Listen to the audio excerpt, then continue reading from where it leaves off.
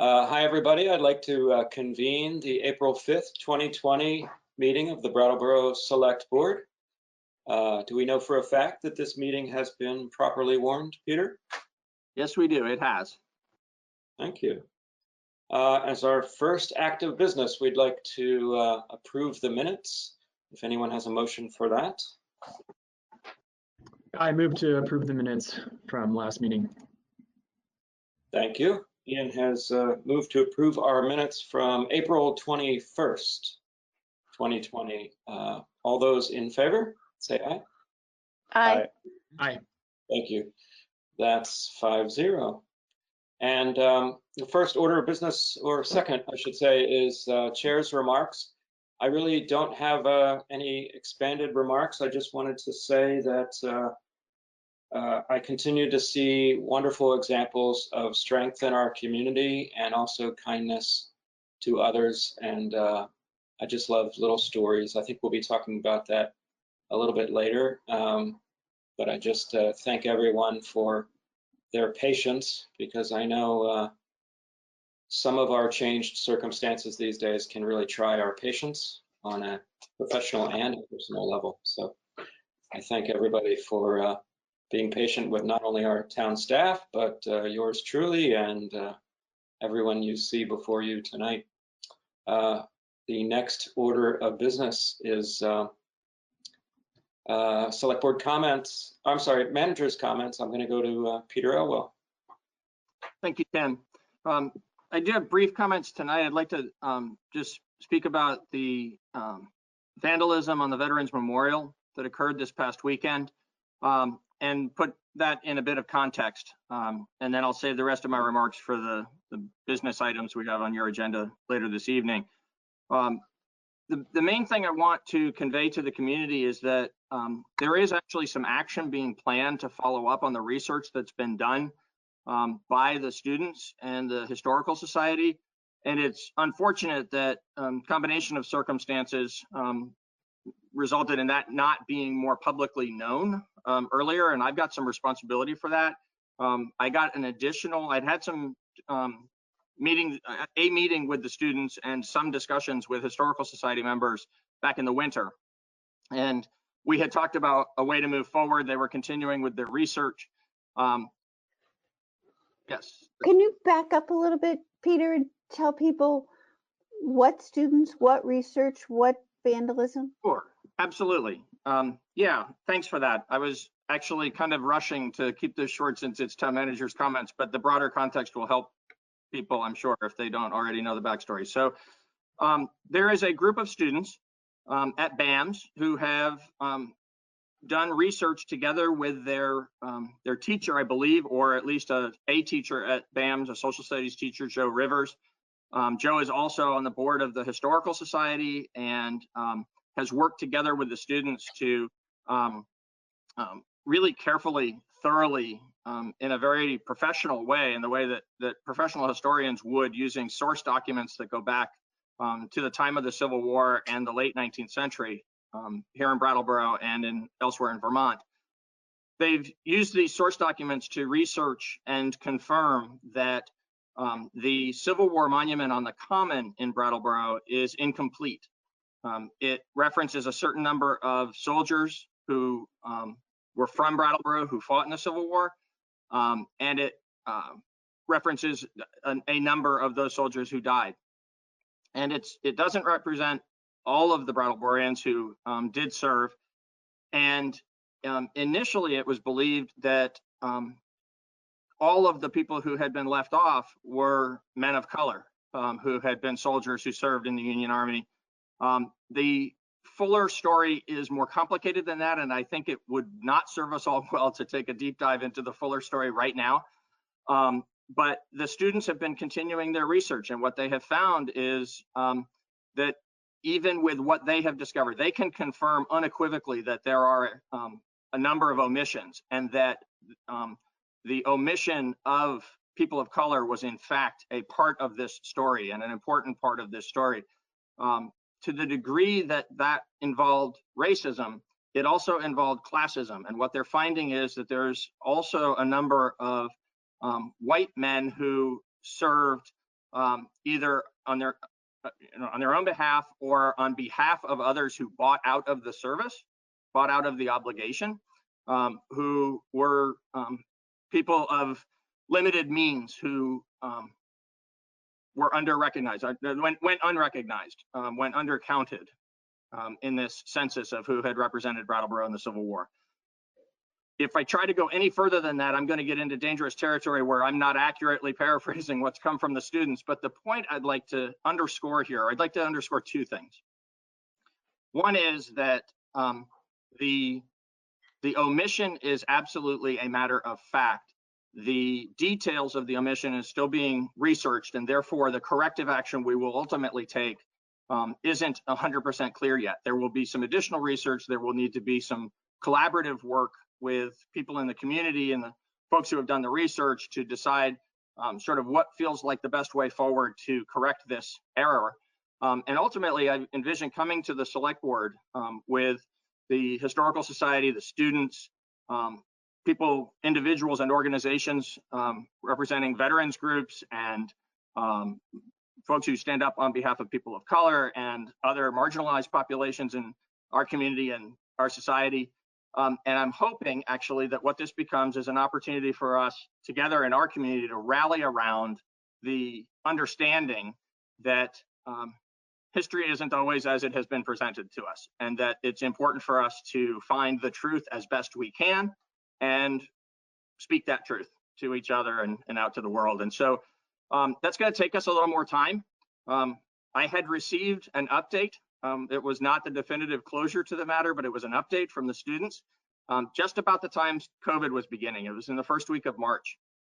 And I regret that I didn't do some sort of an update at that time to you and to the community where people would have known that this work was underway and that we were aspiring to find the right way forward to do something that was properly corrective. I didn't, and some individual made an unfortunate choice to protest in a manner that was meant to call attention to this, and in the process was very degrading to veterans and others in terms of how that message was conveyed this past weekend to the community. We've acted quickly. The town staff who deal with acts of vandalism and graffiti around town were able to clean the monument quickly. By the way, it's not the same monument. The one that needs correcting is the obelisk that dates back to the 1880s. The more recent granite monument that represents or recognizes rather soldiers who served and died in wars since then, the two world wars and others. That's the monument that was defaced this weekend. But we were able to quickly clean that up. So that piece is, I hope, a minor blip in all of this, and it's behind us. I think what remains is an opportunity for us as a community to come together and find something that's really informative and an opportunity for us to learn and grow and accomplish a greater degree of justice in this monument, in this recognition for service to the community and the country in a way that we'll find our way forward together. I think that's going to take a while. I don't know when we'll be back for public consideration of a proposed action. But in the meantime, I intend to keep working with the students and the Historical Society, and I believe there'll be opportunities to work with veterans groups and other groups to bring this all together. Thank you, Peter. Daniel, you had a question or comment? Yeah, I just had a real quick question. Are we 100% certain that the more modern monument is accurate and fully complete?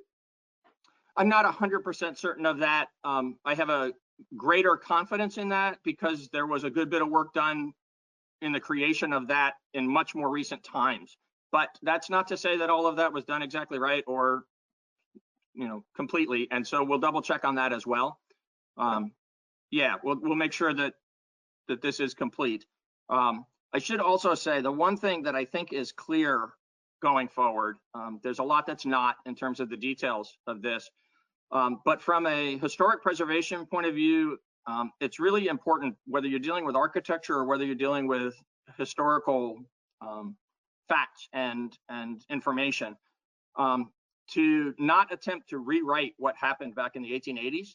but rather to state in the 2020s the appropriate corrective message. And so I don't know yet what that's going to look like. We'll work on that together, but just there's been some talk about whether the plaque on the obelisk ought to be changed. And it's pretty clear best practice in this kind of situation that you don't change what the people in 1888 or 1886 or sometime around then decided to do, because they decided that and that's what it is. But rather you state what was incomplete about that and how we in the 2020s decided to do a different recognition right nearby so that it all can be part of the same learning process for people who come by and read the plaques and understand what happened. Thank you. Thank you, Peter, and thank you for that last comment too. I think for me, I can get personally kind of emotional about the issue when it happened. I had a brother of mine died in service to our country, and so it hits very close to home. And I know what a lot of veterans and people who've served and are currently serving go through when they see something like vandalism against a monument like this, which really should never have anything to do with the very correct argument or debate that we should have about correcting past monuments and updating with an additional plaque or that sort of thing. So it can be a very emotional moment for people, and I just hope everybody can take a deep breath, consider that everybody has their things going on, and just again be kind, like I mentioned at the beginning of the comment period. But anyway, it was tough for some people. I'm sure a lot of people didn't even see it go by, but it was tough for some of our community members. So are we going to, did you have additional that you wanted to? Oh, okay. Oh, thank you. Okay. So I want to just move on to fellow select board members' comments and or committee reports. I'm not sure a lot of committee action going on right now. Liz, I think I saw your hand up. Yeah, I just wanted to mention that during this crisis, many nonprofit organizations and private individuals have stepped up to assist in various ways. And I'm mentioning them even though these are not town initiatives, because I want to make sure that as many people as possible are aware of these initiatives. And if you are in a position to assist by way of volunteering or donating your time or funds, but most especially, if you are in need in the community, please contact one of these groups that might help you and your family. And I have a list, but I think I'll mention things briefly. And if my fellow select board members know more particulars, please chime in. The first one that I wanted to mention is the Brattleboro Area Mutual Aid, or BAMA. And this is a group that was formed specifically to provide mutual aid. And what they did was Jen Jacobs, Aaron O'Keefe, and Angela Gray spearheaded this effort. And they broke the community into over 24 neighborhoods. And there's point people in each neighborhood, and they provide mutual aid. If you need help or if you can give help, you can be matched up. And they're also branched out to provide gardening and tech support to the community. So if you would like to help them, like to sign up, or need some help, please go to Google Brattleboro Area Mutual Aid. Another thing that's interesting is this new call to action series. It's a podcast with Peter Fish Case and BCTV, and you could find that. There's some interesting interviews with people in the community, including town officials. But one of the big efforts that is really worth mentioning is Groundworks. and Rihanna Kendrick, who is the operations director of Groundworks, and she's also the chair of the Southern Windham County Continuum of Care. And they can have a connection of all the key stakeholders and addressing the needs of the homeless during the COVID-19 response. And they've housed folks at motels and continue to provide support for them ongoing. And so one of the things that you could do if you would like to volunteer is to call them and see if you can volunteer there, perhaps cook a meal. That's always welcome. And that's a consortium of, oh gosh, more than a dozen 8 organizations, including Winston Prouty and the Women's Freedom Center and the AIDS Project and the Agency of Human Services and Youth Services, a very long list of very dedicated people who are coordinating whatever help that people might need in this emergency. Another thing I wanted to mention is our state legislative team. Emily Kornheiser, Molly Burke, and Tristan Tolino have online meetings every Saturday. And if you need assistance, please contact them. Also, Becca Blount and Jeanette White are assisting not only individuals navigating the federal and state programs, but also they've helped Brattleboro and other municipalities with legal issues as they arise that the state needs to address. Then there's also meals. The school and various food banks are providing meals for people who are in need. And Sevka has done an amazing job. I think Daniel will talk about that. And then there's essential child worker childcare. And there's also the Brattleboro Development Credit Corporation's Regional COVID-19 Business Resiliency Program. And that program will match a business owner with someone who will help us, help you navigate the various small business loans and unemployment and so forth. And the United Way also has a list and a way to volunteer. And there's a very complete list that the Windham Regional Commission has prepared, which lists all sorts of nonprofits for basic needs, food, shelter, various, and then a variety of suggestions for volunteering and donations, as well as whatever need the community might have for food or shelter. Please go to their extensive list. And if there's others who'd like to chime in. Does anybody want to chime in to Liz's very helpful, extensive but still partial list? I guess Daniel had his hand up first. Yeah, thanks. I just wanted to kind of point out to folks that the Brattleboro Town website has links to many of these things on its homepage. If you go to the resources for individuals and families, there's lots of good information to be found there. I wanted to say something that was not adding on to what Liz was talking about, because I thought we were going to talk a little bit more about COVID later on. I wanted to kind of flag up the Brattleboro Historical Society's online kind of audio, I don't know what you'd call them. I mean, I guess you'd call them podcasts, right? They're mini podcasts.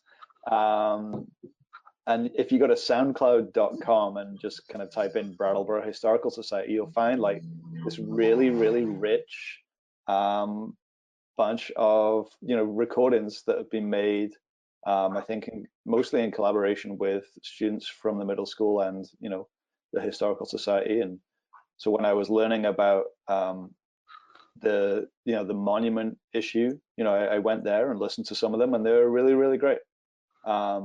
And there's a bunch of them about all kinds of different Brattleboro topics. So I just wanted to point that out to folks. You're right, those are great. I think Brandy, did you have your hand up real quickly?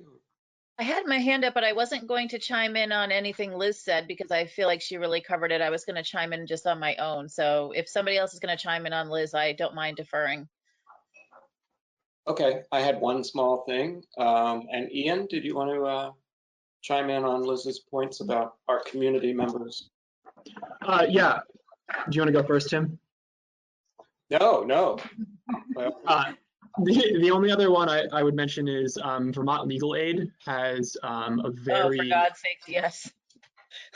a very comprehensive list of oh man, whatever you could think could be affected by COVID-19. And I would encourage people if they have any kind of question on something in that area to go to that resource. It is very helpful.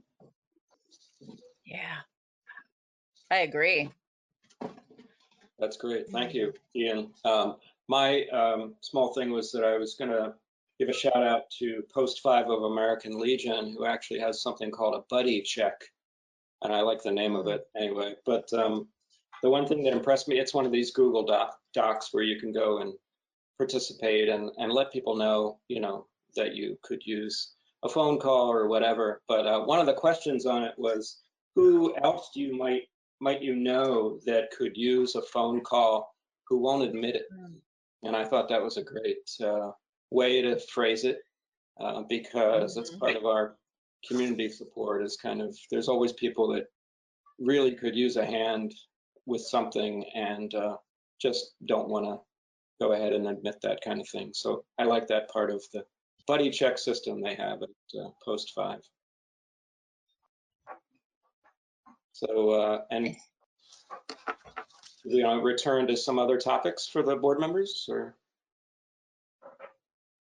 Well, I do want to say something that wasn't in the thread, and I want to say, as we know, there's been some restrictions kind of lifted over the past few days, and some of us are kind of venturing a little bit more into places that are outdoor spaces, like gardening centers and other stores. And I, for one, on a personal level, but I'm going to use this platform to say, I'm going to be really looking to stores that are encouraging social distancing, where customers are being encouraged to respect 6 feet or more. And I'm frankly going to be looking for places where employees and as many customers as possible are wearing masks. And today I had a really wonderful encounter at a shop that I went to locally where everybody was wearing masks. People were kind of bobbing and weaving in a very polite and lighthearted way when they were coming down the same aisle, and everybody was really respectful and patient. And that's the kind of place that I'm going to be looking to frequent. And I would really encourage, as we start opening businesses, for people to think, maybe not, even if your belief isn't in the mask system, what is your reputational risk and what is it worth? And how do you want to help people feel comfortable? Because I, for one, am the kind of customer that I'm going to be looking for a specific kind of responsibility during this time. Thank you. You're welcome. I like the word. Daniel, did you have something? I just wanted to add on. I'm totally on board with you, Brandy. I'm really comfortable in some places. I went out today more than I've been out in weeks because I kind of had to, and I was comfortable in some places and other places less so. And so, I think I didn't come from this country. We don't have such a big deal about, liberty and whatnot in the UK. It's not kind of our thing. And so I don't have that cultural upbringing. I want people to be safe. I want our community to be safe. And the way that we can help each other stay safe is by wearing masks when we're out and about. And I know it's an inconvenience and it might feel silly to some people, but I think, safety is what I want. Yeah, well said. And if you don't mind, I'll just chime in very quickly just to advocate for, please everyone understand that you cannot keep a mask on a 2-year-old. I doubt you can keep a mask on a 3-year-old. On this, but You can put it on a 5-year-old, but a 7-year-old is really sassy and he might say, I don't know why it has to cover my nose. yeah. But the reason I bring that up is just, I mean, obviously there's humor there and people do understand it, I think. But I was actually at the store today and someone with a mask was getting, for me, uncomfortably close. And I have a pretty good tolerance for, 5, 6, 4 feet, even if you're just staying away. But that fed into my fear that I have that people, when they put their mask on, they think they don't need to maintain the distance. And I plead with everyone to understand that the science is the mask is not a substitute for distance. It is protecting your friends and neighbors when you have to be closer than you're comfortable with, but it is absolutely not any substitute. So you need to be doing both. 6 feet or more and a mask, please, for everybody. It just really helps everyone feel much more comfortable, and that way everyone can participate in situations where we have to be closer together. All right, so is that it for our comments and committee reports for the board? Getting a thumbs up from Ian, thank you, everybody. So we are now in the point where we have public participation. I'm reading my notes wrong on the wall there. And I have one person who has asked to say something, and it's Tom Costello. So Patrick, the person behind the curtain, could you help Tom come up in our feed? If Tom, you'd like to turn on your camera, or if you wouldn't, you could just turn on your microphone. Hello. Thank you very much, Chair, members of the board. Thank you very much for the opportunity to speak a little bit to you. And beyond that, thank you for serving us all so well. I'm a veteran, a commander of Post 5 American Legion, grateful with a history of service to our town and to our board here over a period of 40 years.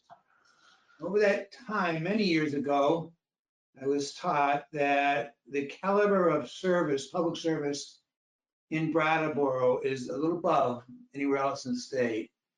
And I can report to you that it is today, and we're very grateful for all that you're doing. We're familiar with the present subject of the Civil War. 5 years ago, on May 24th, 2015, we had a event, which was a number of seminars downtown and Howard Coffin banquet at night. And among those presenters were Professor Joe Rivers and Professor Bill Holliday. It was an in-depth, broad discussion of our Civil War. And we're also familiar through our work with those who have died more recently.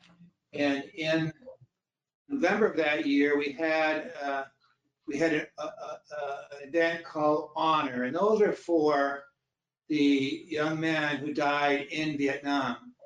And what was particular about that event, which is relevant to this, is that the foundation for that event was students at Brattleboro High School. And these students came forward and learned about these men who are all on our memorial over here and made a presentation for each of them. That presentation meant the world to all veterans and to their families. One of the things we got as a result of that was a flag of Johnny Blake, who was a friend of mine. He graduated from St. Michael's in 1963, and it said, dedicated John Charles Blake, a citizen of Brattleboro, graduate of St. Michael's, a Navy corpsman who gave his life for his country on March 21, 1970. And to all other Brattleboro men and women who died in defending liberty and the pursuit of happiness. We support the inquiry to identify any individuals who served and who died and who are not presently counted among those on the monument. Particularly because this inquiry is made by our students who are carrying forward the work they did before and will do again. We would be honored to participate in the search to identify all of our men. We do not leave anyone behind. And we will be honored to dedicate the memorial when all have been identified. These are our brothers, and our heart aches for any of them who have not had the proper recognition. If in fact any of our African American brothers have not been recognized, make no mistake, veterans have been there, they are there now, and they will be in the front ranks of those dedicated to liberty and justice for all. And any veteran you know can tell you about having his arm around an African American man, and some of them can tell you about African American men who died in their arms. This is real, it's poignant, and it's vital. As individuals and as organizations, we're dedicated to that. We look forward to working with you in this most worthy cause. Chiming the words of your chair, which chime the words of one of our late presidents, with malice towards none, and with charity to all. That is over there on that obelisk. And as you know, the words of Abraham Lincoln. In that spirit, we dedicate ourselves to this mission. Thank you. Thank you very much, Mr. Costello. Thank you, Tom. Yeah, Thank you. Thank you. Tom. Thank you. and Peter, I trust we will be working hand in hand with Post 5 and other community members that want to be involved in the upcoming project, you know, Absolutely. whatever that may turn out to be. Thank you. So I don't have anybody else who's chimed in on chat for public participation. And unless I have Stephanie? Oh gosh, I just saw that. I think it's because I'm slightly annoyed. Sorry, Stephanie, I'm annoyed with how it's set up here on the GoToMeeting. Sometimes, oh, you just wrote it. Good. Okay. So Patrick, Stephanie Bonin will be chiming in now, if that's all right.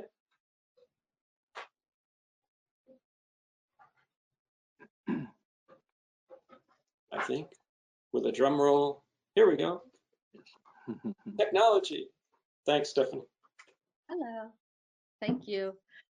I wanted to give a quick update of our.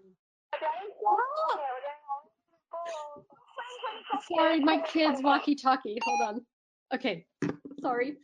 It's okay. I wanted a quick update of the one-to-one project that DBA has been doing. That's sort of like, Tim, what you talked about with the buddy check.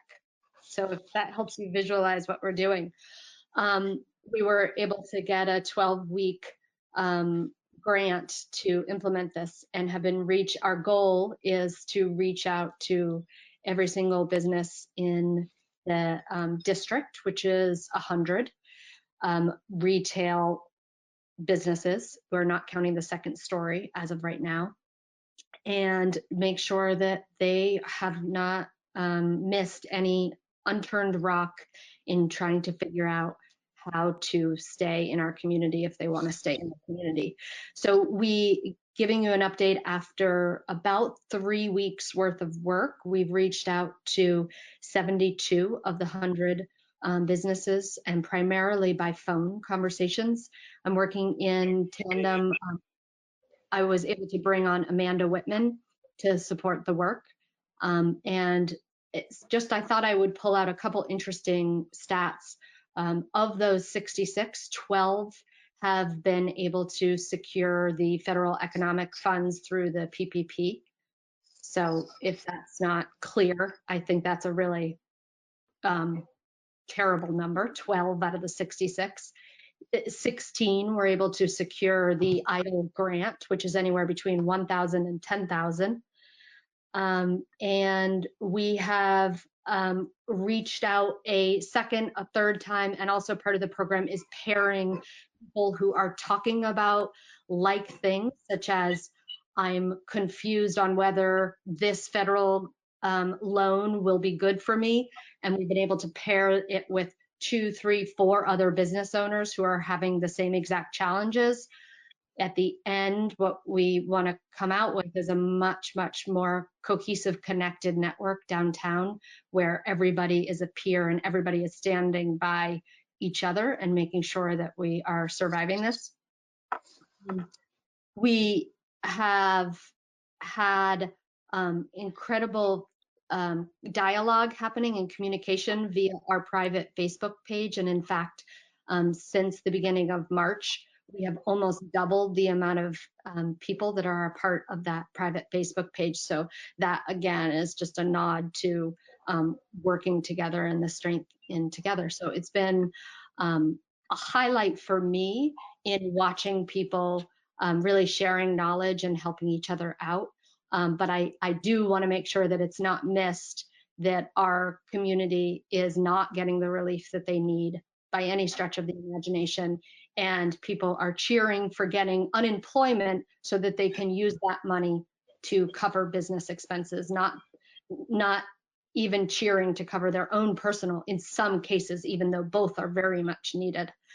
I also just wanted to touch on the idea of how we reopen, and I do feel like reopening is trickier or possibly trickier than closing was, and that was really tricky. And I would love for us as a community to have clear direction to our community members of what it means to what our expectations should be when we're out and about in public, so that when you go into a public park, it's the same expectation as when you go into Hannaford, and it's the same expectation as when you go into the library. And I think that is going to be really tough. What's coming from the state is not always clear. An example is the public health department just came out with, and I quote, "We should make wearing cloth face coverings a habit to protect one another." Now that's very loose language. And as a store owner, it's going to be challenging to say to someone walking in, you must wear masks because that's my opinion.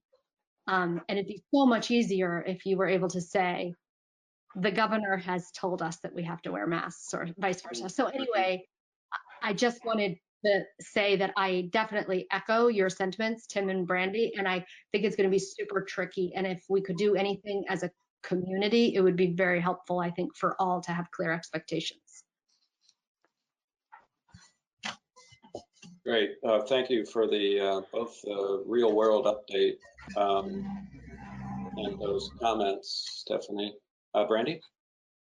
I guess I just want to make, and maybe this is a flip comment, but if we can have a sign that says no shoes, no shirt, no service, why can't we have a similar thing for masks? And I know that might be a flip comment, and this is a public meeting, and so I'm still going to state it out loud because I actually feel that way. Like, why, if a store can say you need to put your shirt on, why can't a store say you need to put your mask on? Maybe Peter, that's a question for you. I don't know. Maybe it's just a statement. It's just out there now. I'll be happy to answer that question first. The reason I stepped away and took the phone call was it was Patrick telling me that he had lost his internet connection to the meeting. So he was concerned that we had lost the meeting. But since we're all still together, he's thinking he's going to be able to get back in. So he's working on that right now. In the meantime, we'll do the best we can. The answer to the question is unequivocally clear in the governor's most recent addendum that the state isn't requiring everyone to have a mask, but is allowing anyone who is in control of a facility, so a proprietor at a store or the town being responsible for our town facilities, anybody who is in a position to have the public come into their space can require that every member of the public who comes into the space be wearing a mask. And the town does Carry on so the as Sunday well. for that. The town has implemented that people who are coming in, we'll go over the town's status in more completely in a few minutes, but one of the things we've done in opening the door just a crack to having people come back into the offices to receive services is that people only come in if they're wearing a mask. And we've actually acquired a supply of masks. So if someone arrives who needs to come in to receive a service from the town and doesn't have a mask with them, we will give them the mask and require that they wear it or they can't come in. Thank you so much. And so Stephanie, I think what we need to do next is get all of our shop owners on board that all of the employees need to wear masks, and then we can put up signage that says other people need to. And so I was in 2 stores today. One had every single person that was working there wearing a mask, and the other had 2 of the 5 wearing a mask, and 3 of them kept coming really, really close to me, and I kept trying to like back away and letting them know I didn't need help. And so if the municipality is saying we need to wear a mask, I think that we can find a way to help shop owners enforce the same thing. That's just my opinion. That's not a directive, but I think that would be wonderful. And I don't want to get lost in the weeds because there's so many points. It's not just about masks. It's about signing a credit card slip with a shared pen. There are so many different points. And so I do just want to make sure that I was clear in that I'm always a believer in one for all and all for one. And so whether it is stores or elsewhere, it is going to take a lot to win people's trust back and have that community feeling again. And so whatever we can do to all band together saying, you know, maybe it's 2 points, maybe it's only the masks, maybe it's 3 points, but all of us saying, we're in this and you can expect the same thing all over Brattleboro, I think would be really quite wonderful, but hard. I know. It is hard, and I think it's creating a culture of respect that everybody can live with. But I do want to make sure that everybody understands that the town of Brattleboro is not going to pass an edict that says people must wear masks in these situations. We don't have that power, and you could very easily argue that we should not have that power. But I know there's a difference of opinion about that, but I just told you my story about how I wasn't comfortable. So people also have to have their own personal, ways to react kindly to people who are just not respecting what they need with them. So Stephanie, I don't envy you. You have your work cut out for you with everything that the merchants are. I'm assuming we're going to start a slow coming down from the governor's, what is it, the spigot, turning of the spigot, that it's going to be a challenge figuring all that out. And the town is here to assist where we can. Certainly, I shouldn't speak for the town, but I'll speak for the chair of the select board. Liz? Yeah, I have a question for Stephanie. Stephanie, when shops open a quarter turn at a time, there'll still be online services and curbside services and so forth? Is that the plan? Well, all of the discussion is all about how you're going to pivot as a business to survive. And so I think you'll see a lot of changes in how it's being done. And I don't think anyone quite has the answer yet. So this Saturday, you saw a lot of businesses experimenting with curbside and what that would look like for them. I don't think anyone can affirmatively tell you this is what it's going to look like in 3 months, 6 months, and 9 months. But I we're seeing, Whetstone and Echo open up more hours with curbside, and a lot of it has to do with the federal relief because money comes in and you go up to pre-staffing levels. There's sort of, I think there's going to be a lot of fast-moving stuff like we've seen in all sectors during this pandemic, and I don't think the stores are any different. I think there's going to be a lot of fast-moving stuff like we've seen in a repeat. Yeah, I think It's good because it was hard to hear the first time. I think there's a caller on the line that needs to mute themselves. yeah, there might be. We'll see if Patrick can help us with that, if he has rejoined us or not. I don't He see. has rejoined us. Okay. Maybe it's Patrick's fault. I don't think so. Take He this moment. can't defend himself, so I thought I'd throw him under the bus. So, well, thanks, Stephanie. And that was sort of, kind of bleeds into our COVID-19 update, public participation in COVID-19, but that's okay. And but Stephanie, did you have a chance to say everything you wanted to say for now? Yes. Okay. Thanks so much. Thank you. Thanks. And so I think if no one has an objection, we will move into our official number 7 COVID-19 update. And I'll toss it over to Peter. Thank you. Yeah, that absolutely was. There's good continuity between the comments time and the time because it is so present in all of our aspects of our lives these days.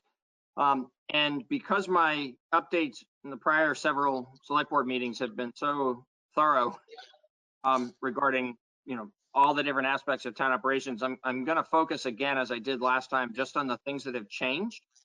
Because we had a very substantial change yesterday. And so in the offices, the administrative services that are provided both within town government in support of other functions of town government and those in town government who serve in office spaces providing services to the public. We have, as the governor said, opened the spigot a quarter turn. The doors to all of our public buildings are still locked. They will remain locked for weeks. Apropos to Stephanie's comment of a few minutes ago that, there's no way any of us can predict how quickly this can open up. And apropos to the comments all of you have made, going too quickly will be a really big mistake.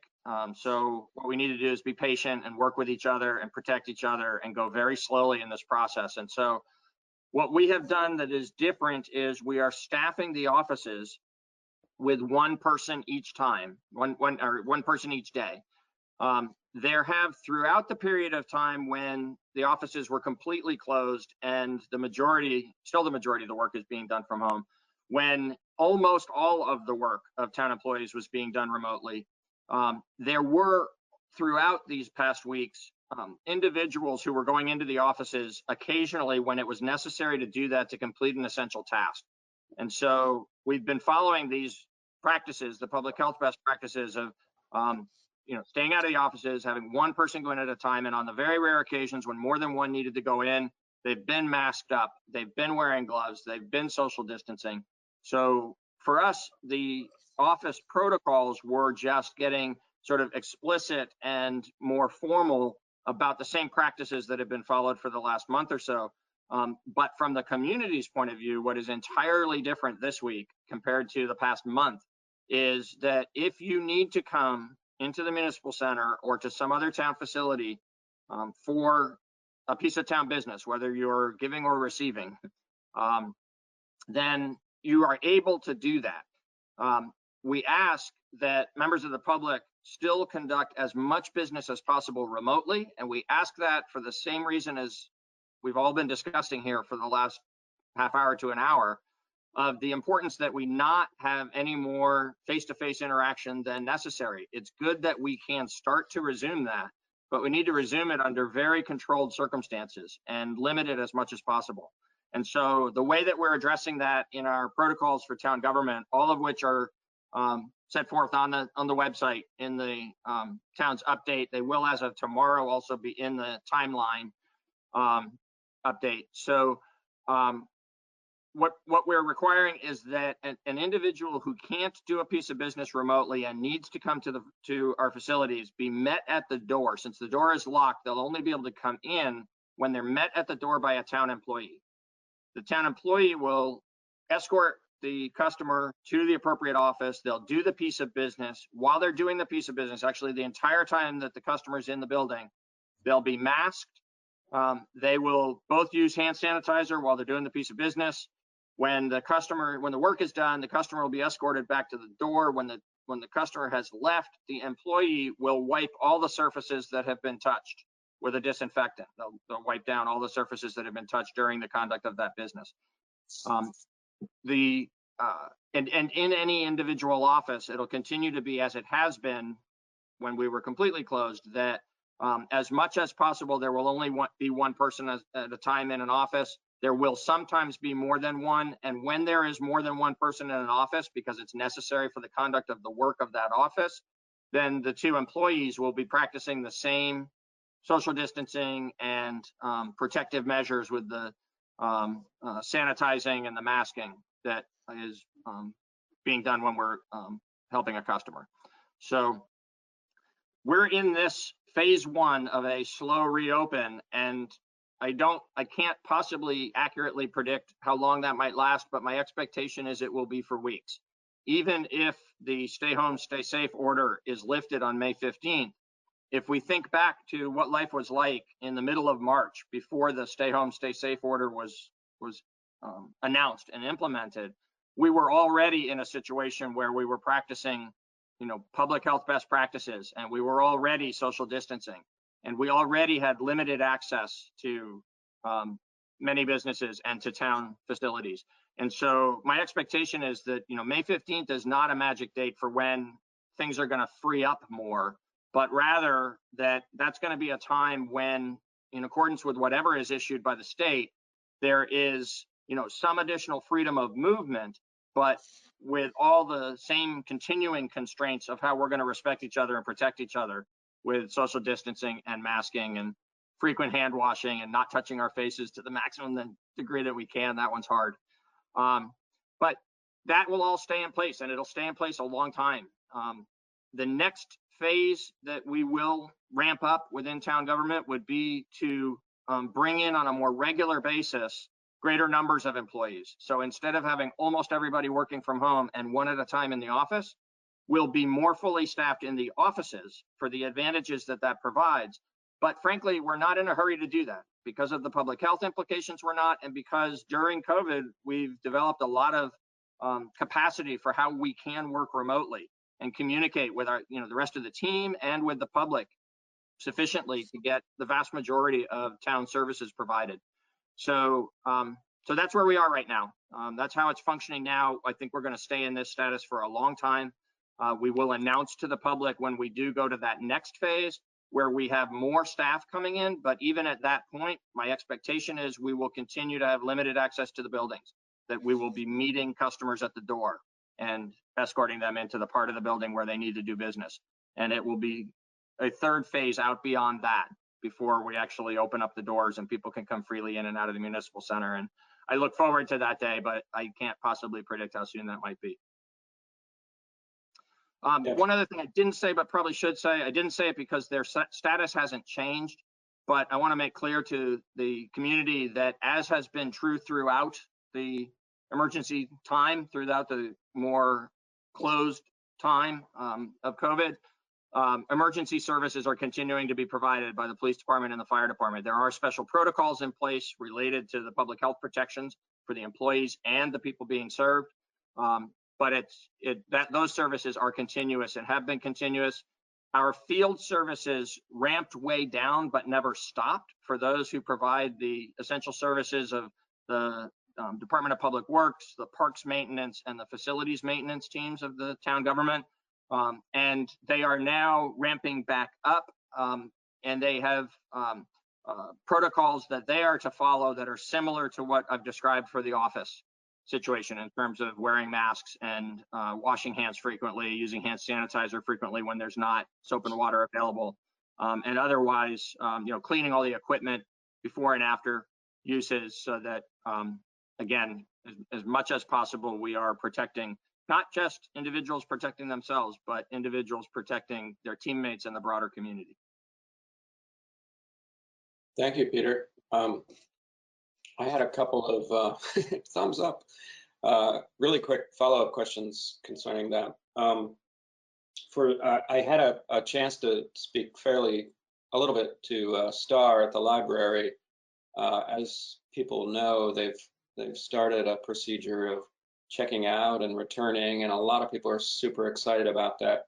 So I'm feeling pretty good that her department is feeling good about it. But do you want to just let us know, is there a different levels of comfort with the new protocols at the municipal center? Is that something that you encountered, and is that going okay? People being fairly comfortable?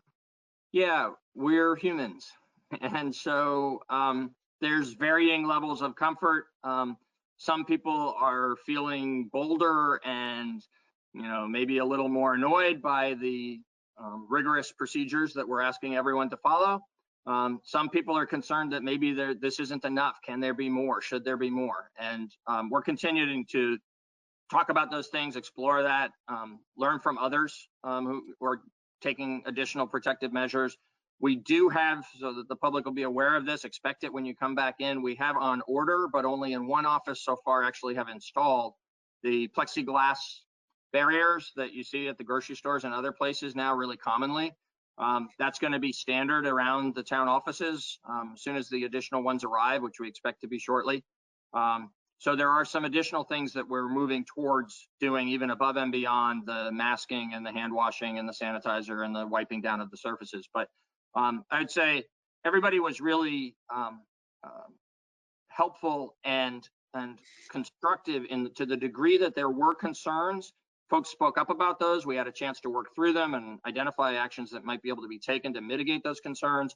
And everybody received training. This was something actually that was required by the governor's order, but where we decided to take an additional step and go beyond it because we were concerned that while it is a really good thing that every employee of any organization anywhere in the state was required to take the basic VOSHA training, the Vermont Occupational Safety and Health Administration training of best practices, that was sort of a very standardized, very brief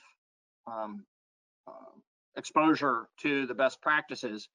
And we wanted to make sure that town employees were exposed to that, were able to learn from that, but also have it be more interactive with an opportunity to follow up with us about our procedures. So what we did was had Captain Chuck here from the fire department actually recorded a session with the department heads and me where he did a training that was about 45 minutes long instead of 10 minutes long that incorporated all the things that were required by the state, but went much deeper into things that are particular to the town, either to our community or to our facilities or to our procedures.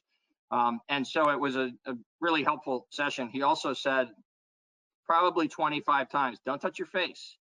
And it was actually kind of fun. There was some lightness to it to help people realize, hey, we're going to get through this, kind of keep spirits up even as we were learning important things. And so the hand washing and the don't touch your face, he reiterated over and over again and walked us through the various other aspects of how we can be as safe as possible together as we ramp slowly back up to activity. I'm glad you mentioned the library. I'm sorry I left that out. So the library and the recreation department are a little different in this, just as they are in daily functioning of the town. They have longer hours. They're not offices per se. They're places where the community gathers and where we have cultural enrichment. And so that has continued to be true in both areas, online to the maximum degree that we can. And it is now true again in the library services for the curbside service for pickup when people are borrowing and for returning goods to borrowed materials to the municipal center drop box that's there in the parking lot, the big blue metal box. So the library has been able to, sort of ramp back up that bit. And again, that reflects sort of where we were right before the stay home, stay safe order was implemented. In the recreation department, unfortunately, the types of activities that are offered are so interactive, and they're usually groups gathering, that we're not able to do that just yet. But the reminder we have provided to the community in our daily updates is that as soon as it's safe for those kinds of things to resume, the recreation department will be offering programs again, and that we'll be announcing that to the community. That's likely weeks away at this point. Wonderful. Yeah. Shout out. I utilized the curbside pickup for the library yesterday, and it was super easy. So great. And can I just clarify something? You mentioned the big blue box for returns. Are they also taking returns through the regular slot through the front? No, we're asking everyone to bring it to the big blue box because of the need to sanitize the materials as they come back into circulation. We want there to be a concentrated single location where they're returning things. And that's in the parking lot in the back. That's correct. It's just as you come in from Grove Street into the Municipal Center parking lot, it's immediately on your left. Yeah, and you can drive right up to it, right? So it can be part of your errands. Yes, and actually while we're in the Municipal Center parking lot, so to speak, we've also installed a lockbox. This is a smaller black metal box that is attached to the wooden light pole that is the easternmost. So there's two solar lights for that parking lot that stand on very large wooden posts. And the easternmost one, the one that is not right outside the back door to the Municipal Center, but is nearest to it within the parking lot, has now attached to it a black lockbox where we are requesting that people, if you haven't mailed in your tax payment or utility payments, or haven't paid online, or haven't paid through your bank, all of which are preferred methods of paying. So it's electronic or it's mailed. If you're going to bring one to the Municipal Center, we ask you to drop it in the box rather than come inside to the treasurer's office, for the same obvious reason of everything we've been discussing this evening. It's just safer for the folks who are paying their bills and safer for the staff who are receiving them and processing them. And the building's locked anyway. And the building is locked anyway, right? So what we're saying is if you have an issue you need to address, if you have a question about your bill or some other circumstance where you need to interact with the treasurer's office staff, then that's more like what's going on with the rest of the departments. And it may, but probably doesn't require being face-to-face. It's probably something that can be done by email or by phone. And so please use those electronic means of communicating as much as possible. But if there is something that really requires that a treasurer's office employee be interacting with a member of the public at a counter, then the same procedures will apply in terms of meeting someone at the door and bringing them inside. But for the payment of the quarterly tax bills and utility bills, we're asking that it be done either electronically or in the parking lot. Thank you, Peter. Daniel? Just a quick question about that. If somebody were to call the treasurer's office and want to come in and make their payment, would they be told, no, you cannot do that? They will be told, please put it in an envelope and drop it in the box in the back. Yeah, good. You know, how... Can I just ask a second question about that? Public service, right? It's a hard habit to break, to not want to accommodate somebody who's trying to do a piece of business for the town. And yet, counter to all our natural instincts, we're trying to push people away who don't have to be inside the building. And so the really obvious one for us right now is tax bills and utility bills, because this is the time of the quarter when there would normally be a very large number of people coming into the building only for a few minutes and only to do a task that they can do electronically or in the parking lot. And so we're firmly but politely asking that they do that. Okay, good. With the payments online, am I right in thinking that there's an additional fee for those payments? There's an additional fee if you pay by credit card. There's a service charge that's part of the credit card processing that the town, the service that the town purchases. So the credit card processor charges that fee. But if you do a payment from your bank, which can be done either as setting it up as a one-time, it's getting to be pretty late in this process now for setting it up as a one-time payment, because that usually takes a week or so for the bank to set it up with you and then actually make the payment to the town. But it can be done that way. Or we also allow the direct debit ongoing, so that every quarter on the deadline date. So in terms of maintaining the float in your account and so on, a lot of people come in that last day or two with their checks. And you can accomplish that without having to remember it if your financial circumstances are such and your banking arrangement is such that you'd rather just set it up for a automatic withdrawal. So this cycle, May 15th, is the deadline day. It's a Friday, so that's actually, sometimes it gets adjusted a little bit if it falls on a weekend, but this time around, it's actually May 15th at 5 o'clock that the payments have to be made. And on May 15th, everybody who is set up for that direct debit from their bank, that's going to come through into our system. Thank you, And Peter. if you put it in the box, you don't even need a stamp. That's correct. That's you can drop it in true. the box without a stamp. It's just like the mailbox, except it's the black box for tax payments and utility payments. Right. I don't know why, but this is difficult for me. I always pay my utility bill at the counter, and that's just what I do. So I feel the pain of everyone not wanting to do that. I don't know why. It just feels like that's what I do.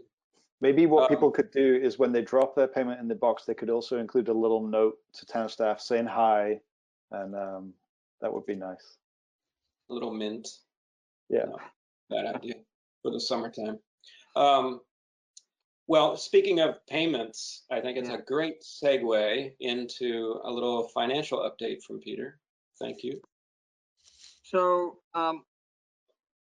this was a written update for the select board. It was in the backup materials. Those who are with us this evening may have seen it there. For those who haven't, I just want to be really, really clear that everything that comes after this sentence comes with a really large asterisk attached to it. What we have done is projected where we think we're going to end the fiscal year on June 30th. And actually after June 30th, but when all the final entries are made. There are, particularly on the revenue side, there are things that became payment obligations to people by June 30th, so they go on to this fiscal year as receivables, but we don't necessarily receive them until July or even August. And so, for instance, a really good example of that is the revenues in the solid waste operation. In the monthly report, you're used to hearing us say, and we're a month behind and adding those to the records, because that's how that works, right? There's a lot of revenue that's coming from the bag sales that is based on the sales out across all the retail outlets. When the month ends, they report their results, and then there's a process by which that's aggregated and the town actually receives the revenue from the bag provider for the bags that have been sold. And so there will be a final tally of revenues that might be as late as the middle or latter part of August. But with that, probably too deep dive into the weeds, we have estimated the additional expenditures we expect to incur between now and June 30th. Some things we know we will incur. Other things we're trying to limit as much as possible, but we can't avoid every expense. So there will be some other expenses that we incur. And we think that in total, we will end the fiscal year a little less than $500,000 below the appropriated expenditures level. So where we expected to spend a certain amount of money, up around $18 million, we expect to come in about $500,000 under that. Likewise, it's a balanced budget. So there's about $18 million worth of revenues, the lion's share of that being property taxes, about 82% of that total, but there are quite a number of other sources of revenue that the town has as well. And we've estimated each one of those. And we also believe, just coincidentally, this was not anything we set out for a particular outcome. We tried objectively to look at the expenditures and objectively to look at the revenues. And when we completed that, we landed in a place where we also think the revenues are going to come in about $500,000 under the budgeted amount. There are a couple of assumptions that are hugely important that I'll go into in a minute about why we are uncomfortable about the margin of error that's involved in this first estimate, and why we all need to really be cautious about drawing conclusions from it. But in addition to the estimates, or the assumptions rather, there's also just the fact that there are so many different pieces to this. Not as much on the revenue side. On the revenue side, what we have is more uncertainty. On the expenditure side, we have a greater degree of certainty in most of the line items, but we have so many different line items, dozens and dozens, actually hundreds of them, that there's some rounding involved each time, and then you sort of apply all of that over the large, of the full exercise, and it leaves us anxious that decisions might be made about this. But if this first estimate turns out to be accurate, and we will update it as we go to the May 19th meeting and the June 2nd meeting, and on every meeting after that until it's no longer necessary to do it every meeting, and we go back to something that feels more normal with a monthly rhythm of updates. But if this ends up being accurate, what it means is that we're going to end the year without a surplus or a deficit, or a tiny surplus or a tiny deficit, budget to budget. The use of fund balance in this budget year will be what we expected it to be, which is about $330,000. So the difficulty here is, since we have no margin there, it's not like we have made an estimate and we say, so we've got a couple $100,000 of buffer between where we think we're going to end and what would cause us to fall into deficit, right? Instead, where we believe we're going to end is right on the zero line. And so anything that turns out worse than we expect, whether that's more expense or more likely less revenue, is going to be a situation that we might end up the year in deficit, where we have to draw more fund balance than we had planned to for this year. That's legal and proper, particularly under emergency circumstances like this. It'll require a ratifying action of representative town meeting when we're able to hold one, but it's obviously a really undesirable outcome. And so we'll do everything we can to avoid that, but there's going to be some parts of this that are beyond our control. And that's a good segue for me to talk about the assumptions, unless any of you want me to pause and talk about something that isn't part of those assumptions. It's part of the overall effort. No, go right ahead. I think everyone's nodding. So the assumptions, which I know you're all well aware of, and I've been able to have one-on-one conversations with several of you about these details, but I want to make sure that I touch on each one for the benefit of the public. We are expecting a normal rate of collection of property taxes. So normal doesn't mean 100%, because even in a regular year, there's usually a few property taxpayers who aren't able to pay on time for whatever their personal reasons are. The lion's share of those end up paying late rather than seeking relief. But there is a mechanism for folks to seek relief if they are simply unable to pay, rather than in a situation where they need to pay late. And that's called the tax abatement process. And folks can apply and then provide information to the town, and then that information is reviewed by the Board of Abatement, which is a group of people that includes the select board, but also includes justices of the peace and others. I'm not sure of the full, who's fully, what the full description is of the folks that are eligible, but it's about 20 or 30 folks who are able to be on the Board of Abatement. And on any given evening, we have a quorum of them hear the matters that are, the appeals that have been filed. And in most years, those are few and pretty straightforward. We don't really know what to expect this year. We know there's been a lot of talk about it may be very hard for some people to pay their taxes. We also know that there have been, particularly for employees, we heard from Stephanie earlier that it's not going so well in terms of business relief, and there's been a lot about that in the news as well. But for employees, the unemployment insurance seems to it started to kick in. It's catching up to people who had applied and maybe had to wait a little while before it kicked in. That's not to say it's perfect. It's not to say that every household is had a positive experience with it, but it is to say, at least from what we know, both from the experience with town employees and the experience with, what we've seen in the news, that even for some self-employed folks, through the news we've seen this, and then through just the general overall impact, it does seem as though unemployment insurance is starting to catch up. And so we just don't know what the ability to pay is. There's also, all the larger commercial properties are mostly owned by corporations. That's not entirely true. There are individuals who own a few of them, but it is mostly true. And then there's just, other ways in which escrow companies, for instance, pay on behalf of owners for about 25% of the taxes. And we've already seen significant amounts of escrow money come in. And there's some more that we know will come in because it's part of that escrow process. It's actually paid by escrow agents rather than by individuals.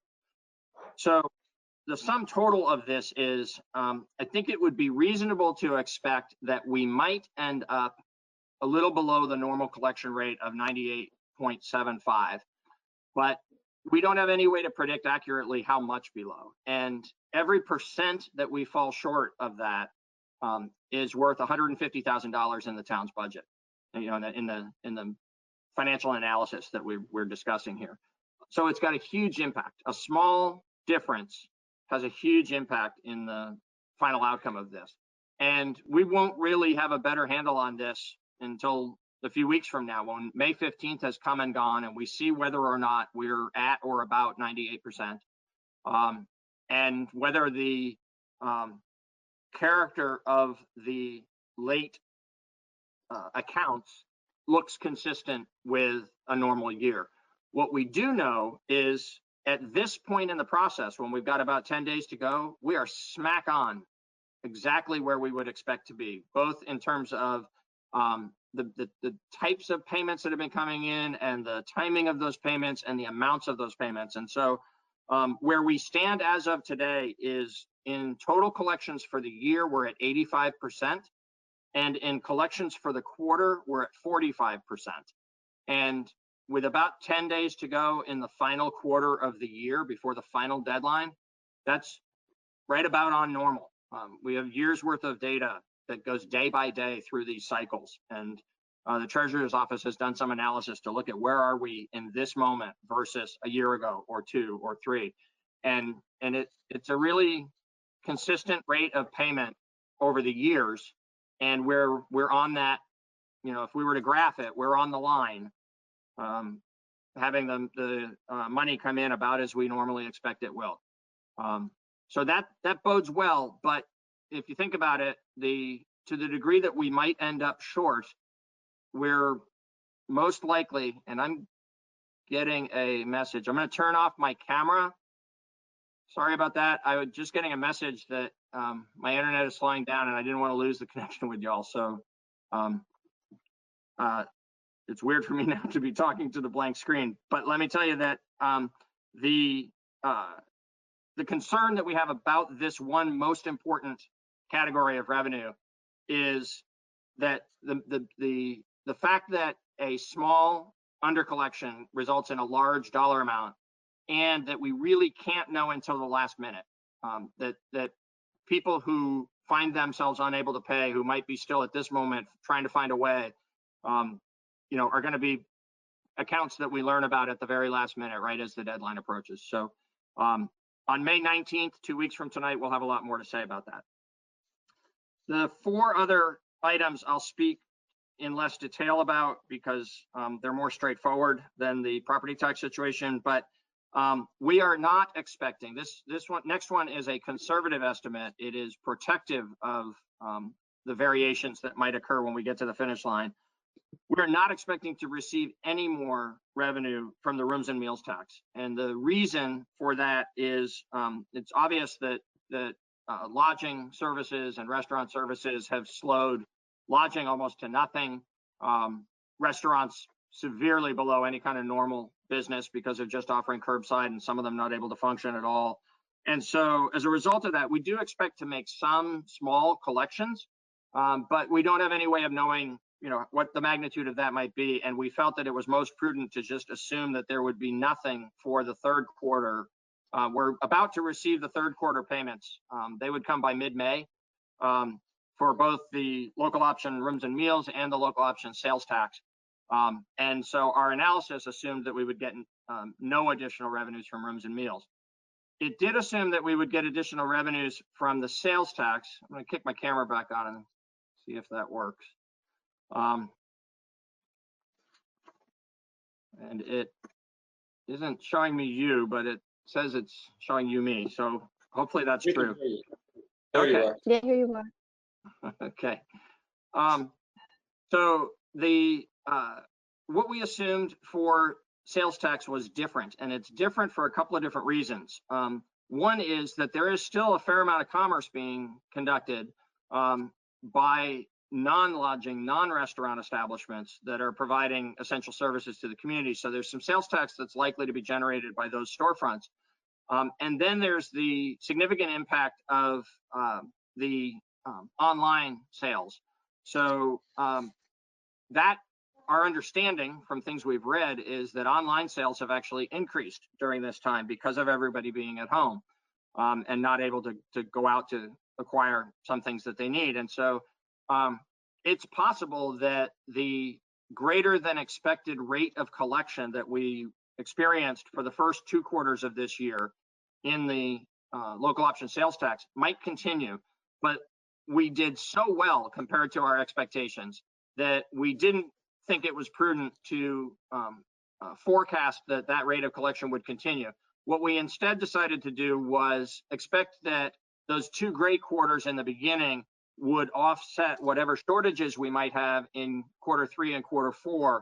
And so for the purposes of this exercise, we estimate that we'll end up right on the projected collection amount for the year, which means that the collection rate for the second half of the year would only be 44% of what it was for the first half of the year. We think that's a safe bet. And so that, just like the zero expectation on the rooms and meals, we feel as though these 2 items are a bit of a hedge against the great uncertainty and magnitude of the property tax part of this and the likelihood that we're going to come up a little short there. The last 2 items are going to be pure policy questions. The select board will decide whether we incur these costs or whether we don't. But I flag them just as FYI because they are matters that you've had some discussion about in one of them for the last few months and then the other one for the last few weeks. If we were to make a payment into whether it's cow power or carbon offsets or some other kind of payment that is in demonstration of the town's commitment to stepping lighter on the planet and behaving in a more carbon neutral manner. If we do that, our assumption for this exercise has been that we won't do that in this fiscal year because of the fiscal stress that we're in, because of the uncertainty and because of the shortfall that we know we're going to have related to revenues. And so our expectation is that we won't make such a payment. If you do decide to make such a payment, you should expect that that might be a tipping point to where that payment would be coming from the unassigned fund balance, and it would, for the year, tip us into a deficit outcome.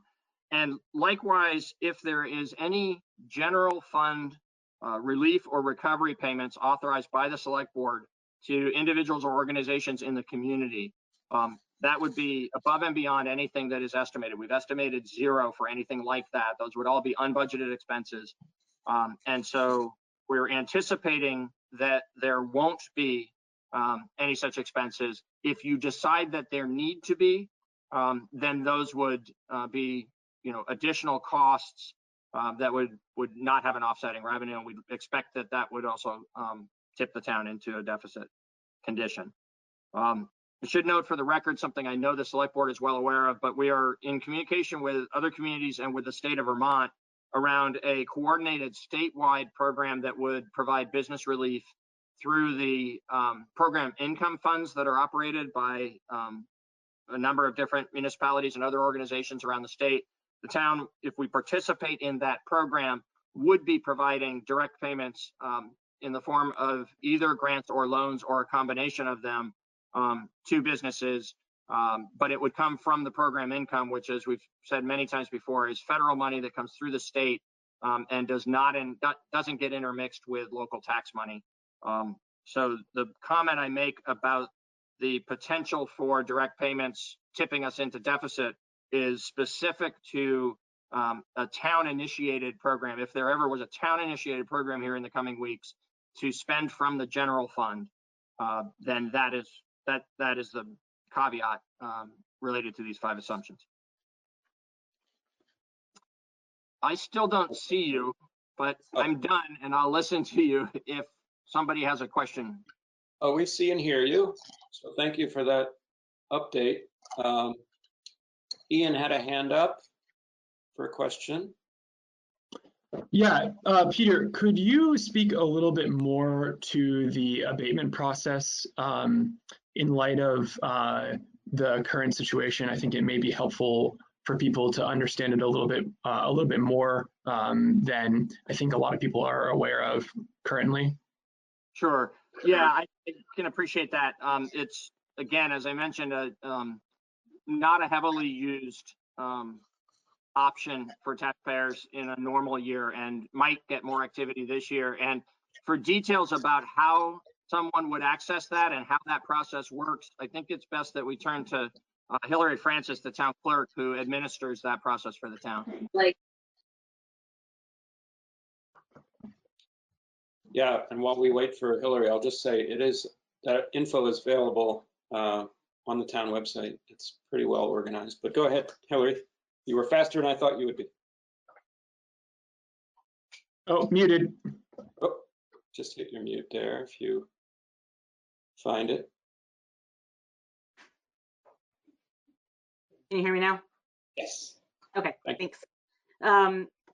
So thank you for that, Tim. Yes, everything is on the website, including the abatement application form, as well as sort of a layout of the process. But I have it in front of me and I can just walk everybody through that if that's okay. So basically the process, it's a statutory process for relieving taxpayers from the burden of paying property taxes, water charges, sewer charges, interest and or collection fees when the law authorizes abatement, when the board in its discretion agrees that the request is reasonable and proper. So the statute sort of lays out 5 different reasons why we would be allowed as the Board of Abatement to grant an abatement, and we can't grant it outside of those reasons. So what it says is taxes or charges of persons who have died insolvent, taxes or charges of persons who have moved from the state. The third one, which I'm about to mention, is the one that would likely be the reason why people would state for COVID related reasons, and that's taxes or charges of persons who are unable to pay their taxes or charges, interest and collection fees. The fourth is taxes where there's a manifest error or a mistake of the listers. And the last one is taxes or charges upon real or personal property lost or destroyed during the tax year. So those are the only reasons why we're allowed as the board to grant an abatement. The process is somebody would submit an application. The board, as Peter mentioned, is required to have a quorum, which is 13 people. So the board is made up of the select board, the town clerk, the town treasurer, and the listers. And I think that's, and the justice of the peace. So we need a minimum of 13 people to have a quorum to vote. And we usually hold those hearings twice a year. And it's based on when we get requests. In preparing your case before the board, we recommend that people should remember that the person who's requesting the abatement carries the burden of providing that an abatement is necessary in their case. So a lot of people submit written evidence or other witnesses to support their case. In a situation where somebody is requesting an abatement based on inability to pay, oftentimes they will submit a balance sheet and provide all of their assets as well as expenses. The board is really looking for a deep dive into that information to determine whether or not they had the assets to pay or not, and what that looks like. Under normal circumstances, sometimes as we get to the end of the year, towards that May 15th payment, choosing not to pay and accruing penalties and interest while waiting for your hearing could potentially make your situation worse if the board decides not to grant you that abatement. So by not paying, you're accruing interest and penalties, and then if it doesn't get granted, then you accrue that. So that's just something to keep in mind under normal circumstances. Peter can probably speak to any changes that might be the case here.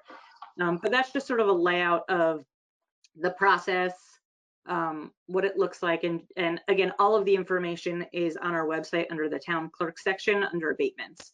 And it lays it out very clearly. Thank you very much. Absolutely. Thank you very much, Hillary. Brandy? Thank you, Hillary, because I'm glad that you explained the normal process, because I think in any year that's normal, people generally don't understand the abatement process and what that might look like.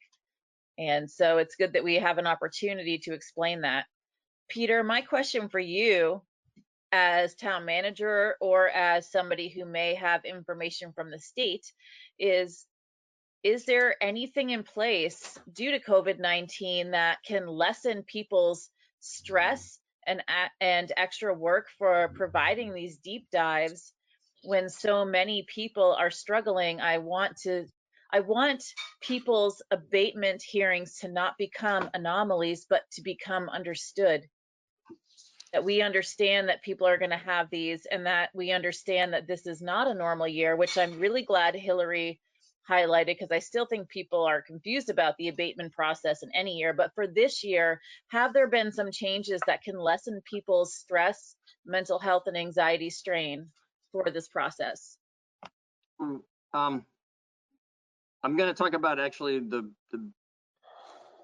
legislation that's been passed as opposed to the purpose of it, because I don't know that I'm really in a position to speak to the legislature's intent as to the, on that continuum between sort of the practical financial aspects of it and the emotional stress related aspects of it. What I can say is the legislature has already adopted, and the governor has signed legislation that provides some flexibility to municipalities related to deadlines and penalties and interest. So I'll speak to that in a minute. There are some implications to how they adopted it that make it difficult for municipalities. And it's different from what municipalities had urged the legislature to adopt in the process by which that bill was being considered. I'll speak to that in a second. So there is some global relief that you might be able to provide. But your question really goes more to the process by which abatement is granted. And my answer to that would be no, I'm not aware of any legislation that has changed the statutory requirements for what makes somebody eligible to receive an abatement. So for folks who don't pay in the first instance and don't travel under some global relief that you as a select board might decide to grant in the second instance, their method of obtaining relief is going to be the abatement process. And I'm not aware of anything that has changed how the abatement process will function for applicants this year as compared to a normal year. If it's okay with the board, I'd like to go back and talk about what the legislature did approve and why it's, I think, deficient in terms of being a real tool to use. Well, I think that would be good information. What municipalities are allowed to do at the discretion of the select board is extend the deadline for when the payments are due, or waive the penalties and interest for those who don't pay on time. there are some pros and cons you'd need to weigh even before doing that. And, you know, from a relieving stress on people who are dealing with some of the harder aspects of this, who are more households that are more impacted by COVID financially than others, that may seem like a no-brainer. Extend that deadline or waive those penalties. There are some implications to that, even just in, you know, the decision-making process that you should weigh. And I don't think we necessarily need to take that deeper dive now. I'm willing to if that's where you want to go. But my point is just that there's a process you should go through, like any policy decision, where you think about what benefits this provides and then what the negative impacts might be and make an informed decision. The problem with the way that came down is the Vermont League of Cities and Towns and many of our individual municipalities asked the legislature to, including Brattleboro, by the way, we were among the chorus of voices supporting this. We said, look, as you look to provide this flexibility to municipalities, municipalities also need protection, because we have an obligation under the state statutes, whether or not we have collected local taxes for education. The state statute requires us to pay 100% of the bill for the education property taxes. Education property taxes are more than half of the property taxes we collect in town. That's right. Our municipal property taxes are less than half. So if we proceed with a system that is very forgiving, that pushes that deadline way out, or waives all the penalties and makes it easy for people to say, well, I'll pay later instead of now because I'm not going to incur any additional cost, then we're going to under-collect substantially to that 98.75% marker. And as you know, every 1% of that is $150,000. And then what we're going to be is in a position where the town is still going to owe the full payment to the state for the education property taxes, even though we under-collected from our taxpayers. And so it puts towns in a very, very difficult position to use the tool the state provided, because we're likely to have to borrow. And then there's an impact, you know, a longer term impact for every taxpayer, for all aspects of town government, for, you know, a drag on what we can afford to do in providing the basic services to the community by having to pay back interest for the money we borrowed to keep the state whole for the education property tax in order to provide the relief to the limited number of households who would benefit from that. So I totally get why, you know, we need to keep looking at whether or not some aspect of this might work, and why the select board would want to explore that. The way that it has been adopted so far doesn't provide us a very viable way forward. Thank you, Peter. Do you have, so you said that we would be responsible for the school taxes. We're not school administrators or directors or board of directors, but do you have an estimate, a guesstimate, a ballpark of what that looks like financially for this fiscal year? I don't have that at hand. I can have that for May 19th, and I can provide it to you in the meantime. Yes. I think it would be important. It would be this fiscal year and next fiscal year. That the provisions of the bill say that for the remainder of FY20, so basically in our case, the fourth quarter payments, and then for what would be in our case, the first 2 quarterly payments for FY21, the flexibility that the special act allows would apply to calendar year 2020. Once we get into January of 2021, we go back to all the normal rules. So if you were to do this, it would potentially, depending on what your decision was, affect this quarterly process that we're in right now for May 15th deadline, but also the August 15th and the November 15th would be in play if you decided. I need to do some research to be able to bring you reliable information about what the magnitude of that payment looks like. The one thing I would say, I think I left this out, and I know it's a picky detail, but I think it's an important picky detail. When we as municipalities were asking the legislature to include a provision that would protect us against this very situation, to make it a real tool you could consider using, where the town might be willing to collect less taxes for a period of time in order to let people ride through this less precariously, without having to borrow the money to pay the state. what was proposed by the municipalities wasn't just, make it easier for us. What was proposed by the municipalities was that the state, because the state of Vermont is receiving COVID-related aid from the federal government for a variety of different purposes, and because the state of Vermont has greater financial wherewithal than any particular municipality, we asked that they, during this limited period of time when this flexibility would be provided to municipalities, that the state provide the backstop on the education property tax, that they keep the education fund whole at the state level until tax payments caught up with it. And Okay. that ended up on the cutting room floor in the legislative process. So again, I think it's going to make it very difficult for most municipalities to use the tool, but we'll be happy to bring you an analysis of what our real numbers look like. Thank you very much for that. I don't know that I need a full analysis, but what I want to do and what you just did, and if we had one step further from you, just as like financial clarification, what my goal is I frankly, because we're just being frank these days, want to explain to our community why we actually can't do things financially and how our hands have been tied and what those numbers look like.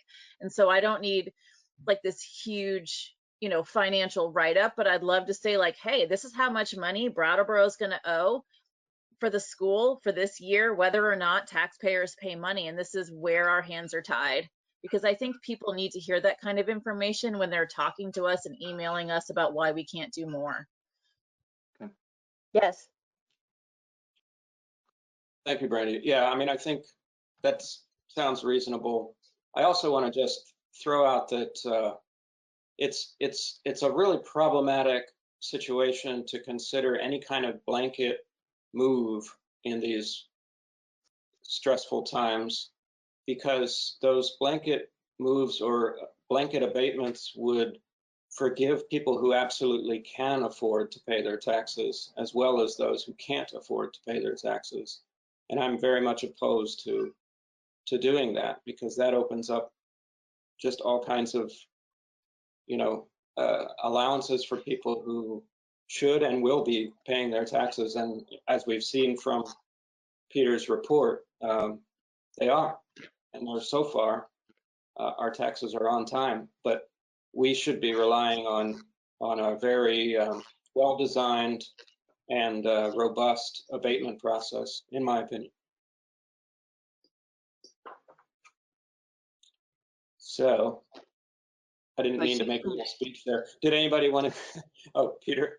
Well, I see some green lights on the select board's boxes. So if select board members want to comment in that part of the conversation, I want to wait. But then I've got one more thing that I should add about the legislative action to deal with these unique circumstances. Okay, I don't see any pressing hands or anything like that. So go ahead, Peter, and then I have one more thing.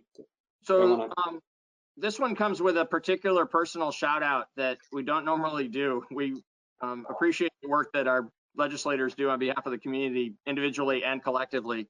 But it wouldn't be right not to say thank you to Emily Kornheiser for noticing that something we thought was in that original bill, that larger bill that dealt with a lot of different municipal taxation issues. It was, when it came out of the Senate committee, and thanks to Jeanette White, who's the chair of the Senate Government Operations Committee, for making sure that in her committee it got dealt with in a way that was going to be helpful to us. But then later on in the process, it dropped out of the Senate's bill. So what it is the relief that Brattleboro particularly needs, and a few other communities for other unusual circumstances, because we don't have an adopted budget yet. So the legislators all have gotten an education and representative town meeting over the last few weeks, because they really were scratching their heads when we first were asking for why we needed the ability to issue tax bills after July 1st to be paid in August, even if we hadn't been able to have a town meeting by then. And they didn't get it at first, but we've had good conversations around that. There's been a lot of good communication within the two committee levels at the Senate Government Operations and House Government Operations. And now there appears to be a solution. Literally, we're on the eve of it. We expect this to get passed by the House tomorrow. But in the meantime, it dropped out of the Senate bill. So when the bill that was doing all this other municipal taxation adjustment just for these special times went over from the Senate to the House, it didn't have in it the provision we needed to allow us to issue those first quarter tax bills for FY21. Emily noticed that and called me and said, wait a minute, I don't see it here in the bill. Don't you need XYZ? And I said, yeah, we do need that. And she said, well, it's not here. And then she went and she talked to people in the legislature and the folks who draft bills for the legislature, the legislative counsel's office, the attorneys who assist the legislators. And the sum total of that effort was a standalone bill that Emily proposed in the House that has been approved by the House Government Operations Committee that is going to the full House tomorrow. And then the expectation is it'll get easily adopted there. And then it'll go over to the Senate where the expectation is it'll get easily adopted there. And what it will say is any place that has not yet had a town meeting, any municipality in Vermont that has not yet had its annual town meeting in 2020 will be allowed to have its select board adopt a budget and issue and approve a tax rate so that we can move into July and not have to shut down government. The expectation, of course, is that we're going to have a representative town meeting. We hope maybe still to have it sometime in June, but I think the likelihood of that is getting to be less and less. So we need this protection so that you can authorize what's necessary for us to keep government functioning. But it's possible that in the second half of the summer, we'd be able to have a representative town meeting with everybody together, whether that's outdoors or indoors or by whatever other means we need to do it. And so we will if we can, as a very last resort, if we have to, in order to be able to have a town meeting this year, we'll do it this way, but with obvious difficulties, even sometimes just for us, and then, do that with 150 voting members, and it's a problem. So we're still, for representative town meeting, in the same place that we have been, needing to take this patiently, looking for the opportunity to prudently and legally warn one and hold one. But in the meantime, we should get the stopgap we need by the legislative action tomorrow and then next week. Great, thank you, Peter. Yeah, and to the viewers, forgive us for that little bit of a deep dive, but that's absolutely one of those stories that happened in the background and hopefully is going to come out successfully and really wouldn't have happened without Emily's quick eye and quick action. So we appreciate that. Yay. And so Liz, did you have something to add? Or? I just wanted to thank Emily again. Yeah, much appreciated. Thank you, Emily. On a just a little bit of housekeeping, this has been a lot of talk about COVID-19, and we've had public participation. One thing I neglected to do was to sort of open up the phone lines, as the radio people used to say. I did see that we had a couple callers. I did at one point know who one of them was, but I think I still do. So Patrick, one of them is identified as Kate O'Connor, would like to say something, I think. And if, I forget how this works because we haven't done the phone line thing. I think if Kate, if you could take yourself off mute if you wanted to ask a question or make a comment about just COVID-19 in downtown. Can you hear me? Yes. Yes. You can hear me? Yes. Yeah. Are you calling from the late 80s? Why? Oh, why exciting. I appreciate you letting me say a few words. I tried to get in earlier, but GoToMeeting is not my friend. I just want to comment just a quick second on behalf of the Chamber of Commerce, because I don't want the meeting to go by with everyone under the impression that all businesses are closed in Brattleboro, because that's the furthest from true. Businesses aren't, working at the same level or in the same way that they've been doing it, but a lot of them are out there safely doing business. And one of the messages that we've been putting out through the chamber is from the comfort of your home or curbside from your car, Brattleboro is open for business. And I think it's really important now that we support the businesses that are open now, and that we can support the ones as they roll out more and more. And as the town manager said, online sales are up. I think it's really important that the online sales are online Brattleboro business sales. Don't make your first stop Amazon. Make your first stop a Brattleboro business. So I just wanted to get that message out and have everybody remember, shop local, support local. You can buy everything pretty much. If you want shoes, you want maple syrup, if you want beer and you want wine, whatever you want, you can buy it in Brattleboro. You may buy it online and you may buy it on the curb, but you can get it. So that's the message I want people to remember. It'll help us all in the long run. So thanks for letting me say a few words, and it's fun watching you. Probably more fun than for you than it is for us. Yeah. I just want to say hi, Kate. It was good seeing you walk by on Green Street from a good social distance today, and it's good to hear your voice tonight. And yeah, I do a lot of curbside and takeout and delivery and everything from so many Brattleboro businesses, and even more opened up this weekend, and you can absolutely find what you need. Yes, thank you for the reminder, Kate. Thank you. And I think if I'm interpreting this right, it, like when Kate was talking, she appears in two places, and I think she's the other caller as well somehow. But if there's another caller on the line, would you go ahead and take yourself off mute? I guess that's the only way to find out for sure. Going once, going twice. Okay. So I think that's it. Does any other board members have a comment for or question for Peter before we move on? No? Okay. So I think the next thing is a couple of three very important pieces of business with the water and sewer commissioners. Do I have a motion to become water and sewer commissioners? So moved. Thank you, Brandy. All those in favor, say aye. Aye. All right. Here we go. Our first on the agenda is a very big and something that we've been knowing was coming down the pike for quite a while, and we're all sort of scared of talking about it, but we're going to be talking about it bravely here right now. The water treatment plant replacement project. I'm going to turn it over to Peter to kick us off, I guess. Thank you. I'm happy to dive in, but I want to just pause long enough to see whether, because this discussion is likely to take a while. It is a significant project. It's an expensive project. It's an essential project for the safety of our water system. And so I expect we may talk about it for certainly at least a half an hour, probably more like an hour. And so I want to pause long enough to see if y'all want to have a break so people can run to the restroom and then come back and have this discussion. What do people feel?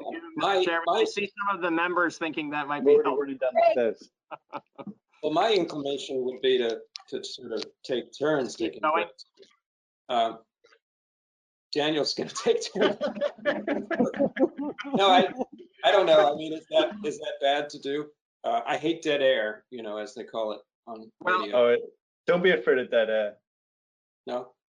I'm BCTV going to will take edit this it out. opportunity for a break rather than my chair is also very uncomfortable. I need to get a better one. Okay. I just saw Steve pop up too, so I feel bad to take a break. Steve's here. I see Brandy isn't though. I'm not sure what happened. Brandy is actually, she's going to let me know. Her camera keeps cutting out, but she has not missed any audio, I think. So she'll let me. Okay. Yeah, well then, if you'd like us to proceed, we will. So. No, Daniel, you want a break? I'll take a 2-minute break if that's okay. Let's take a break. And I'll just catch up in 2 minutes. You're not going to say all the critical stuff in the first 2 minutes. No, yeah? so I'm sorry that we're now having a discussion about having a short break. Let's take a break until 8:15. I have 8:09, so let's just be back in 5 minutes. 8:14. How about? Right. Okay. Thank you. Great.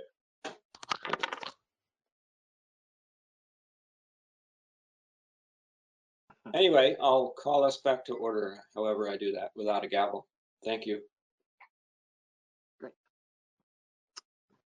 May I proceed? Yes, at 8:14. Okay, so the topic is the water treatment plant replacement. And if that sounds like a big deal, it is. The current water treatment plant up in Pleasant Valley was constructed in 1989. That's 31 years ago. And the design life, the expected useful life of that plant, the building and the functioning water filtration processes inside it, the expected useful life was 20 years. By 2009, if it had been replaced in the sort of normal expected schedule of these types of facilities, the town would have replaced it by 2009. And we're here in 2020 talking about some additional steps necessary, the final few steps necessary in moving forward to actually replace it. That might suggest neglect, and it shouldn't. There's a fuller story to tell about why that happened. And it begins with planning to either upgrade or replace. We now are recommending strongly a replacement, and we'll get into those details as we go along here. But the planning to either upgrade or replace the existing water treatment plant began in 2003, 6 years before the end of the useful life of the original. But then there were other needs of the town that were competing with that. And so decisions were made over time, first to accommodate the sewer system and sewer plant upgrade, and then to proceed with the police fire facilities project. And just in terms of the ability of town taxpayers and ratepayers to pay for these significant generational improvements to our major facilities, the water plant, its turn had not yet come. But we, in ways that Steve Barrett is going to go into detail about here in a moment, while we were proceeding with the police fire facilities project, we were doing the resumed planning that had begun way back in 2003 and then been on hiatus for a long time.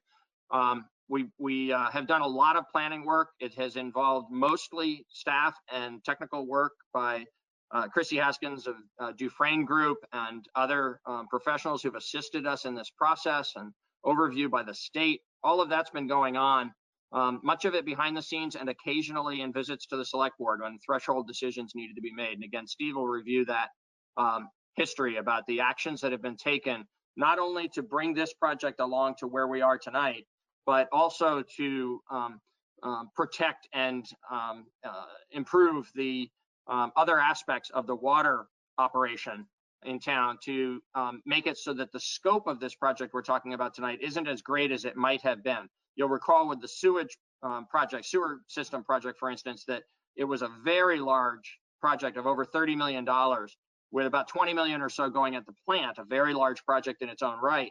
But there were major other elements that were constructed as part of that same bond. Here we're focusing on the water plant because of decisions that have been made and actions that have been taken to already address other needs. And Steve will speak to those details.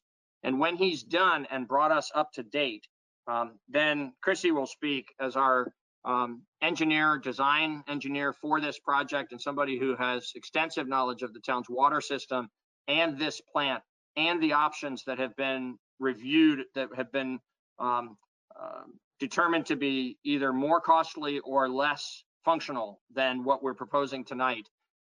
She'll go into that greater level of detail about exactly the plan we would like to move forward with, and what the next steps in that process would be. So without further ado, And, I just wanted to say welcome, Chrissy from Dufresne, and our own Steve and Dan. Normally when you enter an actual room, I get to introduce people, but I didn't get to this time. So we'll pass it over to Steve Barrett. Go ahead. thank you. Good evening. So just so the public knows, what we're talking about is the Pleasant Valley Water Treatment Plant, which is in West Brattleboro, nestled up in the hills. It's a beautiful spot. That, as Peter had said, that first water plant, our first filtration plant, was in 1989. So this is the original water treatment plant for the town of Brattleboro. prior to that, all the water was gravity fed to town and just chlorinated, and that was it. So it's always been pretty interesting as you follow the history of the water system, and we've continued to, even after we upgraded, we've continued to explore options to improve the facility or to look at treatment systems to keep our water system up to date because of the health and the safety of the citizens. It's very important to have a good water supply. After the filtration plant was built, it performed very well. We didn't have any situations or problems with the plant at all. It corrected our discolored water that we had in town prior to the treatment plant. We also had to issue boil waters orders in the 1980s. People couldn't drink the water. So that's the importance of these water treatment systems. They're very important.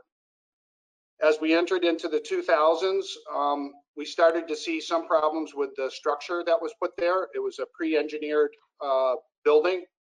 And later on, Chrissy can talk about it a little bit, but the CAD system that they used at the time under-designed the roof. We had noticed that we had some complications with it. The operators all shoveled the roof in the winter. And from what we found out, that was a very good maintenance process that we followed to protect the integrity of the building. Some of the buildings that were actually designed at that time collapsed. So we've been quite fortunate. As we moved along into the 2000s, there was several times where we'd hired engineering and took a glimpse at upgrading the facility. And at one point in 2003, it was estimated to be a $5 million project. Later on, when there was stimulus money around 2009, there was estimated to be over $7 million at that time. The project, as we've gone through into the 2000s, there's always been discussions with the select board every year on the treatment plant, the process, and our intent to do upgrades. And as Peter said, you know, there's a lot of large projects in town that you know, took priority, and so the water treatment plant was working fine. So it was kind of put off to the side. Many of the members here in the board started supporting the investigation of looking at what it would take to upgrade the plant starting around 2018. We put money in the utilities capital budget, and you as water and sewer commissioners will review the utility budget here. That's what we're doing now. And also last year, there was additional money put in again to get to a preliminary engineering phase so that we could come up with an idea of what the cost would be. And that's where we sit today, is we've come up with a preliminary estimate of the cost. You know, it's almost $11 million, but there's 25% contingency. The engineers are being very conservative because we don't really know until you get into final design what the actual numbers will be. So with that, what we're looking at is to, you know, to actually get a loan to do a final design. And the final design is fairly complex. You know, it will involve all types of expertise, from electrical engineers to structural people, soils. There'll be technology put into the pumping systems. And so there's an array of expertise that goes along with this proposal that we're talking about to get money from the revolving loan fund. And also I'd like to note that in 2017, the board also approved an asset management plan, which was done by Dufresne also. And that was important to look at the life expectancy of the plant and all the components. And that's what led us up to where we are here today, to talk the planning loan and to talk about the upgrade of the water treatment plant. So with that, Christy, I would give her the floor so that she could explain the loan and the project itself. Absolutely. Thank you, Steve. Chrissy, welcome. Take it away. Hello, good evening. So as Steve said, we've been working on this for quite a while. My company's been involved with the water treatment facility evaluation since it started in 1999. Over the years, there's been various projects and estimates developed for improvements to the treatment plant. And what we're looking at now is we have submitted a final preliminary engineering report to the state. And this is the most comprehensive evaluation of the water treatment facility to date. We took all of the previous evaluations into consideration, and we built off of those and added on to them for this report. So what I'll do is I'll run through kind of a high-level summary of the report, go through what the proposed project includes, and the costs and the funding for it. So in this report, we looked at different types of treatment.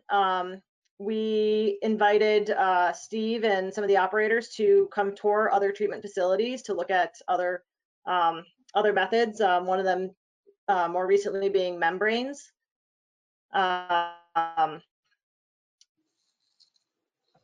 Through all of this and looking at other treatment methods, we settled on sticking with the same method that you currently have, which is mixed media filtration. The reason for that is that this process has the lowest risk to the water system. We know that it adequately treats the source water. We know that it provides excellent finished water quality.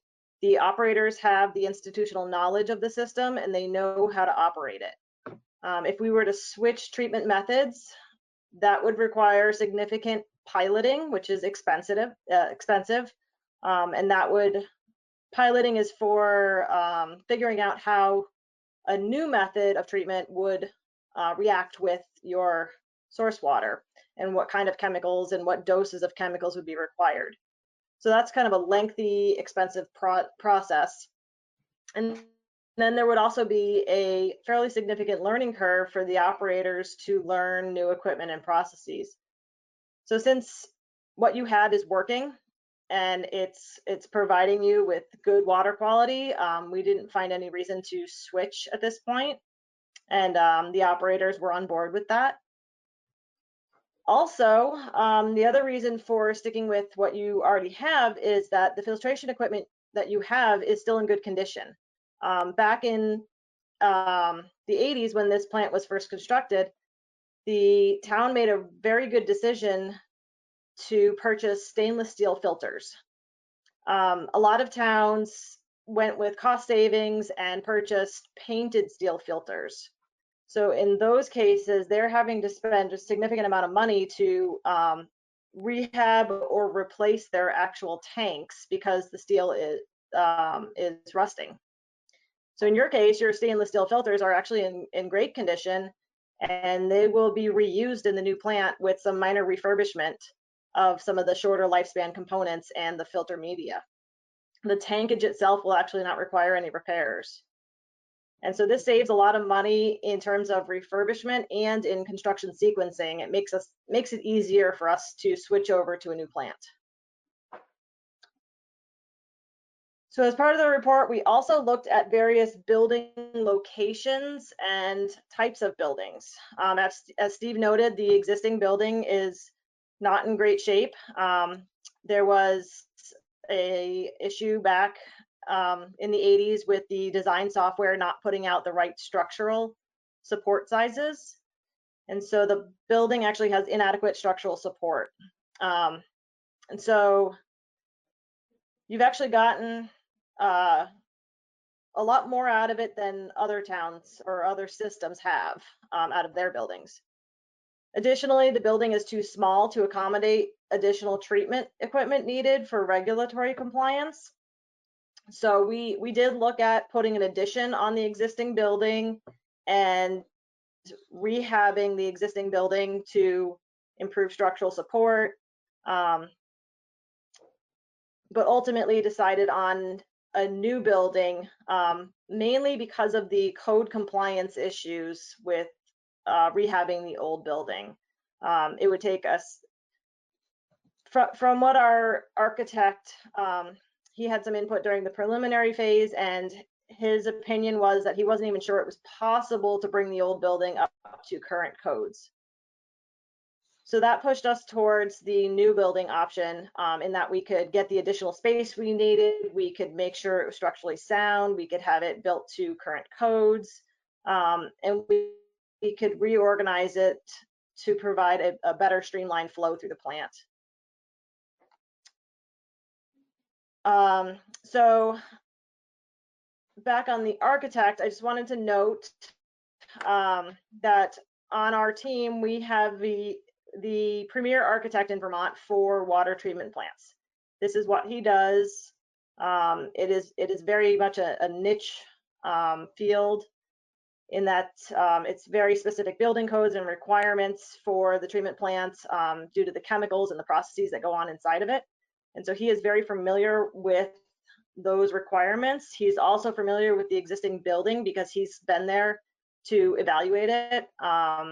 And he's actually the one who came up with the identifying the deficiencies for it. So he is currently evaluating different building types to determine which type of building will provide the town with the long-term, durable, and sustainable solution. The concept is that during your next 20-year upgrade, 20 years from now, when you're looking at what do you need to do to your treatment plant, we want to provide you with a building that you don't have to replace in 20 years. You'll have to replace some of the components within inside the building, the mechanical and electrical components, but not the building itself. I want to talk a little bit about energy efficiency. The new building will be more energy efficient than existing. A large part of this is that the equipment and technology inside of the building will be new, and typically newer equipment is more energy efficient than older equipment. So this includes lighting, HVAC, all the pumps that are used in the building and actually in the raw water pump station as well. The existing setup uses variable frequency drives on all the pumps, and we will continue to do that. That provides, that allows us to run the pumps at lower speeds, whereas if we didn't have those variable frequency drives, the pumps would run full speed all the time. So those are an energy saving measure.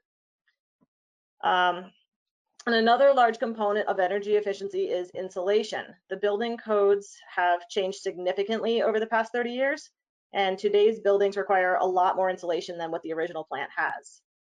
And then lastly, we're going to coordinate with Efficiency Vermont during final design for a review of the design and guidance on energy efficiency options. In terms of operator efficiency, there's going to be a new SCADA system provided with the building, included in the final design. And for those of you who don't know what SCADA is, that's what controls the plant. It actually controls the entire water system. So it stands for Supervisory Control and Data Acquisition. So it's how everything gets controlled. The pumps, that's how the pumps know when to turn on. It's how the filters know when to start up. It's how the pump stations in the system turn on when they sense low pressure in the area that they're serving. So this is a system-wide piece of it's a lot of equipment, and it's system-wide. And we're actually going to be including a full SCADA upgrade in this project.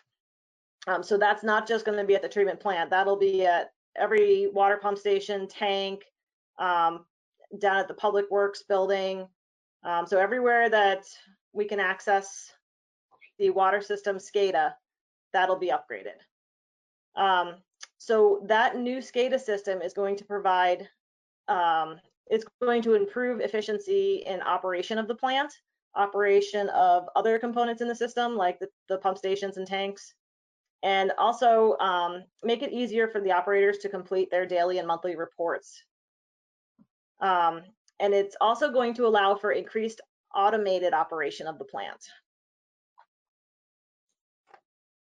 In terms of sustainability, as I've noted, we're we're looking to provide you with a long-lasting and durable building. And then the plant is also being designed with consideration to potential future water regulations. So we've spoken with the drinking water regulatory engineers and talked to them about what might be coming along in the next 10 or 20 years in terms of regulations.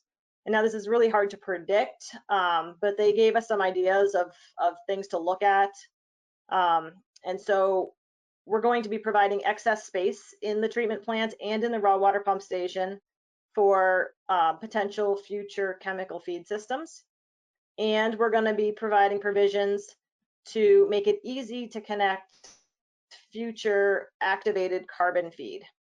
That was a pretty high priority for the state, and it's fairly simple to provide those provisions to just make it easy to connect that in the future.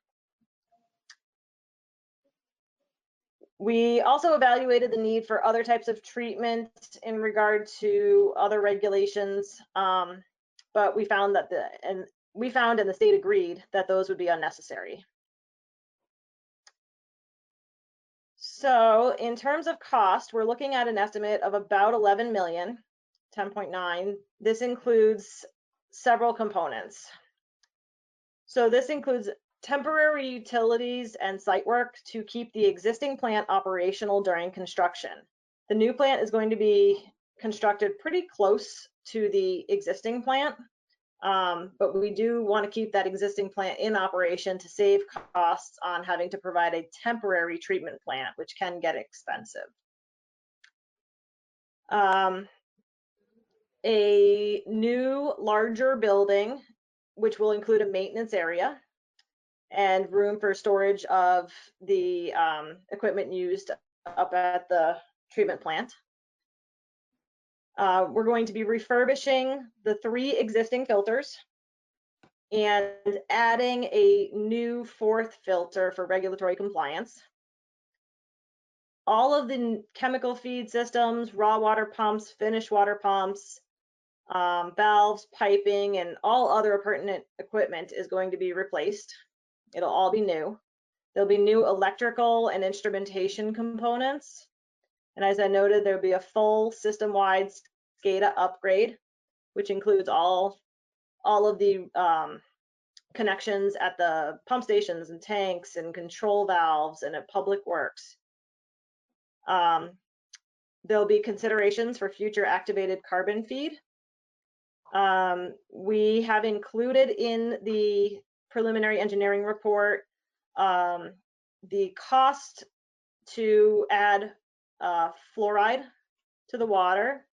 Now, the addition of fluoride actually requires a vote by the town. It can't just be added. Like Steve and I can't just go add it.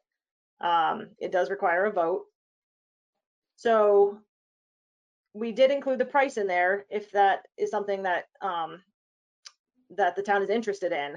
The price is in there for it, but if the vote doesn't pass, then we just don't include it. Or if there is no vote, then we don't include it. And then there's also the modification of the processed waste handling. This is the wastewater that comes out of the filters after they clean themselves. Right now it goes into settling lagoons, and those lagoons require annual cleaning. So we'll be, as part of this project, putting in an equalization basin, and then the town crew, the utilities crew, is going to be doing the sewer main extension on their own for cost savings, and that will allow processed waste to be transmitted down to the wastewater treatment plant instead of having to maintain those lagoons.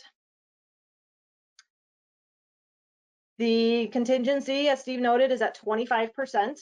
That's fairly typical for treatment plants at preliminary stage, just because there is a lot of detail that gets worked out in the final design stage. That 25% equates to almost $2 million. It's about $1.9 million.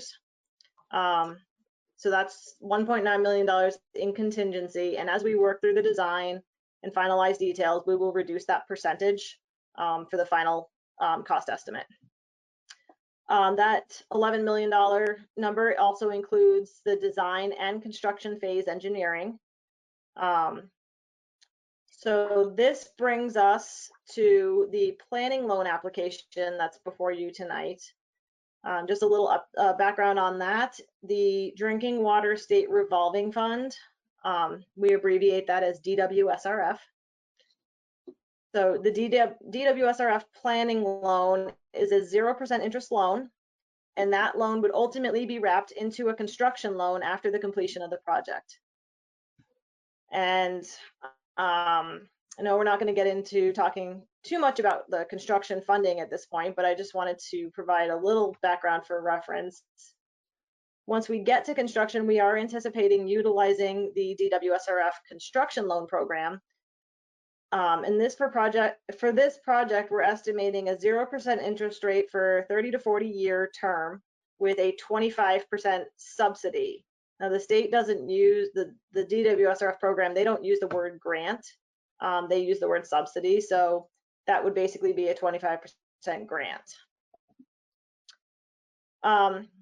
There is some speculation that the federal government will issue stimulus funding targeted towards construction of infrastructure, similar to the ERA funding that was issued in 2009 after the 2008 recession. And this funding is really to spur along construction to get people working. And so that's something that the regional commissions and the state agencies are really thinking is going to happen. So if this does happen, we may be able to obtain a higher grant percentage for construction. And so we are staying on top of this, and we will be keeping Peter and Steve up to date as information becomes available. Back to the planning loan. The planning loan application is for $480,000. So this would be the final design fee. This includes not only Dufresne Group services for civil engineering and process engineering, but this also includes subconsultants for architectural, structural, mechanical, and electrical designs. These subconsultants account for over 60% of our design fee. This fee also includes all of the permitting required for construction. This project would require 8 permits in total, including an Act 250 permit. And it includes funding assistance for the submittal of the construction loan application and coordinating with the funding agency. So with all of that information, do you have any questions? Thank you for all that information. I have one. Who has a question? May I add one fact before we go to questions? Is that all right? Thank you. Sorry, but I just want to put in context, this loan and this effort that Chrissy just designed will lead to then the final design and engineer's cost estimate for actually moving to construction of the plant. And we expect to actually reach that point late this year and be in position where you would make decisions about what to move forward with to town meeting. And then representative town meeting would actually make the decision to proceed with the project. We're hopeful that all of that will occur in the next 12 months so that as we head into the summer of 2021, we're heading into construction of the project. Thank you, Peter. Liz, did I see that you had your hand about to go up? Okay. Yes. Okay, so I have 2 questions. Steve, you can decide whether you want to answer or ask Chrissy. It's been my experience just comparing this large expense with a fire truck, and I was horrified to find that you can't buy a fire truck off the shelf. It needs to be kind of handmade, tailor-made for a community.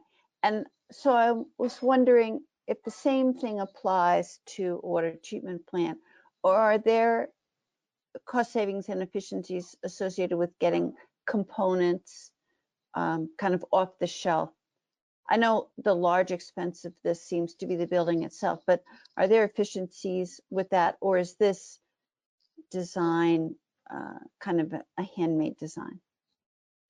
Well, I'd let Chrissy give you details, but for instance, the filters that we purchased way back in 1989 are still being used. So a lot of this, the components in this facility are common parts that can be bought off the shelf. As far as customizing the plant, that's pretty much customized for the location and the size of the plant, which, you know, the architects will take into consideration. But as far as the components, the pumps, the controls, the filters, generators, boilers, all the heating systems, that's pretty much standard equipment that can be used in any factory or any other place. Chrissy? Yes, as Steve said, a lot of these components are off-the-shelf components. It's just a matter of sizing them properly for your plant. If we were starting from scratch and didn't have a proven treatment method, then there would be a lot more customized design work to do. But in this case, we know that your treatment method works. We don't have to go into a lot of customization on that. We're going to optimize a few things in your treatment process, but the actual equipment will all be pretty much off the shelf type of equipment. Great. And I just have one other question. I see in the application that current maintenance costs are like 1.8 million and would go the following year to over 2 million. When you have a new facility, will the maintenance costs be less? So the estimate in those numbers in the application are considering inflation. So typically we inflate your operating expenses at 3% per year, just because we don't know what's going to happen. So right now we're kind of just holding steady at what you're already operating at, and that's for the entire system, not just for the plant. And so we are just inflating at 3% per year. And I think the post-project operation expense in the application is for the year of fiscal year 2023, because that would be the post-project year. So the fact that it's a brand new building and so forth doesn't provide maintenance savings? The operation cost will probably still be the same. There will be some maintenance savings, and Steve might be able to go into more detail on these, but for example, the lagoons won't need to be maintained anymore because we're going to get rid of them. Right, that sounds like a great idea. Yeah, that's a huge saving. It's $20,000 to $25,000 plus a year just in disposal costs that go down to the wasteline, could be treated at the wastewater treatment plant. The other thing is with this facility is we're upgrading the facility. We're adding a filter.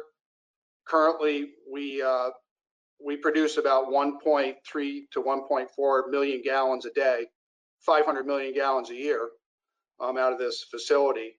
Our peak is 2 million gallons a day. So what we need is an additional filter, so that if one filter if one filter was right down out of service right now, we could be in trouble if we had a peak flow. And peak flow could be because of drought, dry weather, or fires. So this facility will we'll have 4 filters instead of 3. And the other thing that we might be able to do is run these filters at a lower rate, so the pumps aren't working as hard, get a better filtered product, and maybe that can save some energy also. But also with the new drives and the new motors and the new pumps, the technology's changed so much and focused on energy over the years. We're very hopeful that we can get some savings there. The project will go through Efficiency Vermont, and they'd be filtered also through our own expertise here in town to see what we can do to save as far as energy savings and cost. Well, and I thank you for that. And I think it's a very important project.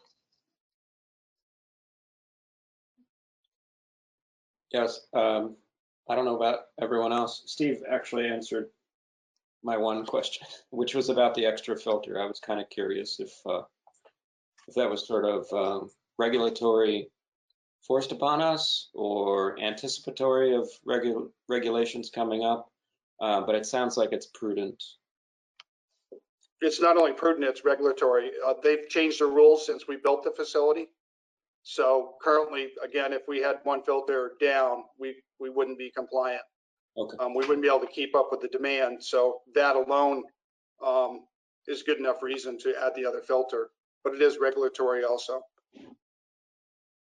Yeah, the aspect of firefighting was not something I had considered, but it's a no-brainer that you would need to continuously supply a lot of water for a little while. And the other thing I want to note is when we talk about these costs, the select board has been supportive of other projects in the utilities to keep the cost of this project down. One example would be Black Mountain Tank. It was a 1 million gallon tank and it was approximately $1 million job.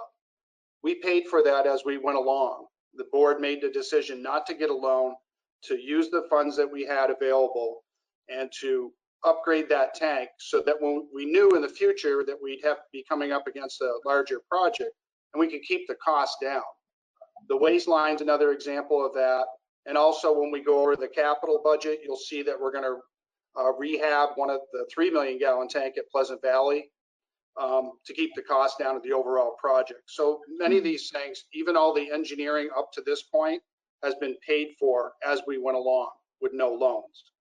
So I think that's important to note, that overall picture was to try to keep the cost of the larger project down and not be paying a loan, paying for a loan for many years on a larger sum of money.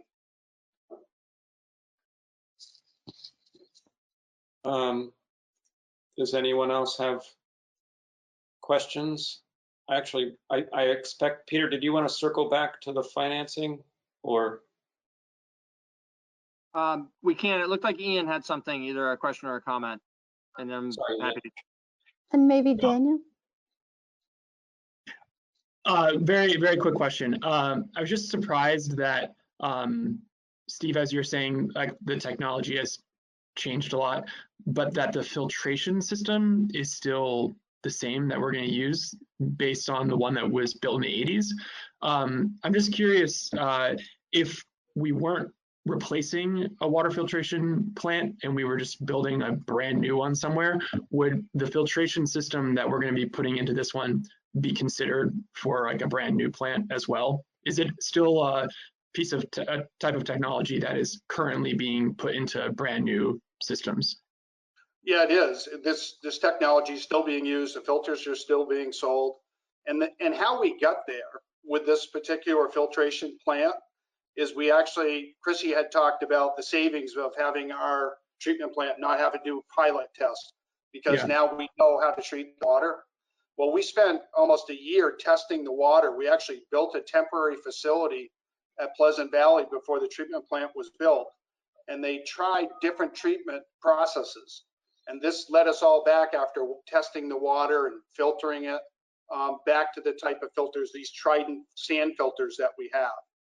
So if we're going to start with a brand new plant, we may be looking at membrane filtration, which was pretty interesting. We went up to Hanover, New Hampshire, and looked at their facility. It's all membrane, which was fascinating. But then it would cost us more money. We'd be starting over, and plus we've invested in these filters that we can reuse. So it seems practical to stick to the technology that works. Okay. Yeah. Thank you very much. I had the reason I was thinking maybe Peter wanted to kick back over, but let me just, Chrissy, you said that the state is basically as part of the DWSRF. Do I have that acronym right? Is that they're basically providing, if we go through the process that you're planning on, they're providing 25% of the funding for the project? So this year, for their construction projects, they are offering a first come, first serve 25% subsidy. And so timing is going to be pretty critical on it. But the state, the Drinking Water and Groundwater Protection Division and the Water Investment Division, who administers the DWSRF funding, are both supportive that this is a very high priority project for them. So we are hopeful that we'll be getting that 25% subsidy. Okay. And then possibly also, as Chrissy mentioned, depending on what comes down the pike from the federal stimulus as part of coming out of COVID, there's by doing this final design and getting shovel ready, we'll be positioned well to try to take advantage of that program, whatever it becomes. I mean, that's obviously not defined at this time, but we would expect that would be grant money. So each one of those grants obviously shrinks the amount that we would need to borrow. And then because this is a heavily subsidized, I'm sorry to use that word when it actually has meaning as a grant in this program, but because this is meant to make it affordable. These are expensive projects and they're recognized to be expensive projects, but they're also essential for public health and safety. So back in maybe the 60s, but certainly the 70s, the federal government started to pump a lot of money through the state governments down to these kinds of projects to encourage communities and to do them initially, and then to meet requirements of like the Safe Water Act and other regulatory provisions that communities couldn't afford to do these on their own. So these revolving loan funds are just like how our program income works with local businesses, right? This money goes out and it's used to create a project like this for a community that desperately needs it because we've come to the end of the life cycle of our prior plant. Meanwhile, somebody else is in the middle of their life cycle, but by the time that we've paid back, millions of dollars, if we borrow 8 million, by the time we've paid back 4, somebody else is ready to use that 4 to put into their plant, and it just goes on that way. And because of that, there's actually been circumstances, and I don't begin to understand the nuances of how this works to why at different times it is even more advantageous, but it's always affordable. In this case, right now, the prevailing rates are 0%. So we're just borrowing the money, but not having to pay interest on it. And then there's the grant portion. In the sewer financing for the $30 million of borrowing the town did for those projects, there was actually a portion of that had negative interest attached to it. We were being paid revenue into the utility system on the money a portion of the money we had borrowed to upgrade the system. And so it's sometimes hard to understand exactly how those rules arise, but that's why we lean on somebody like Chrissy and her firm to be able to steer us at the right time to the right tool. And this looks like we're fortunate. We've had the other reasons why we've done other things along the way, and now this has become an urgent need, but it's become an urgent need at a fortuitous moment because the financing environment looks positive for us. Great. And my final note/question for you, Peter, is just can you remind us, we've been pretty fiscally prudent over on the water sewer side, much to the chagrin of some of our ratepayers, obviously. So we've been building up some cash reserves for this exact purpose. Do you want to just Sure. put an approximate frame around that for us? Absolutely. So we had built up to about $5 million balance in the utility fund. You'll recall that this current year we're in, we kept rates flat. So we're actually drawing down off of that a little bit. But that was a very conscious thing to do because we had built up to a high level.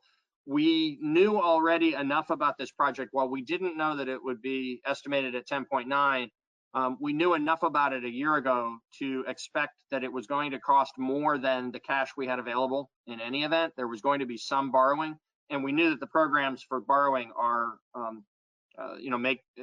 they're affordable. They're good tools in the way that we just talked about, how you borrow money and you either pay a very low interest rate or no interest rate at all. And so, so last year, what we did was we decided to take that year off while we got to this point of understanding better what these costs were going to be, with the expectation that there would be some cash component and a large borrowing component to moving forward to actually implement.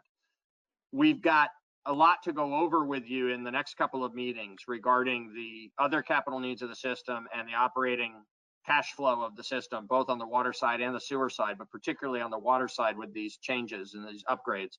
And so we'll get into more detail at that time, but our ask this evening is that you allow us to borrow this $480,000 so we can proceed with the final design on the water plant.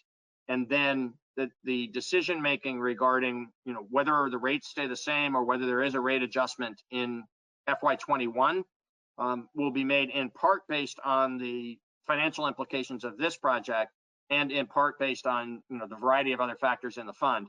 And we'll be better prepared to have a good detailed conversation with you about that starting on the 19th.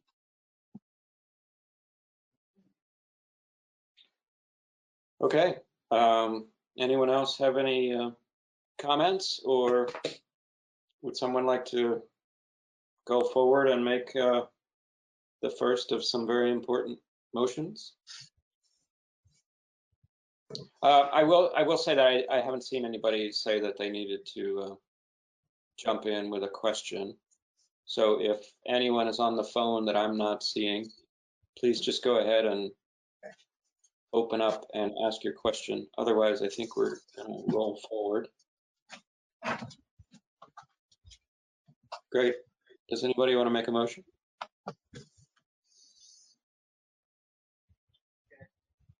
Oh, I'll make the motion. I forgot that we had motions going on in this meeting. Little life. Let's see. I move to approve the application for a drinking water state revolving fund planning loan of $480,000 to complete the final design of the Pleasant Valley water treatment plant replacement project. Thank you, Daniel. Daniel's made a motion to approve the application for a drinking water state revolving fund planning loan of $480,000 to complete the final design of the Pleasant Valley water treatment plant replacement project. All those in favor, please say aye and raise your hand. Aye. Aye. Aye. Is that? Okay. That's 5-0. Thank you, everybody. Thank you, Chrissy. Thank you. And Dan. Chrissy's going to stay with us, and so is Steve for the next item as well. Yes. It just feels monumental, so I wanted to Thank make you. Thank you. Thank you. Next up, we do have to talk about Signal Hill Pump Station Replacement Project, which is an important component of the whole picture here. Peter? Steve, why don't you take it away? Thank you. Okay, so Signal Hill Pump Station is up off of Guilford Street, and that originally was a private development that was designed, it's a water pump station designed to feed homes on Signal Hill and Hillcrest Terrace. The original pump station was put in the 1970s, and then it was basically taken over by the town after the roadway was done and the pump station was completed. And we've owned and operated that station since 1970. We had a survey done of all, we have a survey done by the state to look at all our pump stations and our water treatment plant to make sure that we're staying compliant. And this pump station was identified a couple of years ago as being deficient. It doesn't really meet the standards of anything today. It's really outdated. And so we began the process to do a preliminary engineering design, which was over a year ago. And that brought us to a place where we had to look to see where we could place a new pump station. The existing pump stations really put on a little thumbprint of land. It's I don't think it's much more than 10 by 20 piece of land that the pump station's on itself. So there was a lot available, a building lot that was available that had not been built on just above the pump station that we feel would be suited well for a pump station that could be constructed for today's needs and also build out for tomorrow's needs. And then we would take the old pump station and decommission that. So the first ask is to purchase that lot, a piece of property. It's assessed by the town, has a tax value of $47,000, and that's what we've been able to come up with an agreement with the current owner to purchase it for. So our first ask is to purchase this piece of property for $47,000 for the pump station. And then the second ask is for engineering. So I don't know if we want to take these into two steps, or we want to do one at a time, or do you want me to explain the pump station? I've kind of summarized it okay, I think, at this point, but it's your call. If you have anything extra for the services agreement, you could just lay that out for us. Any extra information that, because they're so closely related, I think it makes sense to. Sure. So then the second part of that is we've done a preliminary engineering, and this would be to continue an engineering relationship with Dufresne Group for $51,000 for a final design of the pump station that is estimated to be approximately $300,000. So that's what we'd like to do is, and this would be out of the utilities capital fund. You'll see that as we go through the capital for the engineering and also for the proposed upgrade of $300,000. So the first part is to purchase the property, and the second part is to authorize us to enter into an engineering agreement with Dufresne for $51,000. Thank you. And despite the uncomfortable nature of asking this question while a representative from Dufresne is here with us, I'm sure, I feel like I must ask the question that you have full confidence in this being the right firm to use for the project. Yes, it's, you know, Dufresne, we go back a while in our relationship, and they have a complete model of our water system. And so they have a lot of the tools already, which at this point saves the town money, instead of bringing other firms in that would have to start from square one. This isn't uncommon. There's many towns that utilize the services of an engineering firm and continue that relationship because of the historical knowledge and the knowledge of the current system. So we feel it's beneficial for the town to enter into an engineering agreement for this pump station with Dufresne. Thank you. See, Chrissy, I only asked that question to make sure he could say nice things about Dufresne. So, any board members have any questions, comments? Liz, come on, you're a planner. Nope. Okay. And then if not, I'll take the motions one at a time, then we'll vote on that.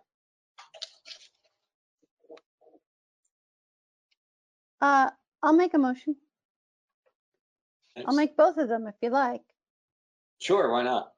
If Okay. there's no objection. I move to authorize the expenditure of $47,000 to purchase lot 00110356.200 on Guilford Street to be the site of the replacement Signal Hill pump station. Do you want me to do the other one now or vote on it? Let's go ahead and vote. Liz has made a motion to authorize the expenditure of $47,000 for said lot on Guilford Street to be the site of the replacement Signal Hill pump station. All those in favor say aye. Raise your hand. Aye. Aye. And that's 5-0. Thank you. Okay, so I also move to authorize Town Manager Elwell to execute an engineering services agreement with the Dufresne Group for final design of the Signal Hill pump station for a fee of $51,000.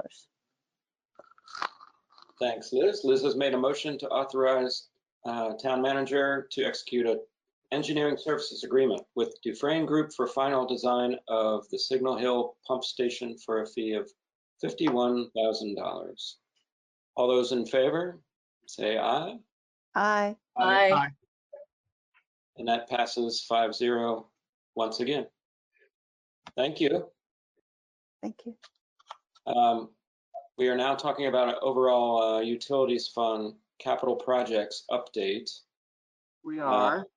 And who would like to do that? I'll do a very brief introduction, and then Steve will do the majority of it, along possibly with Dan. I'm not sure whether how they're going to share that. And I just have a quick question before I dive in. Chrissy, are you staying on? Will you have anything to add in this discussion, or are we thanking you and saying good night? I think Steve and Dan can probably handle this. Great. Good night, Chrissy. Thank Good you. night, We'll see you soon. Thanks so much, Thank Chrissy. you very much, Chrissy. So, Thank you all. Good night. Good night. thank you. Good night.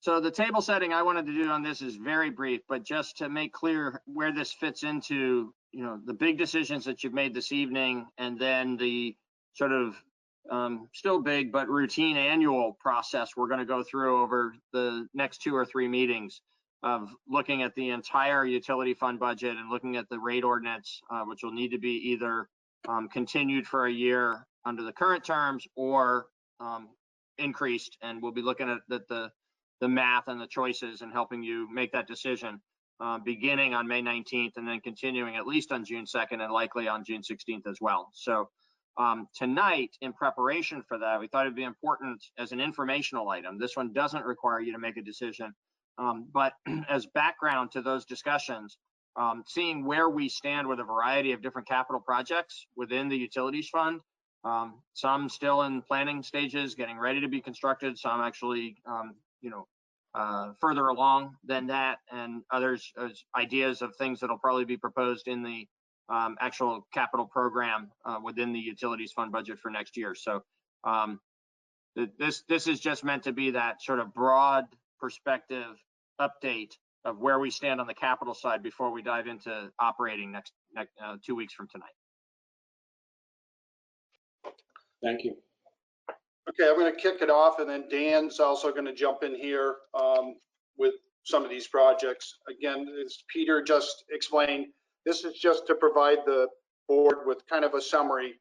And if you have any questions, let us know, but of the capital plan.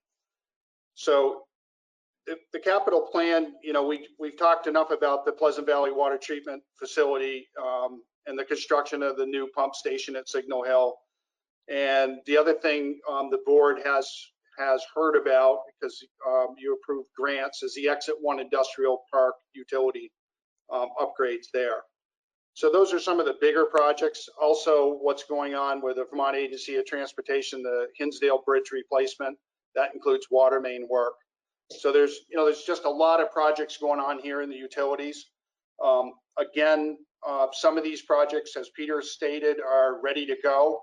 And if there is recovery fund money, we will seek that out for any of these projects because we're in a good place because they're ready to go. But these are projects that we're going to talk about as we get into the budget a little further. So again, the Pleasant Valley, I don't think I need to cover that anymore. I think we've been very thorough with that. The Pleasant Valley waste line, that's the one that's going to save us approximately $20,000 to $34,000 a year by the waste going to the wastewater treatment plant from the water treatment plant. And that project is estimated about $300,000, which is quite a bit less than what it would be on a contract. This is the one that Christy had talked about, the utilities division crew themselves installing the line. And there's 2 reasons we want to do that. One is to save money. The other is the sensitivity of putting this line in right next to our 2 water mains that feed the whole town. We want to make sure due caution's taken that, because if there's a problem, it could be catastrophic. With that, Dan, would you pick it up from there with Exit 1?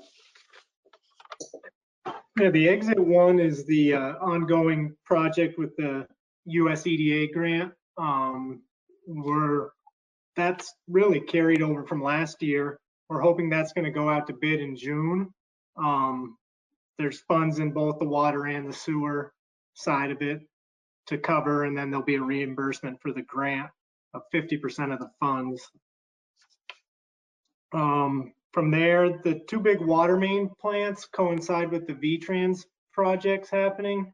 The first one is the redesign of Putney Road. Green International is the consultant that is working with VTrans on that, and they've identified numerous areas where the water and sewer mains need to be relocated in order for the project to happen. That responsibility falls back on us. Green International has done a lot of the work already, and currently we are talking to them. We'll probably come back to you with an engineering agreement to work with them to continue engineering our portion of that project. Same with the Hinsdale Bridge project. We've done a lot of the engineering with Dufresne on that. Same sort of thing. There's a bunch of, we've got to relocate our water main and some sewer main there that is our responsibility.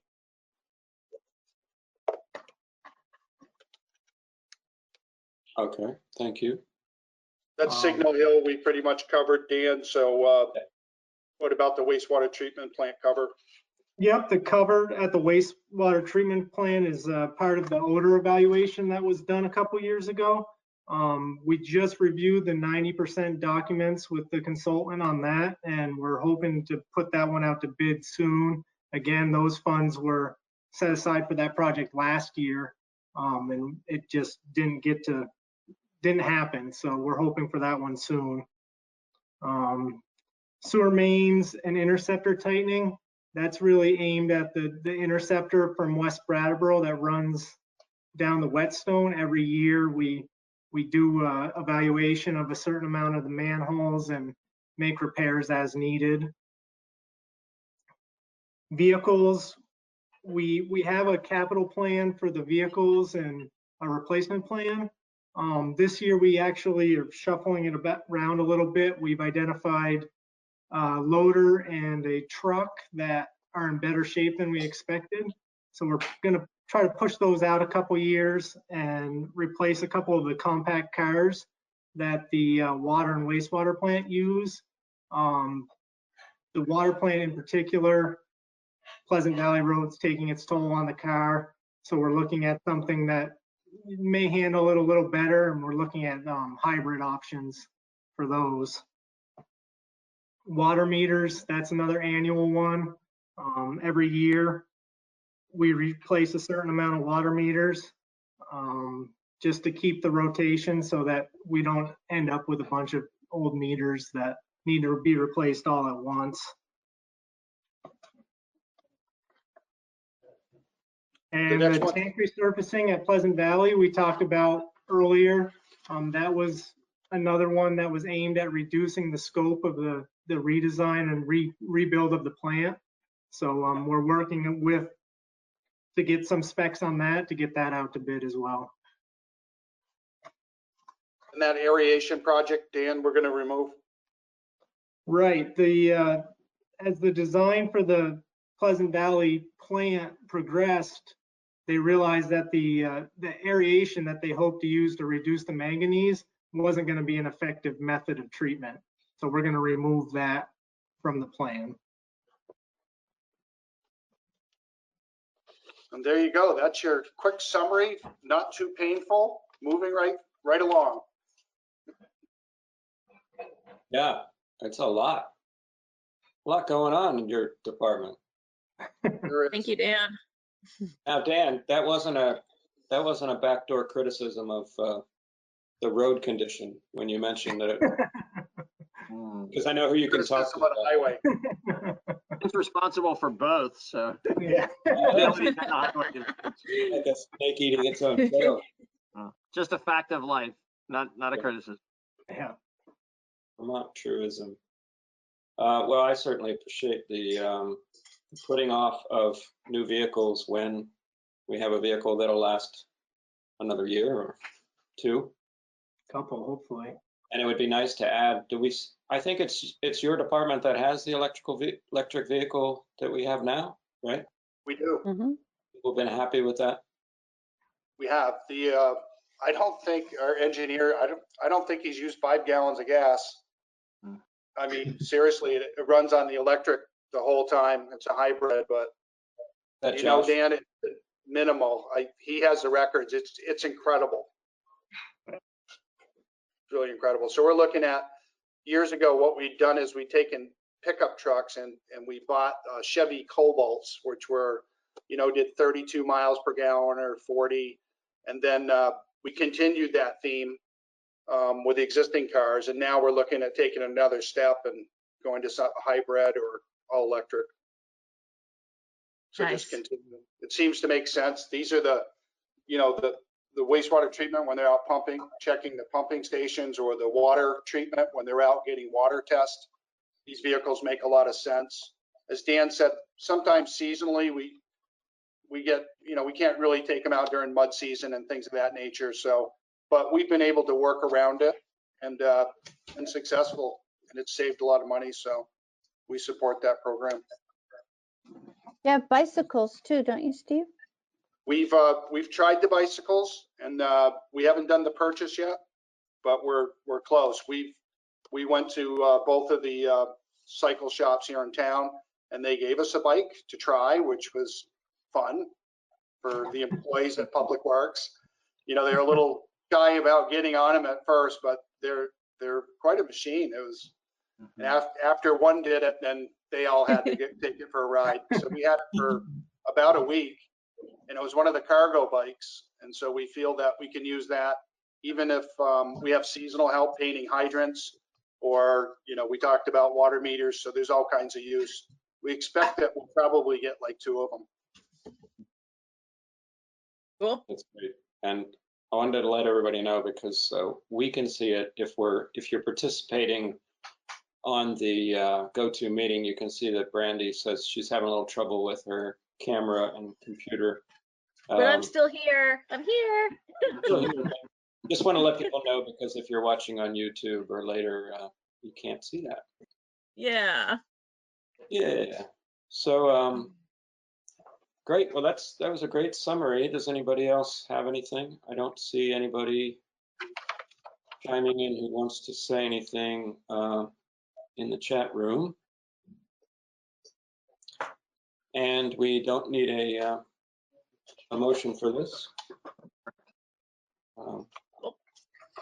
Thank you, Dan. Thank Brandy. you all for the good Thank work. you. Thank you. And Steve. Thank you. So, do we have any other business? I don't think so. Thank you. Thank you. Okay. I will take a motion to adjourn. Should anybody So like to? moved. Do we have to adjourn as water and sewer commissioners before we adjourn as the select board? I'll adjourn as water and sewer commissioners. Yes, let's That's adjourn. not a bad idea. It's a technical detail, but it's not a bad idea, just to be purists. Yeah. Yes, I'll thank make a you. motion to adjourn as water and sewer commissioners. All those in favor of adjourning as water and sewer commissioners? Aye. Aye.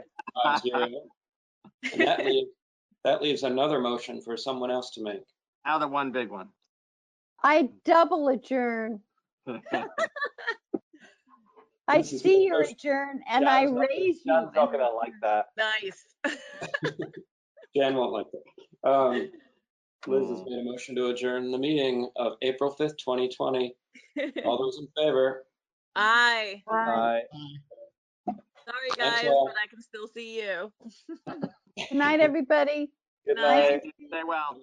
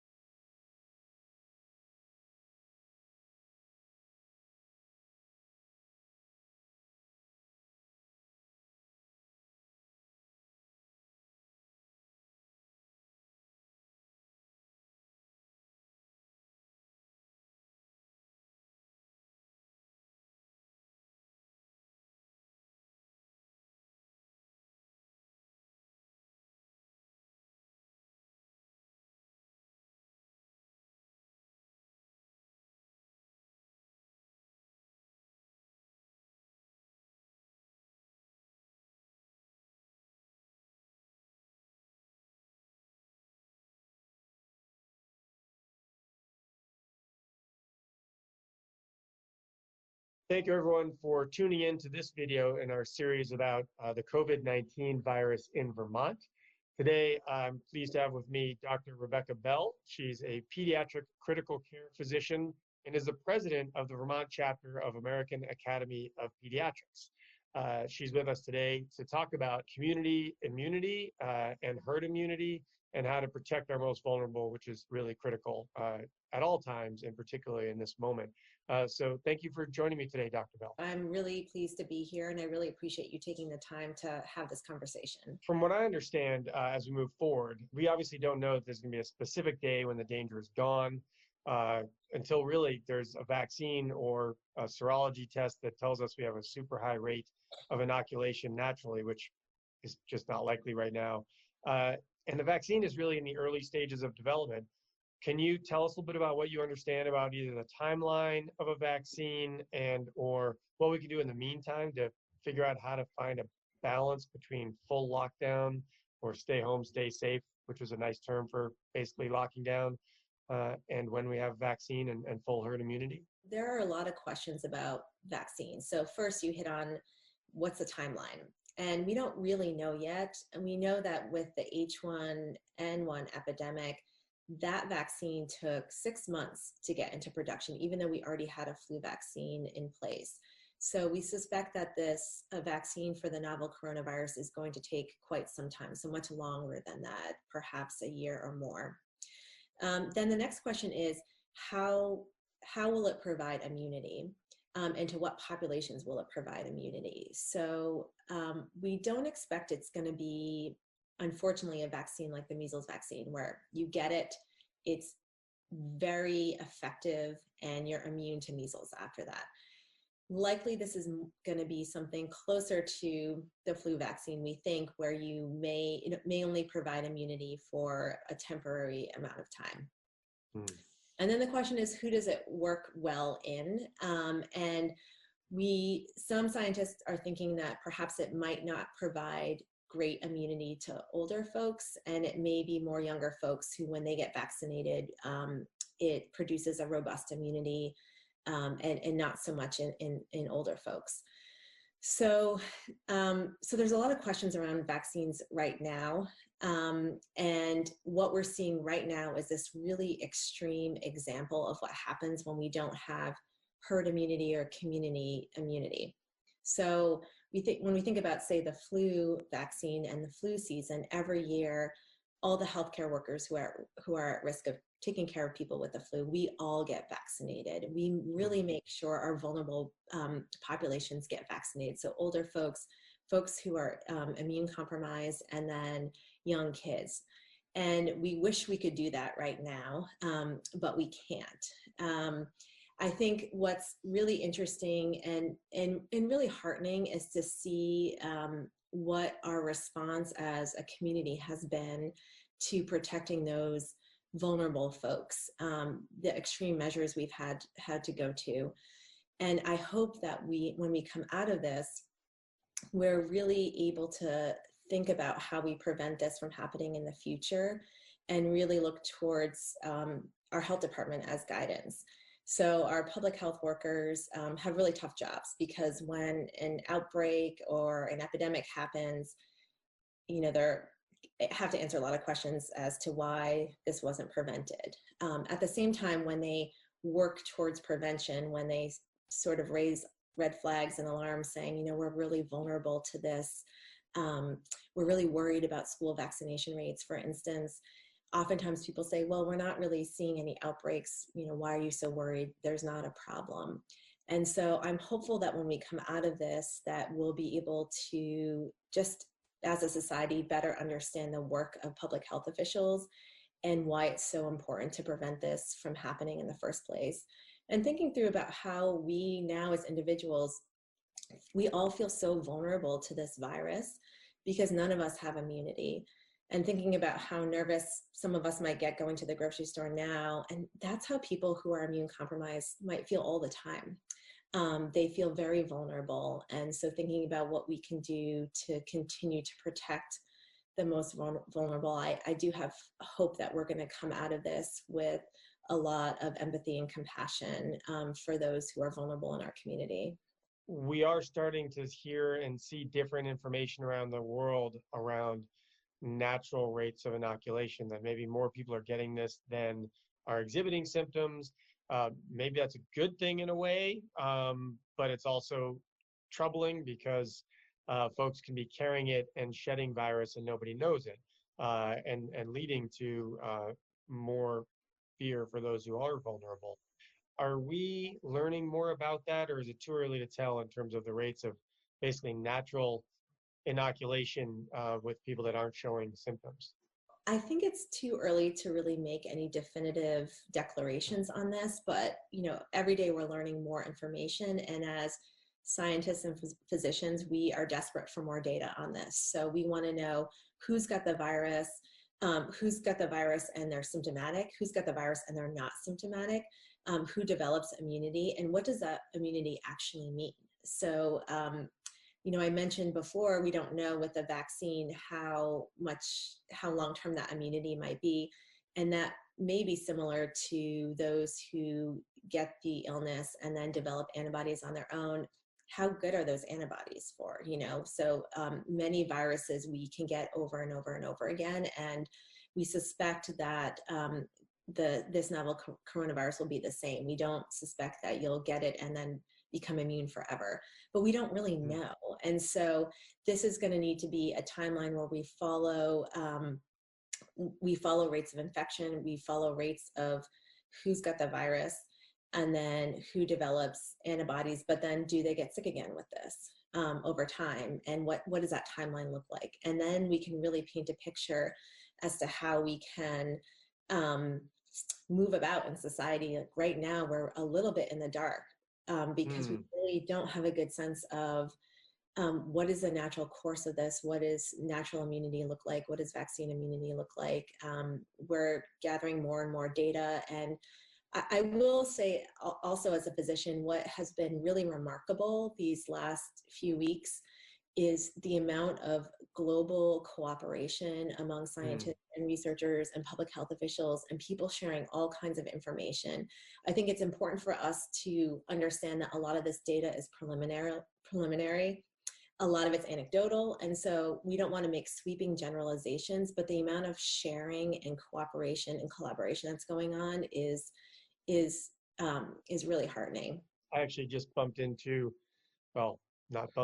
spatially appropriately saw a neighbor who is a retired immunologist who said he was on a 1,000-person immunologist conference around the world on this topic. And so I think that reflects on what you were just talking about. And the scientific community, I think, thankfully doesn't get into the world of the political community that some of us are in terms of who wins and who loses politically. It sounds like your work is about, everybody winning through better public health. And I appreciate your work in that regard, not only around COVID-19, but around children's health in general, which is, your area and your role as president of the Academy. So thank you for that.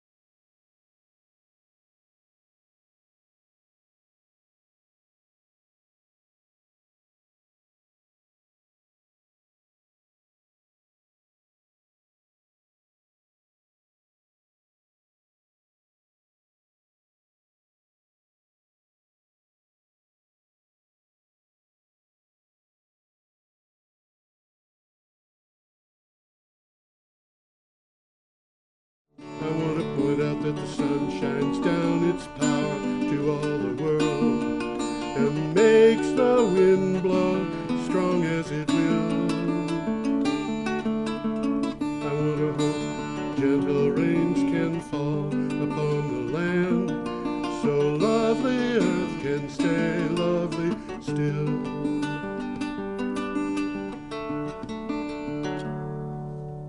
Hello, everybody. Welcome to the 369th edition of Energy Week with George Harvey, the not particularly amazing me, and the amazing Tom Fennell. In the Yeah, this is 4:30, isn't it? It's 4:30. That's correct. And we're talking today about Thursday, April 23rd, which is a week ago. That's correct. Amazing how that works.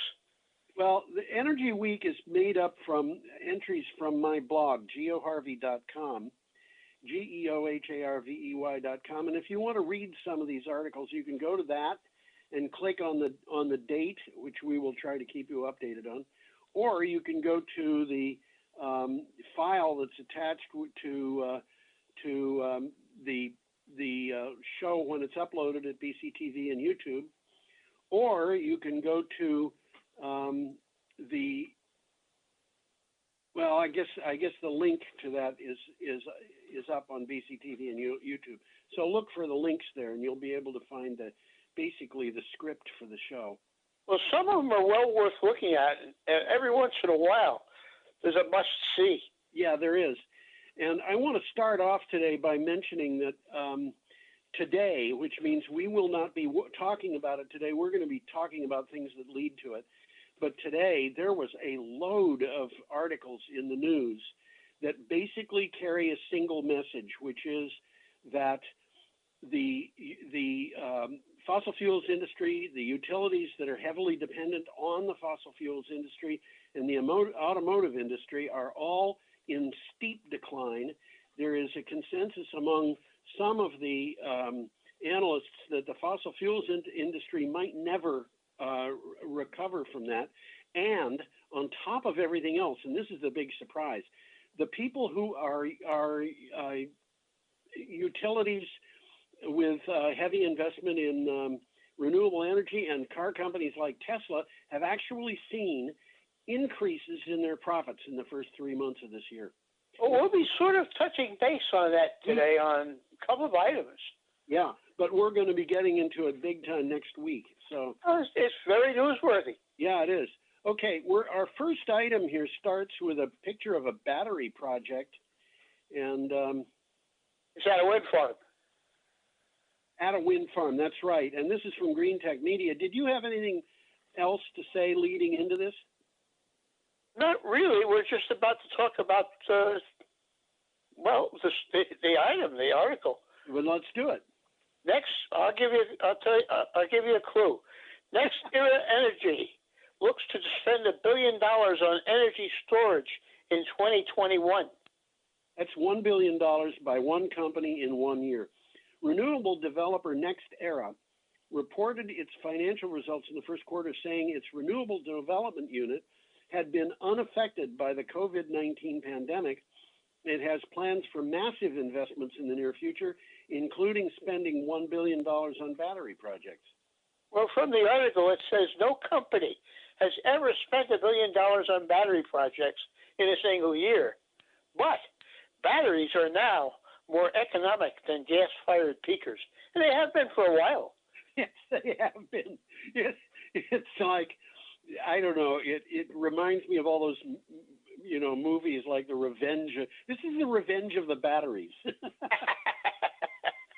Or the revenge of the renewables or something. Well, batteries are not a bad idea at all. I mean, distributed batteries is going to change the nature of the grid. Yeah, it is indeed. It's going to change. The batteries and renewable energy are going to change everything. But people who talk about energy very often don't realize, they say we need baseload power. They don't realize that baseload power needs to be backed up.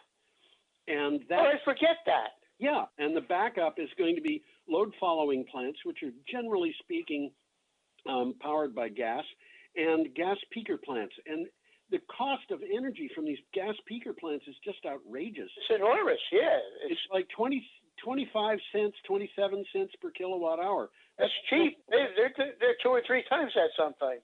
Yeah, and then what happens is you come in with these batteries, and they're providing power for like 2 cents per kilowatt hour. This is a game that the tables have been turned.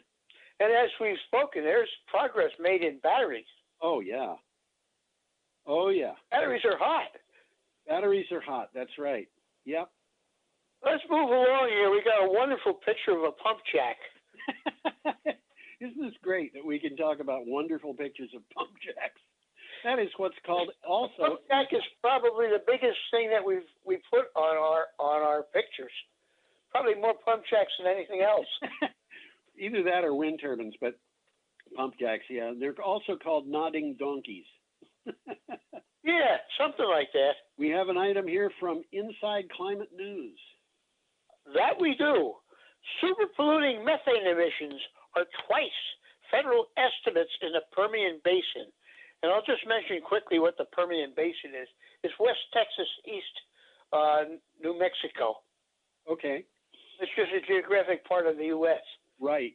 Methane emissions from the Permian Basin, one of the largest oil-producing regions in the world, are more than 2 times higher than federal estimates, according to a study recently published in the journal Science Advances. Well, there's a little takeaway here. A byproduct of fracking for oil, methane is often emitted into the atmosphere instead of being captured for use as fuel, which is kind of foolish, really. It is approximately 84 times more potent as a greenhouse gas than carbon dioxide. Yeah, I should mention, by the way, that you hear a bunch of different figures on how much more powerful it is. Oh, yeah, and how long it lasts and all of that, but it's still worse. Yeah, I've seen figures as low as 20 times, and I've seen figures as high as 100 times, and it's basically dependent on how long you're going to let the thing go before you actually do a measurement of it. Yeah, exactly. No. Well, in any case, the gas vented from the Permian makes nearly the same contribution to global warming as carbon dioxide emissions from all U.S. residences. That's the salient point. That's Bingo. the point. Yep. Yeah. Well, let's move on to the next one here. Okay, this comes from the Hill. It does that, yes. We have a picture here of a young man changing the price at a gas station. Which is happening frequently these days. It is. So how the coronavirus has impacted the oil industry, which we were ready to mention, and the future of the climate crisis. I want to mention here that Tom and I are talking on this show, each of us from his own digs at home, and that's because of the coronavirus. We're not going out much. Okay, and this says on Monday, which was, I don't even know what Monday was. What was the date? It was the 20th of April. Yep. On Monday, oil prices fell as low as minus $40 and eventually settled at minus $37.63 per barrel. Scared investors and negative oil prices leave the future of the industry on shaky ground. They may poise renewable energy options for a greener future. This again points to that what I was talking about before, that the oil industry is getting into trouble. Absolutely. Yeah, and I think we one of the things that I've noticed here is that nobody seems to be celebrating this. I mean, the companies that are dependent on oil, which are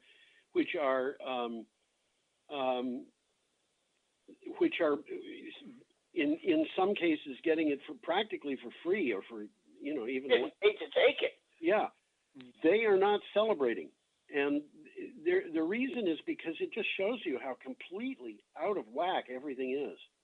Well, right now there's so much oil, and we'll touch base on this. They don't know where to put it. They don't know where to put it, and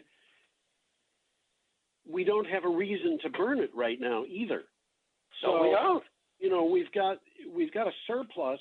The demand has dropped precipitously. I think it's off by about a third. I don't have a figure at hand. I think that's a pretty good guess. Yeah. Okay. Well, however, some experts believe that rock bottom prices and a massive halting in renewable energy installations will slow the much needed transition to green energy. Well, other experts. Unanticipated side effect. Yeah. Other experts are saying exactly the opposite. We really don't know where this is going to go. And, Tom and I, for anybody who's listening, Tom and I have talked about what we expect for the future and a lot of things for a long time. And I don't know about you, Tom, but I don't have a really good handle on this yet. I don't think anybody does. Yeah. I mean, we're all in unexplored territory here. We are definitely that, in unexplored territory. Should we move on? Yeah, this was a good one right now. Okay. 84 gigawatts. Remember, gigawatts is megawatts. U.S. renewables plus storage pipeline has developers anxious for market integration rules. Yeah, this is from Utility Dive, and by the way, we have advanced to Friday, April 24th. Counting projects of 1 megawatt or more, 4.6 gigawatts of operating U.S. renewable projects are co-located with batteries. That's a good move. Huh? That's a good move. Is the immediate development pipeline has 14.7 gigawatts more, so it's about 3.5 times as big as what's already there. And absolutely, that is another 69 gigawatts. And developers really want to know what the rules are for this. It's a little bit confusing because batteries are both a source and a load. Yes, that's right. And there's confusion there. Yeah. Because there's different rules applying to sources and loads. Right. And if you look at, for example, the Federal Energy Regulatory Commission's material that they put out every month. They're confusing too. It's confusing there because they talk about how much electricity is generated from batteries, and it always comes up negative. And the reason is because they store energy, and then they lose a little bit in lost efficiency, and then they deliver it back to the grid. So the figure that's there is explicable in terms of how they got it, but it really doesn't give you a very good idea of what the benefits and costs of this are. Well, let me give you a quick sentence here that I got from the source here. Renewable hybrids' ability to provide low-cost dispatchable energy make them extremely desirable. Yeah. Developers face obstacles relating to the rules for participation in wholesale markets. This is what I just said. Batteries are load when being charged and generation when it is discharging. Yes, that's right. And interestingly enough, there are times when the cost of electricity becomes negative, and that's been going on for years. And when that happens, the person who has the battery can actually, if he's tapping in at the wholesale level, can actually make money charging the battery. That's interesting. Well, let's move on to the next one here. Okay. JBIC, which you will tell us shortly what it stands for. Yeah. It becomes the third Japanese bank in a month to signal a move away from coal. Yeah. You know what? I don't think we mentioned that previous picture was a wind turbine. I don't think we did, and there's solar panels there too. Yeah, and poor Brian, who has to sort these pictures out with the text, is gonna have to rewind to get it in. Okay, we have a picture now of polluting power plant. Yeah, it looks like it's probably a coal burning power plant. Oh, definitely. And you read the title from this already? JBIC? I did. The governor of the Japan Bank for International Cooperation. That's JBIC. That's it. Said the bank will no longer accept loan applications for new coal power projects. Oh, that's prudent. The statement comes as more Asian firms ditch coal with a capital flight from fossil fuels accelerating. This is from Echo Business. Oh, look at that and say, hey, look, we're not going to make any money. We're going to stop lending to these guys. Every time they lend money, they lose. They go bankrupt. They're assuming a liability if that company goes bankrupt. And it's more and more like coal is not a good way to do things. And if you put money into a coal burning plant that is being built today, I don't think you're necessarily going to make that money back ever. I think you're right. You know, we saw, I don't even remember how many years ago it was, but several years ago, we saw a coal burning power plant, I think in Belgium, close down when it was only 18 months old because it couldn't make money. Yeah, we talked about that. Yeah. So that is, it's a bad bet for the banks, and they've got, you know, social reasons, moral reasons. There's a quick takeaway here. Yeah. Government-run JBIC is the third Japanese financial institution to shift away from coal. Yeah. So this is a trend. This is definitely a trend. Major Japanese lenders have been the biggest coal financiers traditionally, globally. Yes. In the last 5 years since the Paris Accord was signed, they have poured $282 billion into fossil fuels. Well, that's changing, guys. It's changing, and you know, I think they may be losing money on some of that too. I think you're right. Yeah. Okay, should we go on? Yeah, we got a really nice picture here. Yes, a picture of wind turbines. But it's a nice sunset or sunrise picture. Yeah. Okay. Well, Ofgem backs Shetland subsea power cable prices. Ofgem backs Shetland subsea power cable plans, and Ofgem is the UK's independent service system operator. Yeah, and the Shetland Islands are pretty far north of Scotland. Yes, they're to the north of Scotland, offshore. Way offshore. Energy regulator Ofgem, I don't know how they pronounce that. You said Ofgem, you might be right. Approved plans for a subsea power cable which would take energy from Shetland to the Scottish mainland. That's 160 miles. 160 miles. The Scottish and Southern Electricity Networks plan for a 600 megawatt transmission link to export renewable electricity from Shetland to the rest of Britain. I noted on this thing when I put it on the website that it was 160 miles. I don't think that was actually in the. No, I got that from your note. Yeah, I know. It's for GHH, and I got it from you. I think that's me. Well, what's happening here is a new wind farm project on Shetland is going to be operational by 2024, and it's going to generate far more electricity than Shetland can use. Yeah. So they're going to bring it back to the mainland. And now this is a very important thing to listen to and memorize. Kirgord in Shetland to North Head on the Scottish mainland near Wick in Caithness. There will be tests on that. I will definitely memorize that, Tom. But you know, it's a sign of the times. They've got the land, so they decided to put up a wind farm. Yep. And they got more power they can use. So hey, guess what, guys? Let's sell the power. Yes, that's right. And all they have to do is put in 160 miles submarine cable. Which used to be significant. Now it's a drop in the bucket. They're putting submarine cables in all over the place. All over. I mean, we're talking about submarine cables going from Iceland to Scotland and from the Northern Territories of Australia to Singapore. Yeah. They're getting serious about this. This is a thing that's going to go for thousands of miles in some. There's a whole bunch of them going on off of the coast of Denmark. Yes, a huge amount of that stuff. Although it's not generally as long as the others. Oh, it's a kind of a network. Yeah, that's a good way of putting it. Okay, should we move on, Tom? Yeah, we got a nice picture of U.S. aquifers coming up. An interesting picture. Take a look at it. Take a little while to look at it. Yeah, you know, one of the things that struck me about, I should mention, we're at Saturday, April 25th. One of the things that struck me about this was my eyes just go to the part of this map that centers in Michigan, in the lower peninsula of Michigan.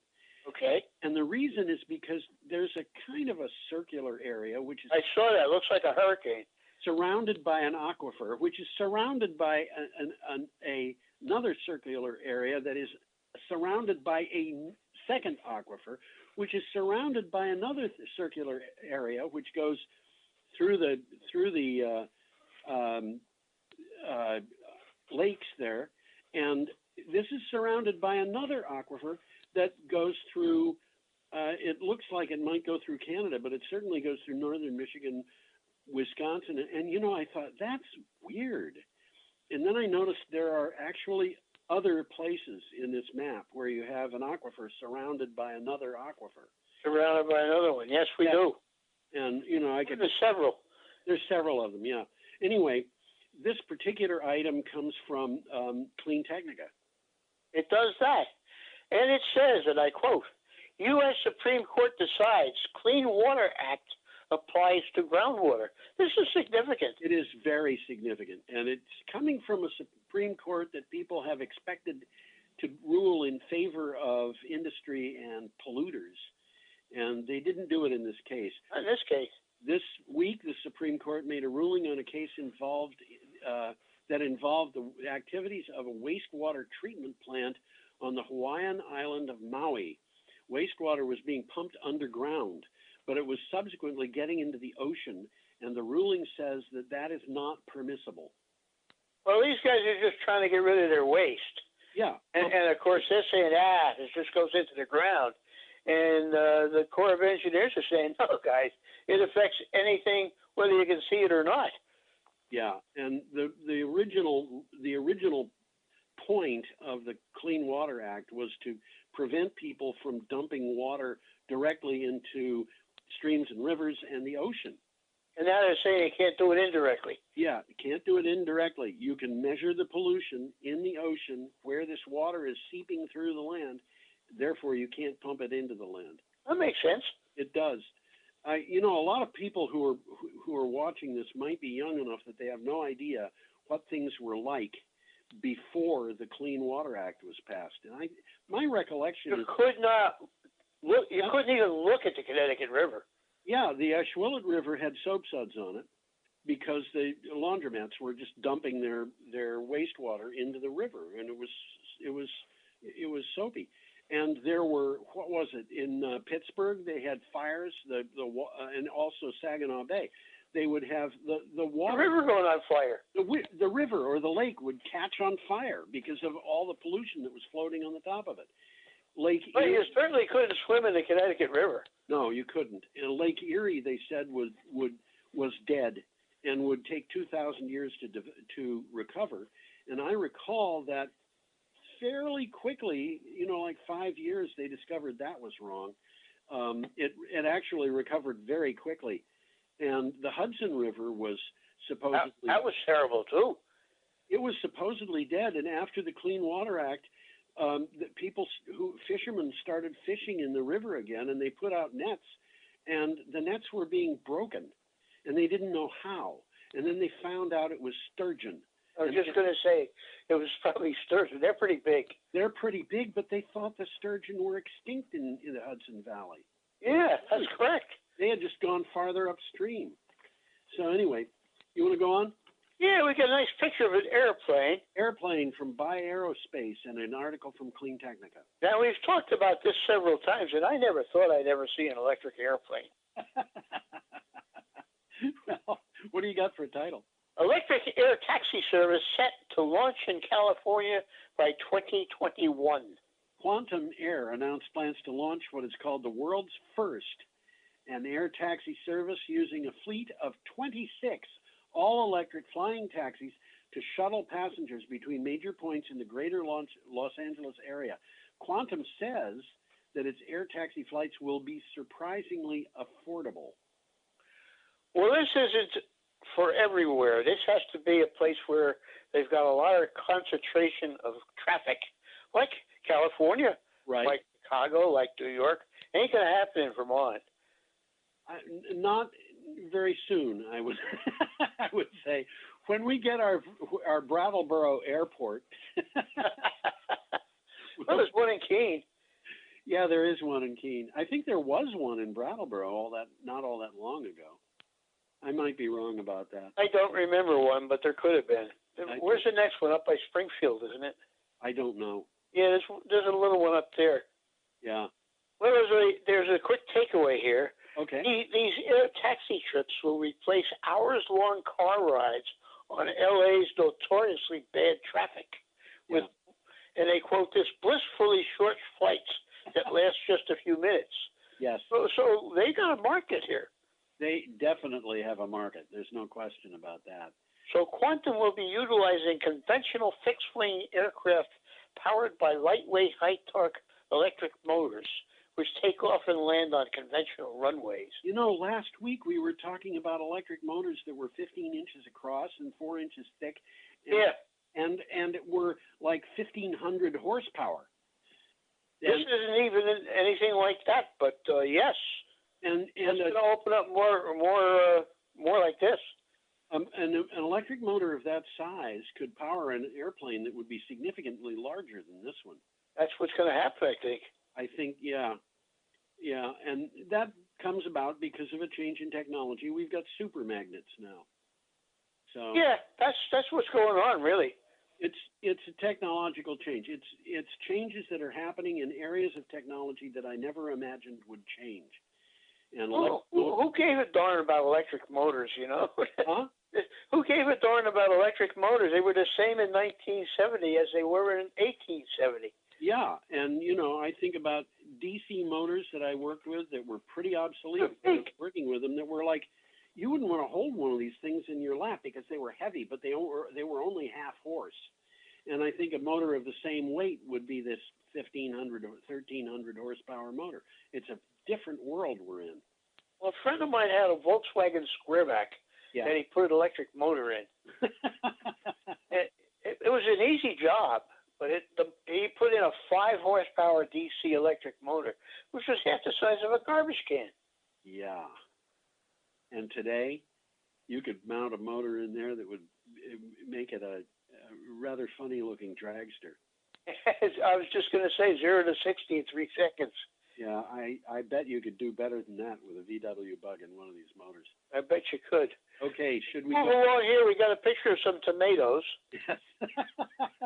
Why do we have a picture of tomatoes? This is also from Clean Technica. We must fix our food system to withstand disasters. Well, that's absolutely correct. I guess that's true. Just as this pandemic has shown light on the fragility of our medical system, it's also shown that the U.S. food system is broken. Our food supply comes largely from mega corporations across the globe. Disruptions are widely felt and impossible to plan in advance. You know, you go down to the co-op in the middle of the winter. Unlike many stores, they tell you where this stuff comes from. So yeah, they do. If you buy tomatoes, you can learn that they have come from Florida by air, but they still have come by air from Chile. Yeah. You know? Sure. They're not going to come from Vermont in the wintertime, that's for sure. Well, unless they come from a hothouse.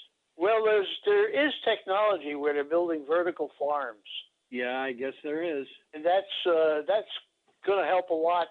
Not around here, but in the big cities. Well, I think it'll help around here, to tell you the truth. And one of the things that's really interesting about those vertical farms is that they are put into buildings that would really not have much other use. That's correct. You can put them into old warehouses and things like that. That's what's going on. Yeah. But we got a quick takeaway here. The concentration and consolidation of food production is unsustainable. Yes. Workers are exploited along the chain, from small farmers to field and factory workers to food service workers. Yes. And that's true. Yes. Consumers are confronted by costs of housing and health care competing with food and the cost of managing the food they bring home. We need a new model, a more sustainable system with better stewardship of our food resources. That's a very true statement. I think it is, yes. And one of the problems that we've got here is this mega corporations thing. Well, that's the way American industry has developed. You know what it reminds me of? A friend of mine many years ago was talking about schools in the United States, and he said the American school system was designed at a time when the country was enamored of the factory system. And that's why we treat children as though they were components to be turned out in a factory. And that's an interesting observation, isn't it? And I think this thing of mega corporations, the mega corporations have got an approach to business that is, all corporations in this country have to follow business plans that are stated in the corporate papers. And their business plans say, we are interested in making money. That's it, period. And they may say how they're going to make money, but they don't say what damage they're going to do collaterally in the process. Isn't there a new form of corporation that's coming up that's socially responsible? We have B Corps in what I'm Vermont talking about. Yep. and other places in the nation. I think Vermont was the first state to have a B Corp, which is a benefit corporation.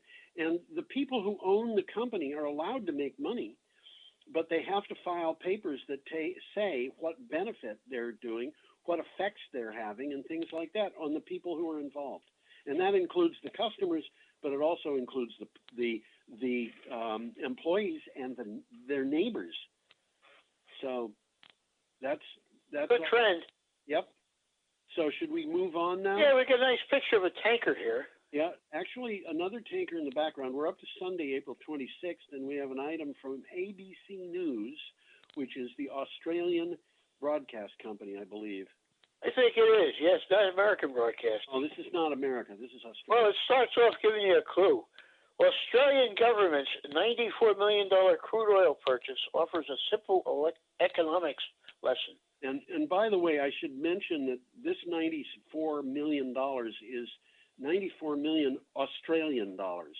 And an Australian dollar, as I recall, is about 75 cents US. Yeah, they're smaller. They're less than ours, right? Yeah. So this would be probably $70 million. Something like that. It's still significant. It's still significant, yes. Interesting picture there of the tanker. You notice something about it?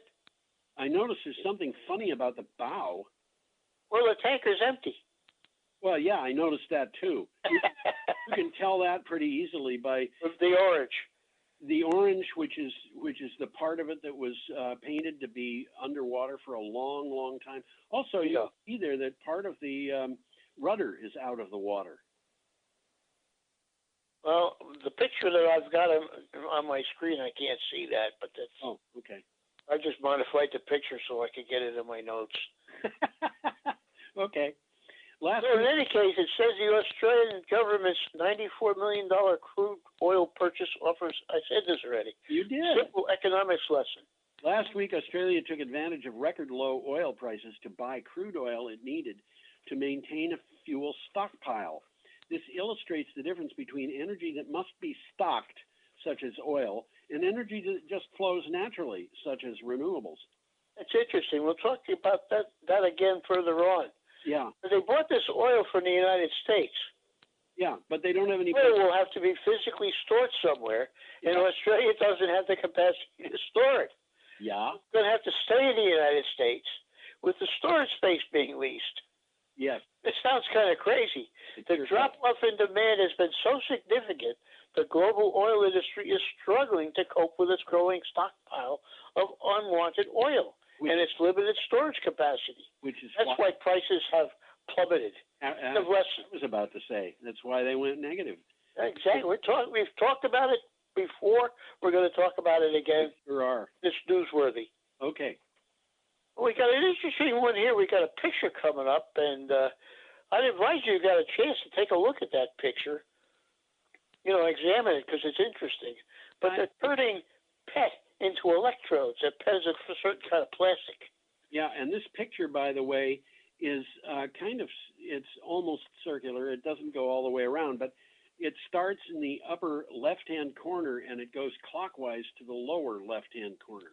In a circle. It's a process that's being illustrated here. Bing, bing, bing, bing, bing. That's right. So, what do you? This is from Clean Technica. What do you have for a title? New research turns old soda bottles into battery electrodes in a microwave. This is crazy. Researchers at Purdue University have devised a way to use microwaves to convert plastic waste into battery electrode material. The process applies to PET, PET, which is polyethylene terephthalate, the most commonly used plastic for single-use water and soda bottles. Well, this is the same plastic that they use to make, they call Mylar. Okay. It's just in a different form, but it's the same plastic. I didn't know that. this, one of the things, Tom, that I thought about when I read this article is, they're talking about a way to use plastic refuse, and oh yeah, absolutely. But the amount of plastic they're going to use here is not going to make any dent in the amount of waste we've got. Unfortunately. Yeah. It's a step in the right direction, but it doesn't solve the problem. It doesn't even come close to solving the problem of plastic, but it does do one thing which is kind of nice, and that is it gives them a source material that doesn't have to be mined, and it doesn't have to be, it's actually kind of free for the taking, literally. They'll almost pay you to take it away. They would pay you to take it away. Well, the researchers used ultra-fast microwave irradiation to convert these PET flakes into disodium terephthalate in around 2 minutes using typical household microwave setup. This is not rocket science. No, this is not. And I was confused and I couldn't figure it out reading the article. They talked about it being super fast, and they also talked about it happening in a typical microwave setup. And I'm not sure what that combination tells us. Is the typical microwave setup that you have in your kitchen super fast according to their definition, or are they using a setup that looks like that but has a difference that the microwave is faster? I don't know. I think it would have to look like that, but it would be set up differently. Yeah. Yeah. I mean, they gotta feed that stuff into this microwave oven, and you figure they do it, through pipes and stuff like that, rather than through an open door. I don't know. I don't know either. You can't really tell from the picture. No, you can't tell from the picture, and obviously, I would think that if they're going to do this, if they're going to convert this into an industrial scale operation, they'd probably have to do it the way you just described, by feeding it in through. Yeah, it would have to be automated. It would have to be automated. It's interesting though, because people are thinking outside of the box to do stuff like this. Yes, they are, and there may be other uses for the kind of process that they're going for here. There's so much going on with carbon. We have graphenes and different. We've discovered different new forms of carbon. Oh yeah. In the last few years, that really kind of boggle the mind. They have buckyballs and all kinds of stuff. It's so different from what we think of as carbon. That's right. Graphene is one of the best conductors of heat and electricity we know. And we've only known about graphene for what, 10 years? Something like that. I was surprised when I first heard about graphene. I wanted to learn about it. And I was surprised to learn at that time that one of the best conductors of heat in the world is diamonds.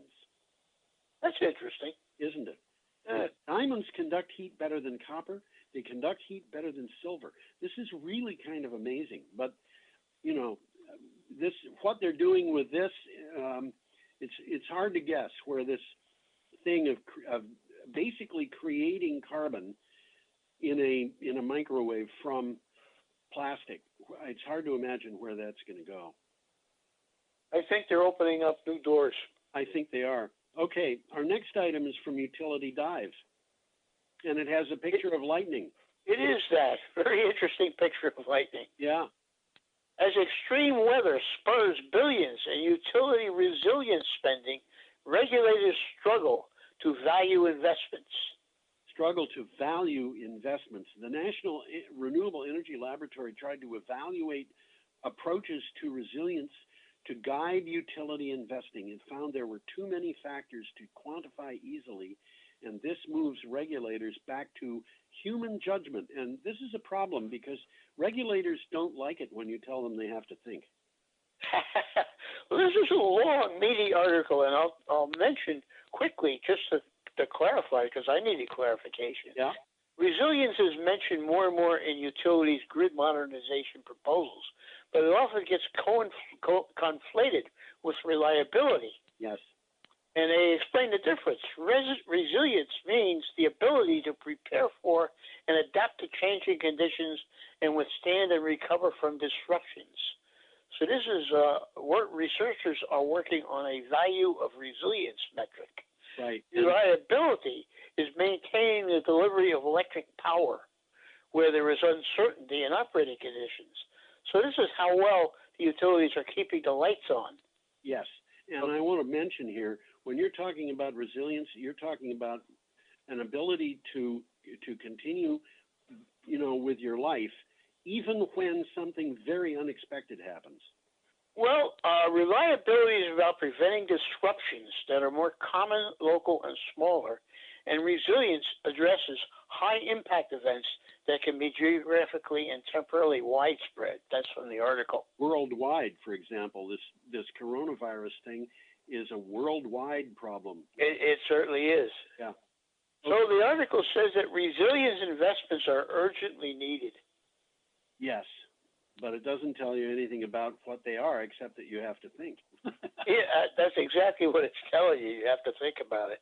Okay, should we move on? Yeah, let's move along here. We got a picture of a Starlink launch. Yeah, this is also from Clean Technica. What do you have for a title? Starlink, private beta testing to begin in 3 months. Public beta testing to follow. Public beta testing is an interesting idea when you're talking about rocket ships.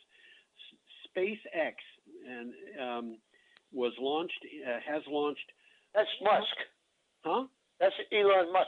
It is. It has launched 422 low Earth orbit Starlink satellites, with more coming in May and June. Private beta testing of the Starlink network will start within the next 3 months, and Elon Musk says SpaceX has permission to launch 12,000 satellites. Now, well, we've only totally launched since the beginning, about 7,000. Yeah, I was going to say this is more satellites than have ever been launched in the past. Absolutely. But these are small satellites that are only going about 300 miles up. Oh, only 300 miles up. Well, regular satellites go 20,000 miles. I know, and these things are not just going to an area that's fairly low. They are pretty small. Yes, they are. They really are small. I don't remember how many of them there are. Maybe you have it in your notes, but it seems to me that the 422 were launched in 6 launches or something like that. I don't have that in my notes, but it was something like that. That was a very small amount. Now, here's the question: why is this being mentioned in Energy Week? Well, it's because these things are bringing internet access through the sky, which means that if you happen to have a solar panel and a little bitty computer and that has a way of reading the material, you can get internet access when you don't have grid power. Anywhere. There are hundreds of millions of people who could be customers of this project who don't have any electricity right now. Absolutely. And it'll give Elon Musk a very good reason to supply them with a solar panel, a battery. I mean, that's what he sells. Yeah. And a little bitty computer. And you don't need much of a computer. I mean, the one I use to power this thing, I've actually had it on the show once or twice, but it's bigger than a credit card. Yeah. Okay, we should go on. That's called progress. We have an item here also we're getting a lot from Clean Technica this week. Have an item from Clean Technica and another picture of tankers. Amazing. Well, the one we're looking at there is full. Yes. Actually, all of those are full. Well, yeah, but there's one that stands out. The other ones, well, there's a lot of tankers in that picture. There's a lot of tankers in that picture. I looked at the video that it came from. There's many tankers out there.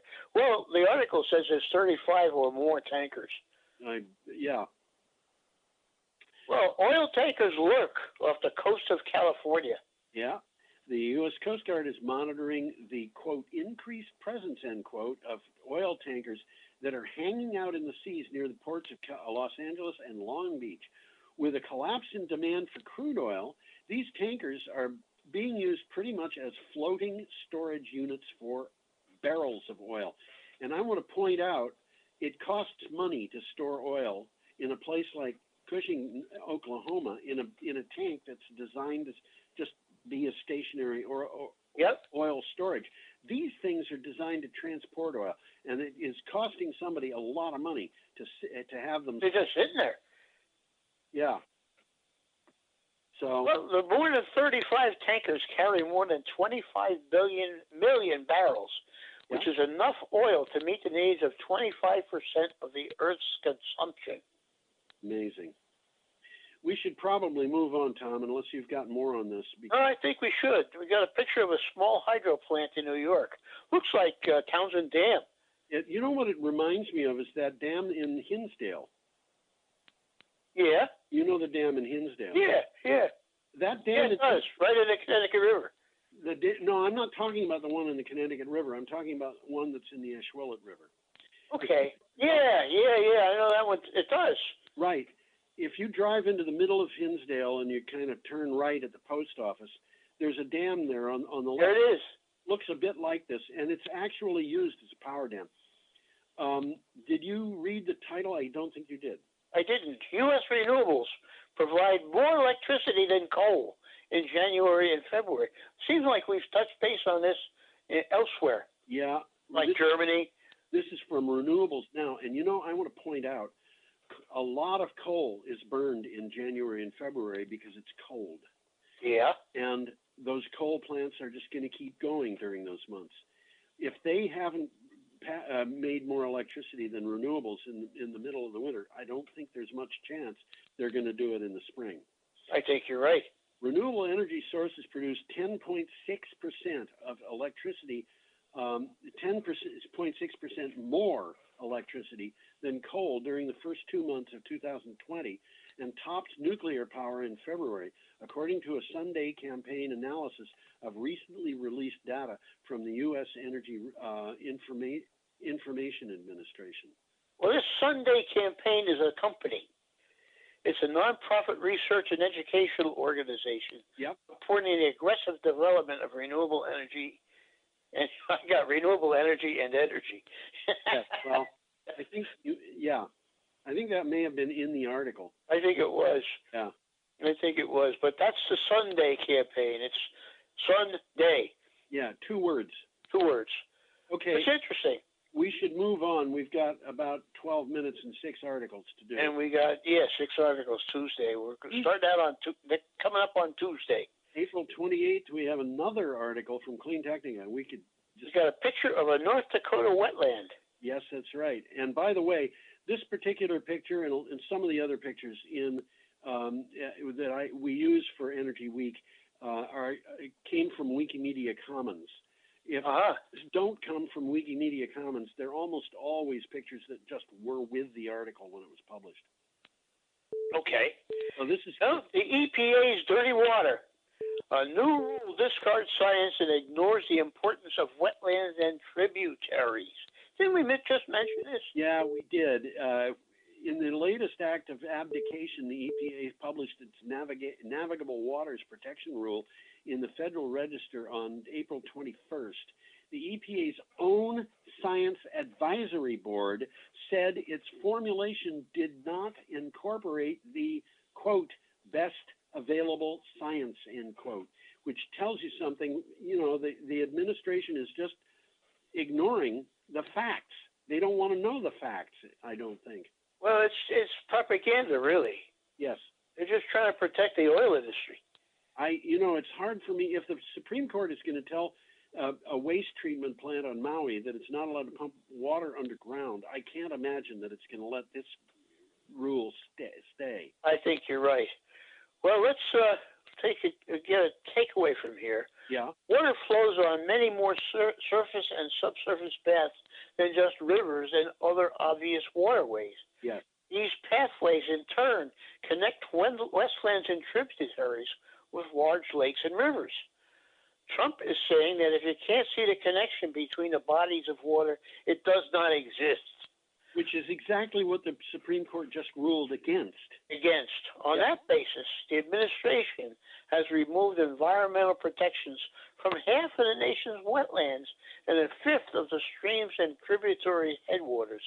that makes them available for unregulated pollution. It isn't going to stay. Yeah. I think the Supreme Court's going to get in there and say you can't do that. I suspect they will, yes. Okay, we've got an item here from NJ Spotlight and a picture of a solar farm. Pretty big solar farm. Yeah, it might be in New Jersey. It looks like it could be. It very well could be. Probably is. Yeah. Well, the NJ, which is New Jersey, goes to court to fight federal order on renewable energy sources. This is interesting. New Jersey appealed a federal order that would raise the cost of energy from renewables, saying the measure exceeds federal authority and would slow down the switch to clean energy. Advocacy groups in Delaware, Maryland, and the District of Columbia joined in the action. We've actually talked about this ruling before on a number of occasions. Doesn't make sense.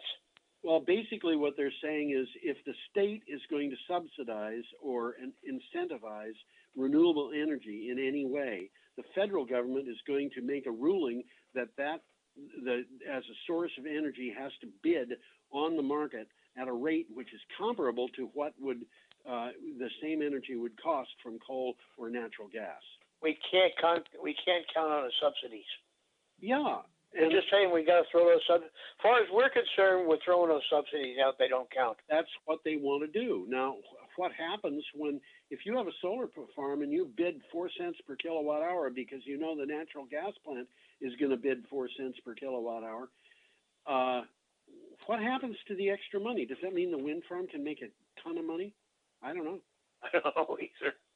Okay. Do you have more on that? We have to keep. Well, FERC's plan is just another form of subsidy to the fossil fuel industry. Right, and one of the FERC commissioners said this is exceeding the authority of our commission.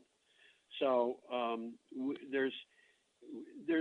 mean, these people are acting for political reasons and not because they want. Absolutely. Okay, you want to move on, Tom? Yeah, I think we should. Environmental. Picture of a nuclear plant in Connecticut. Yes, Millstone, and this is the Environmental Working Group. As pandemic rages, federal nuclear regulators put keeping reactors running ahead of public health and safety. How is the NRC responding to a coronavirus pandemic? Question. Well, the answer is by letting nuclear plants cut back workforces for social distancing, creating 84-hour work weeks, and by having NRC inspectors work from home. Doesn't make sense. Have you ever worked an 84-hour work week? I don't think I ever did, but they're allowing these to happen back to back. Yeah, and I have worked 84-hour work weeks, and I can tell you. That's 12 hours a day. It's not very efficient or observant after 84 hours of work. Well, that's exactly what they're saying. They're talking about 3 Mile Island. Yeah. Attributed to mechanical failure worsened by operator fatigue. Yeah. Okay, we have to go on, Tom. I think we do. We got a picture of Michael Moore here. Yep, we're at Wednesday, April 29th. It's kind of a controversial article here. Well, what do you have for a title?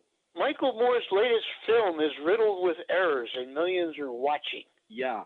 Planet of the Humans, produced by Michael Moore and Jeff Gibbs, is ostensibly about climate change, but Gibbs spends most of the so-called documentary railing against the problems of renewable energy and spinning out conspiracy theories.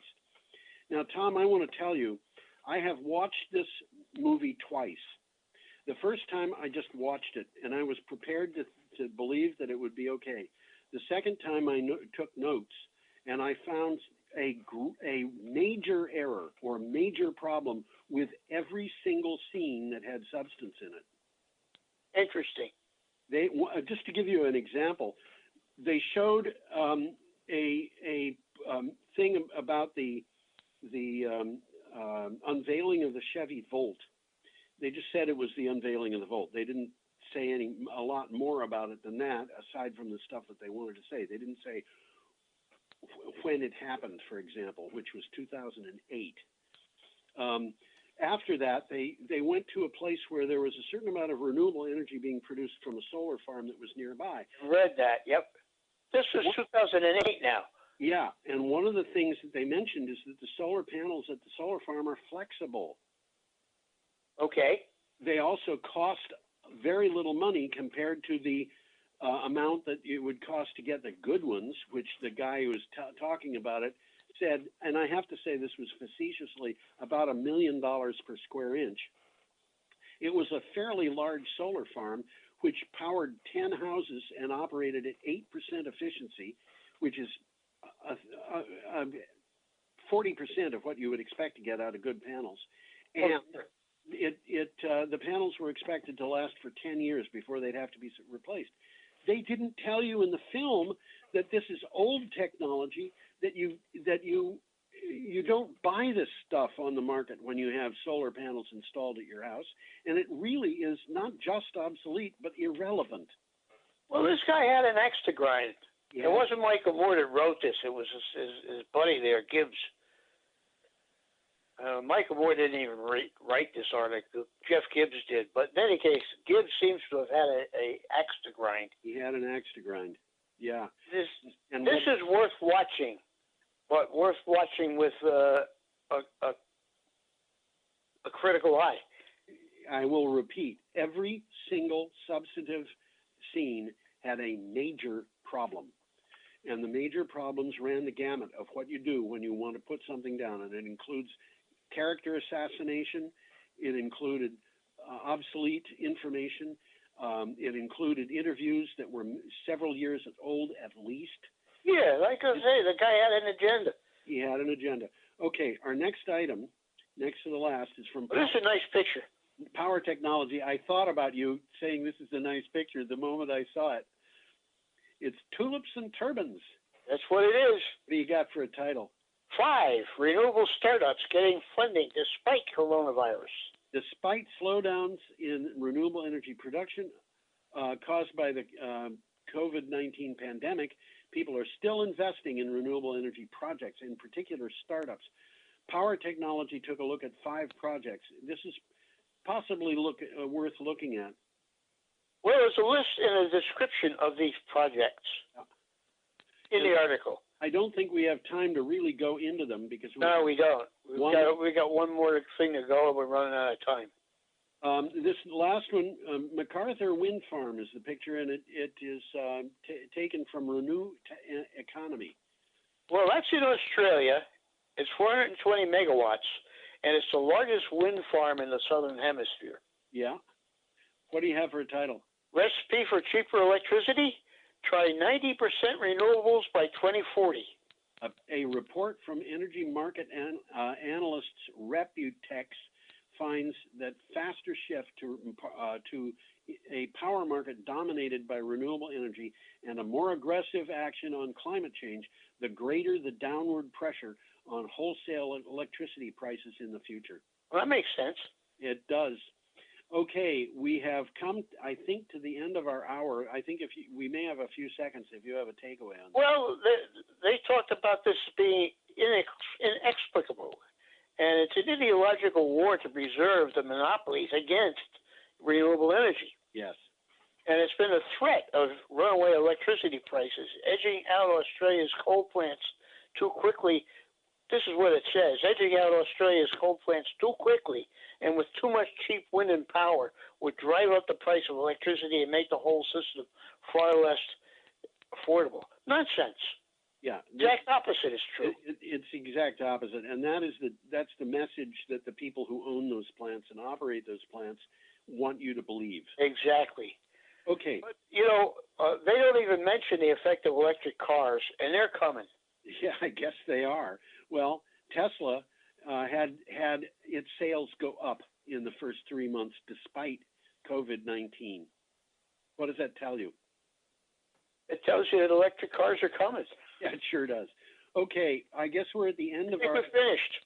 We're at the end of our show, so I'm going to invite everybody to come back next time. Sounds like a plan. Okay, thank you, Tom. Adios. Have a nice week. You too.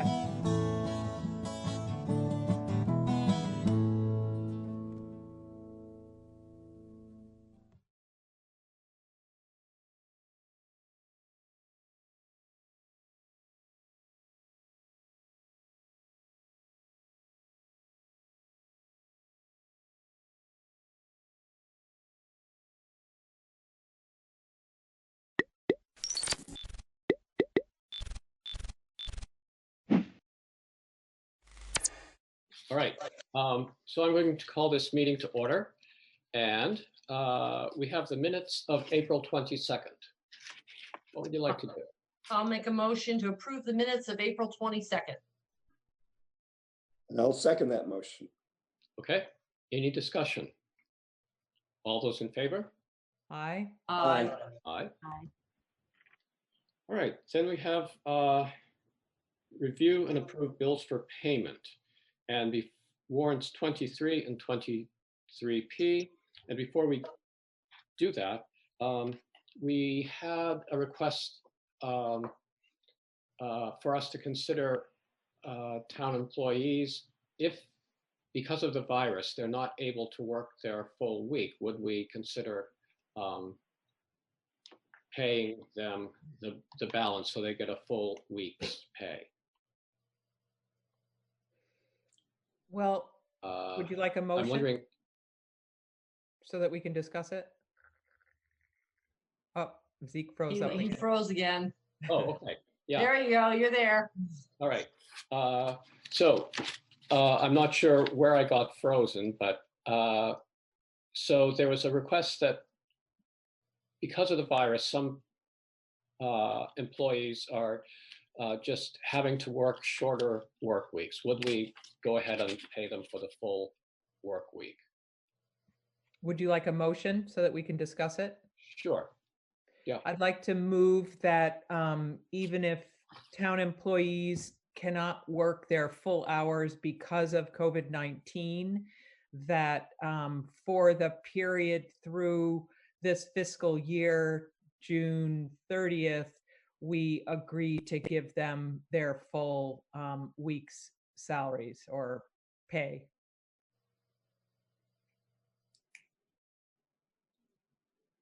Okay. Have a second.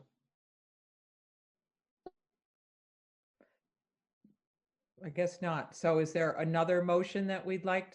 Terry, do you have something else in mind? I would change that from the rest of the fiscal year to go just for this month of May. So that way, as things are changing on the day on this stuff, as to what's being allowed and what's not being allowed and what's going to be open, should we just try it for this month of May until we can see where this is going forward? I'm good with that. Yeah. Yeah. So why don't you make a motion, Terry? I'll make a motion that we, for the month of May, we will pay the town employees, officials, their full salary, and then take it up at a later meeting as to what we do past that. Yeah, I'll second that. Okay, any discussion? Yes, I was just wondering if there is under the pandemic assistance programs, is there a mechanism that would address this issue when town employees have to miss hours? Is there anything at the state level, for example, that you're aware of? No. I'm not. I have to do some research, I guess. David, do you mean protocols or do you mean financial support? I mean financial support. I mean, there's like some variation of unemployment. I mean, I'm not sure what the extent of the reduced hours are, but when I guess we don't pay unemployment insurance, right? Yeah, we do. Yeah. So. But they're just working less hours. So is what you're asking that if they work less hours and we pay them for just the hours they work, there would be compensation from the state for the extra hours that they weren't able to work because of COVID-19? Yeah, that's my question. I mean, that's just was wondering about that. Well, I think that the scale is an important question. So, when you talk to Charlotte about it, was there a sense of, are we talking, 5 hours or are we talking 15 hours? Yeah, My sense was it's closer to that 5. Oh, okay. So it's a small reduction. The payroll warrants that we're going to look at, the payroll warrants that we're going to look at, the entire road crew had their full 40 hours. So are we just talking the office staff? And is it because they're working from home? So obviously they're going to be more efficient at home because they're not being interrupted with phone calls and visitors and, you know, people coming into what would be normally be the office. So we're not talking a lot of hours because I don't see where the road crew is being affected by that. Right. The road crew hasn't been affected.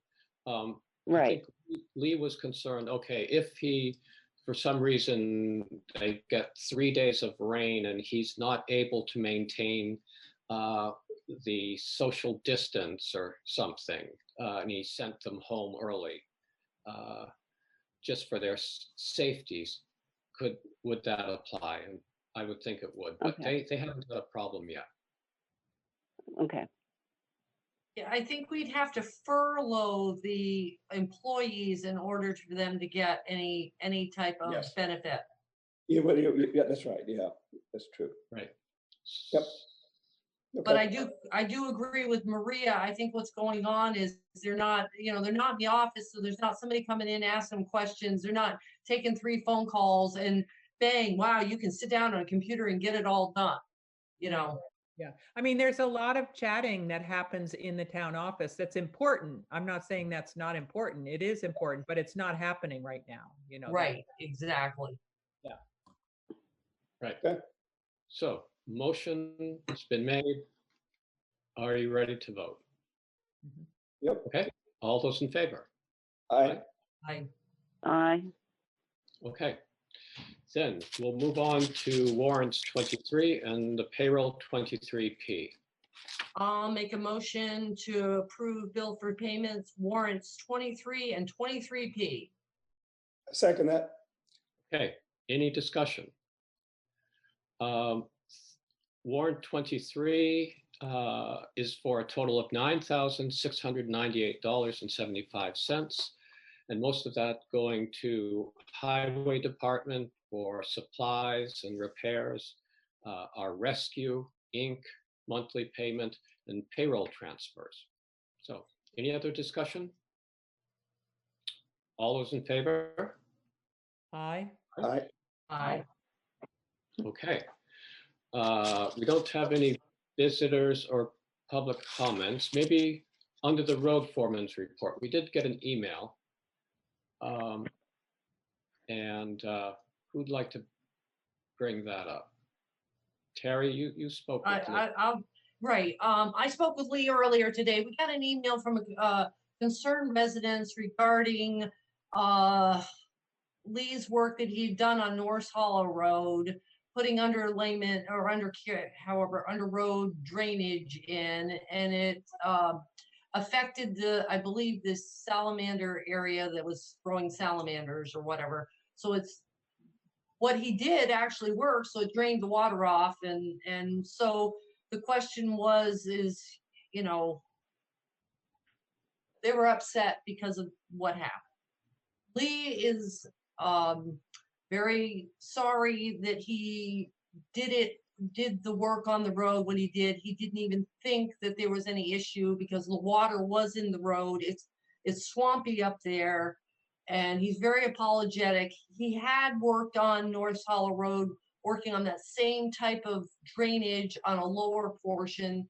So he was just trying to clear up. That is a class 3 road, so we do get state aid for it, so he has to do maintenance on it.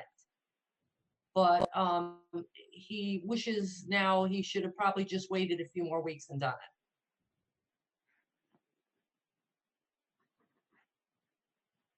So I think that we want to respond to the person who wrote the letter, and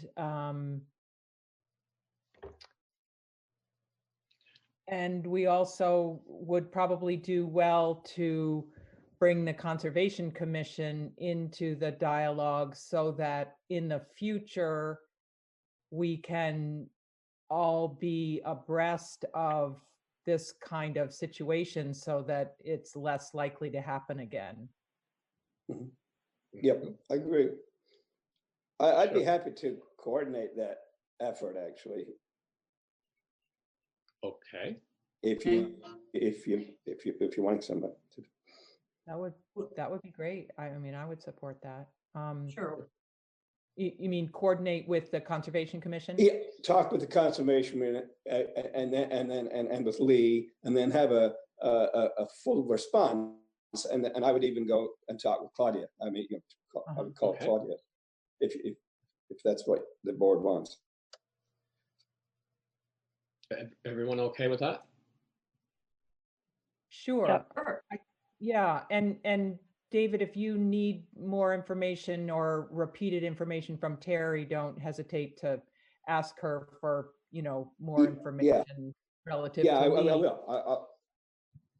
Absolutely. And I would say this, if even if you can't give Claudia a full response, in the next 24 hours, at least respond in some way to say that we brought it up at this meeting and, we're looking into it further. We're further looking into it, and we'll get back. We'll respond in more detail. Yeah. Right, and she also did mention that the brush cutting on the side, that was done last fall too. And again, I know it was with, I can't remember, Maria could tell me what type of mower they use, and it makes a rough cut instead of like a little flail mower. Go ahead, Maria. It's a flail mower. Yeah. It's a flail mower. Yes, Okay. But it's actually it's a head that's on the boom of an excavator. Okay, there we go. Well, that was done last fall. She's got a better take on that. That was done last fall, and that's for the same reason, for the maintenance, because it is a class 3. I mean, down the line, if somebody like Lee said, we could get around a table sometime, and it something to talk about is, do we want it still a class 3, or would we want it a trail? But that's for another time, and when we can get around a real table and have a good discussion with Lee, if we chose to. Yeah. We chose to. I think that involves a public hearing also, I think. Exactly, yeah. So, I mean, road class, yeah. But it is a class 3, even though it's a pent road, so we are getting money for it. So it's not like you can just leave it. Right. Right. Okay, so David's going to look and take care of that. Right. And the other thing if the road foreman's, besides, we know he was on North Hollow this week, but they have been installing some culverts. He's working with Sandwood Putney, and he's just finishing up or any kind of grading that needs to be in patches is what Lee's and the boys have been working at. And they all took the tests. The boys, I don't know if you've got the email that all the highway crew took that little VOSHA test too. So they were doing that. Oh, good. Yeah. Good. Great. Okay. Under correspondence for information, is there anything you'd like to discuss there?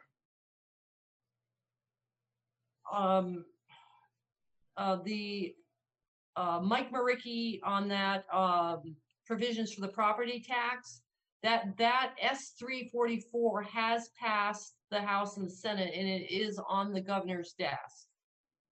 So we're waiting to see if he signs it. And I'm not sure if anybody really, if you guys read what 344 is, S344. That would allow us as a municipality, as the board, to alleviate or change the date of when taxes are due, for one. 2, it would allow us up till January 1st to waive the penalties and all that with taxes. And the third one would allow us to go back through the municipal budget and to reduce it, okay, without a special town meeting. So that's coming up. So when I am assuming at some point here soon, we'll either know if the governor's going to sign it or not sign it. But then it would throw it in our ballpark if it did get signed. Mm-hmm. Okay. Thank you. Yep. Okay. Let's see. Under new business, you ready for that? We have a request from the listers for an extension for filing the grand list. What would you like to do? I'll make a motion to approve and sign the lister request for the extension to filing the grand list. I'll second that. Okay, any discussion?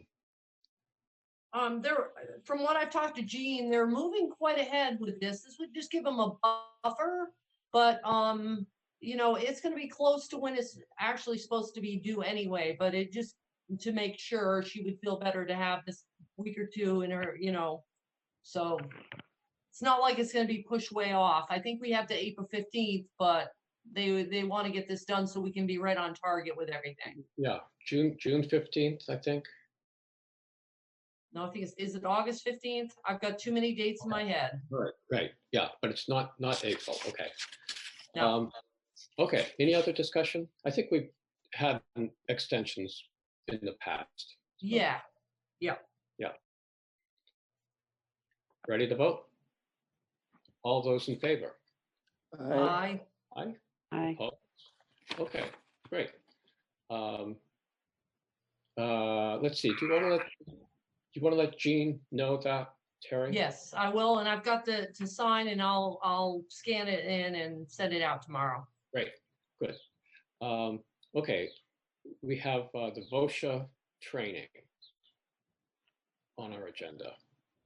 Yep, that was the mandatory training that needed to take place. It had to be done by Monday, by the governor's order from a week ago Friday. And all the highway crews done it. All the listers have done it. All the town office personnel has done it. And I believe, Geraldine, did you do it? I did it. Yep. I didn't. Yep. I sent my certificate actually to my HR person at my office, but I could send it also to the town office if that's important. Yeah, we're putting it all in the file. So that means all the select board's done it. Okay. Okay. So it's all been completed. Great. Good. Okay. Any other business? Well, a little bit of unfinished business. So Zeke, you were going to talk to somebody about. Yes. And I'm going back and forth with the telephone calls. Okay. So that's a work in progress. Okay. Yeah. Okay, so you guys all that all just cut out. What were we discussing? I didn't hear any of it. Oh, okay. We were discussing. I was going to get in touch with a candidate I thought would be a good animal control officer. Okay, all right. In process, yeah. Okay. And while we're bringing that up, we should. It's on the town website for all the positions we need. Yeah. So if anybody's interested in animal, well, I don't know if you've got somebody for animal control, but health officer, I mean, the list is all there. So, you know. Planning Commission, DRB. Yeah.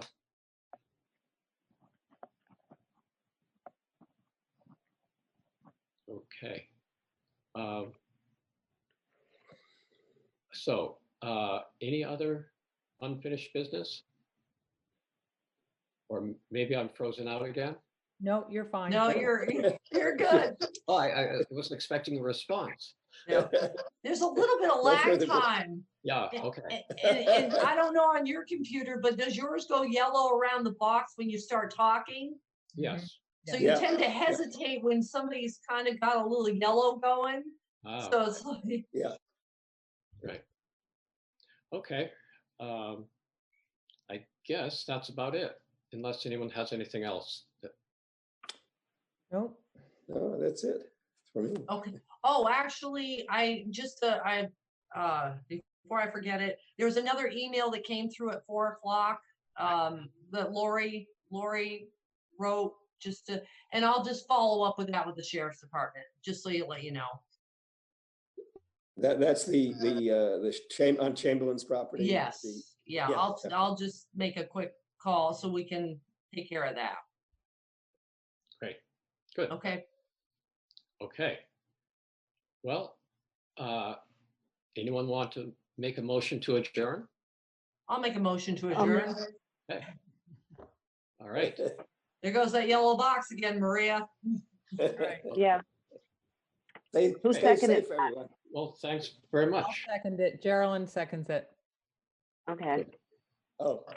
Good. Okay. Thank you, Geraldine, for hosting this again.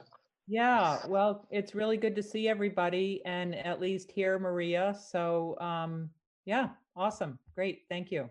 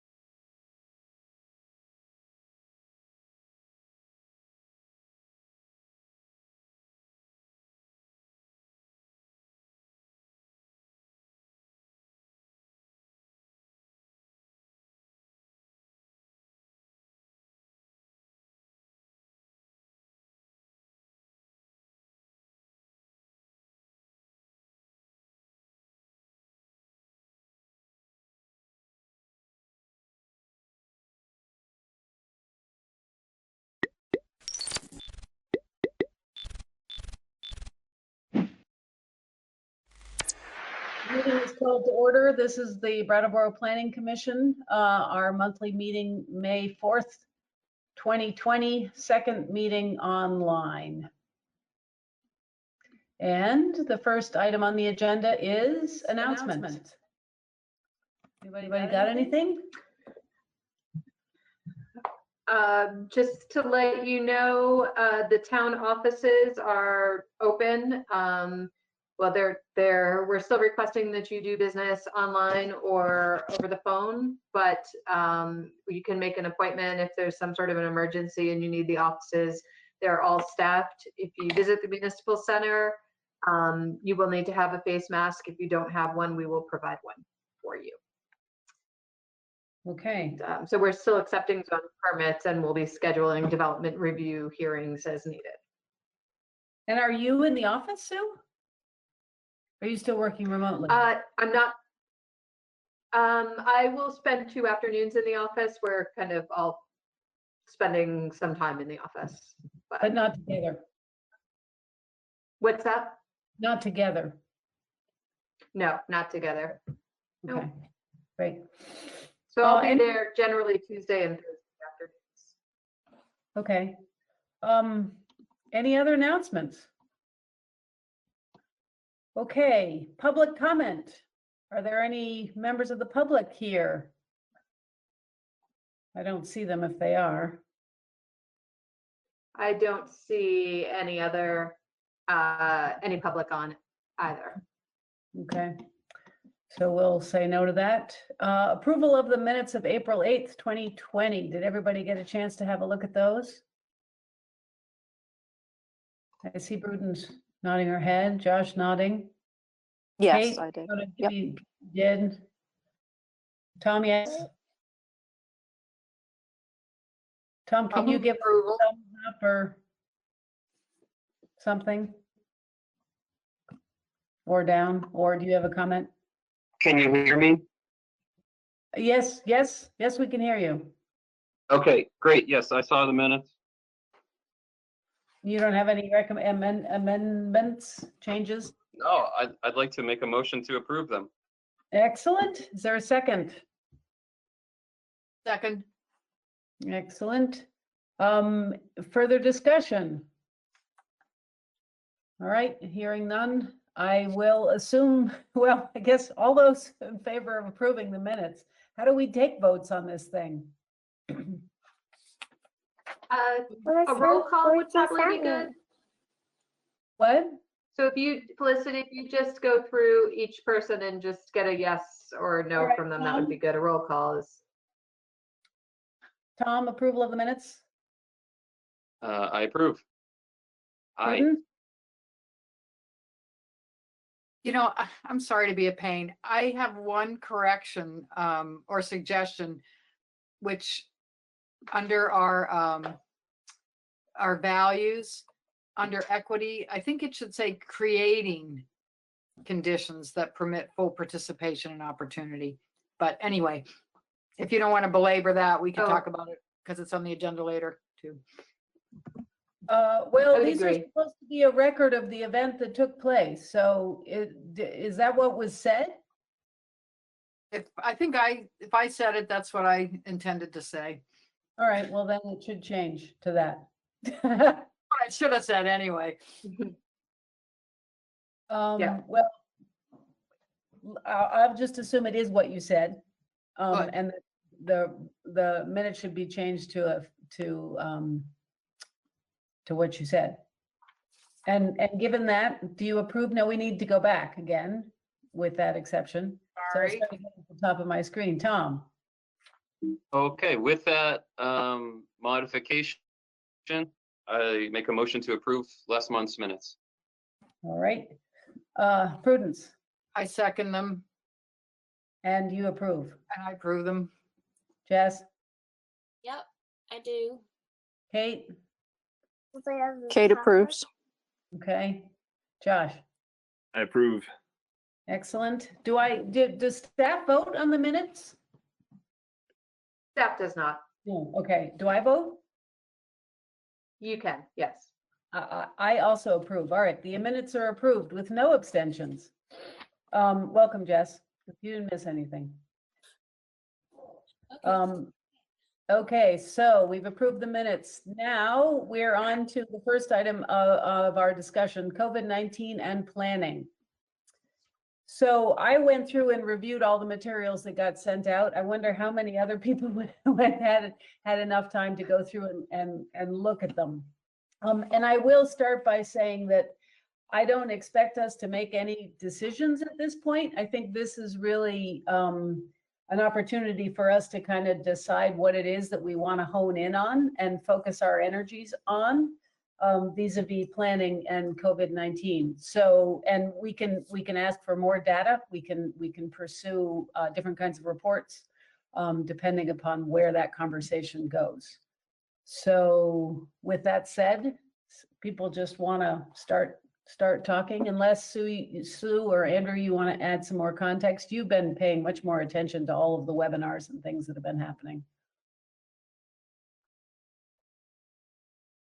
I mean, I guess one of the context for the data that you received is that there was some discussion from some members with myself and Andrew and Felicity about economic development. And so that's why the data that you received was a lot on the businesses and just kind of a collection of information about business impact that's to be expected. So, but there might be other avenues that you want to pursue as well.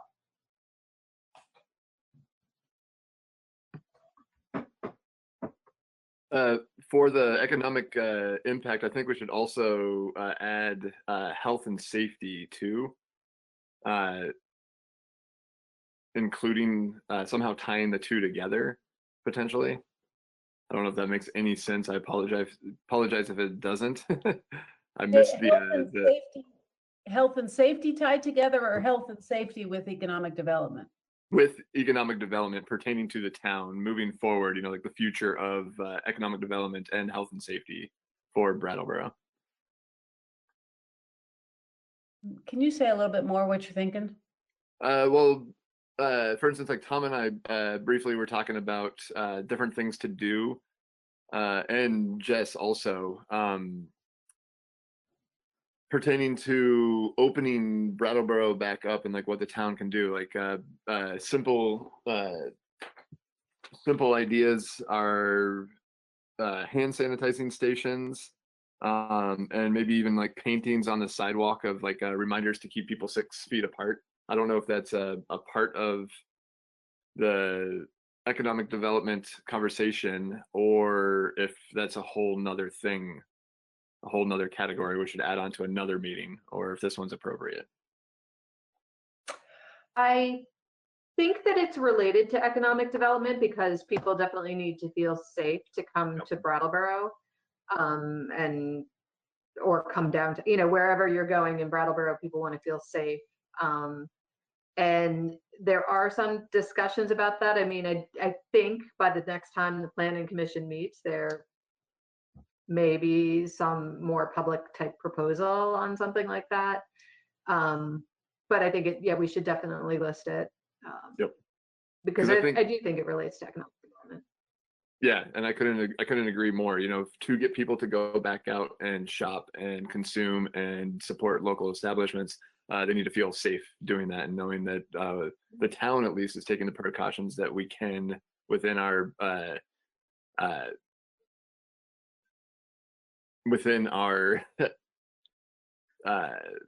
capabilities to helping keep people safe.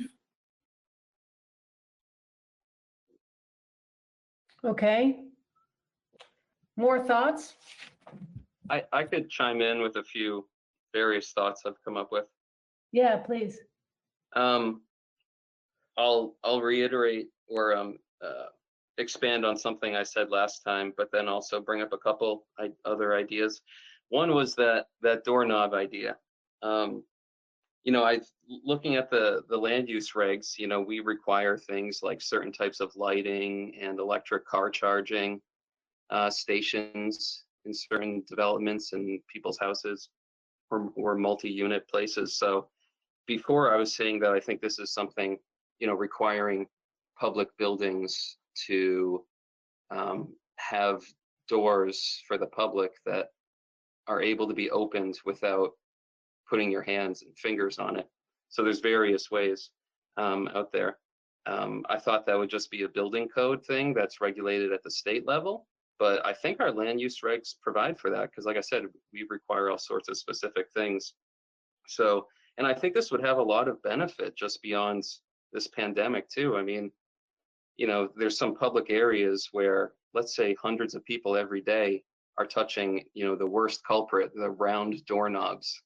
And I think you know, I haven't seen any studies, but I've seen various articles that just summary sort of things, just saying stuff like that have the potential to be big vectors.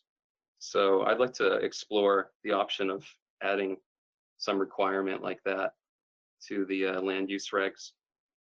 And I also thought my thinking went towards one of the CEVID's big documents that was in the folder, and it showed in Windham County or Brattleboro the industries that are at most a combination of biggest by various metrics and at the most immediate risk because of this pandemic. And it was accommodation and food and drinking establishments, I think, if I interpreted it correctly.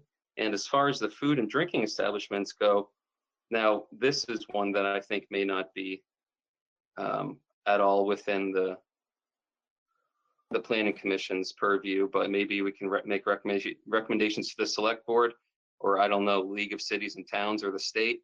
But maybe, especially with the warm weather coming, food and especially drinking can happen beyond, like associated with a venue, can start happening in a more spread out way, like not just right along touching the glass, you know, on one strip along the sidewalk, but I don't know, getting creative with not reducing the establishment's capacity so that way they stay a business, but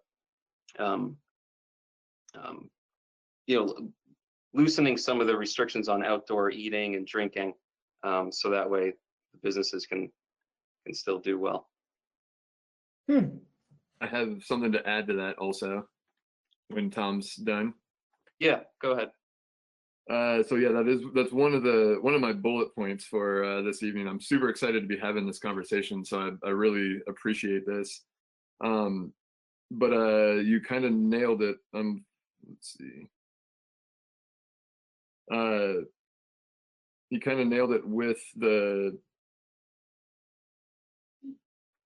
for instance, talking with downtown business owners, opening up sidewalks for food consumption and expanding or extending like liquor licensing onto the sidewalks. You know, I definitely know that that's difficult because of the varied area that we have between the street and parking spaces, and that's always been a concern in the past. But the times are changing, and they can also be really exciting. So if we can explore, I don't know, the purview of Planning Commission and liquor licensing, adding to the availability of space beyond just the indoor spaces that restaurants and eateries already occupy. So opening up and making sidewalks available is high on the list. Could that also include shutting down roads and allowing restaurants to take up space in streets downtown? I was just thinking the same thing too. I'm thinking the same thing too, except for that's a scary thing to say, but I love the idea. It's wild. It's crazy new times. I have a couple thoughts to respond to those.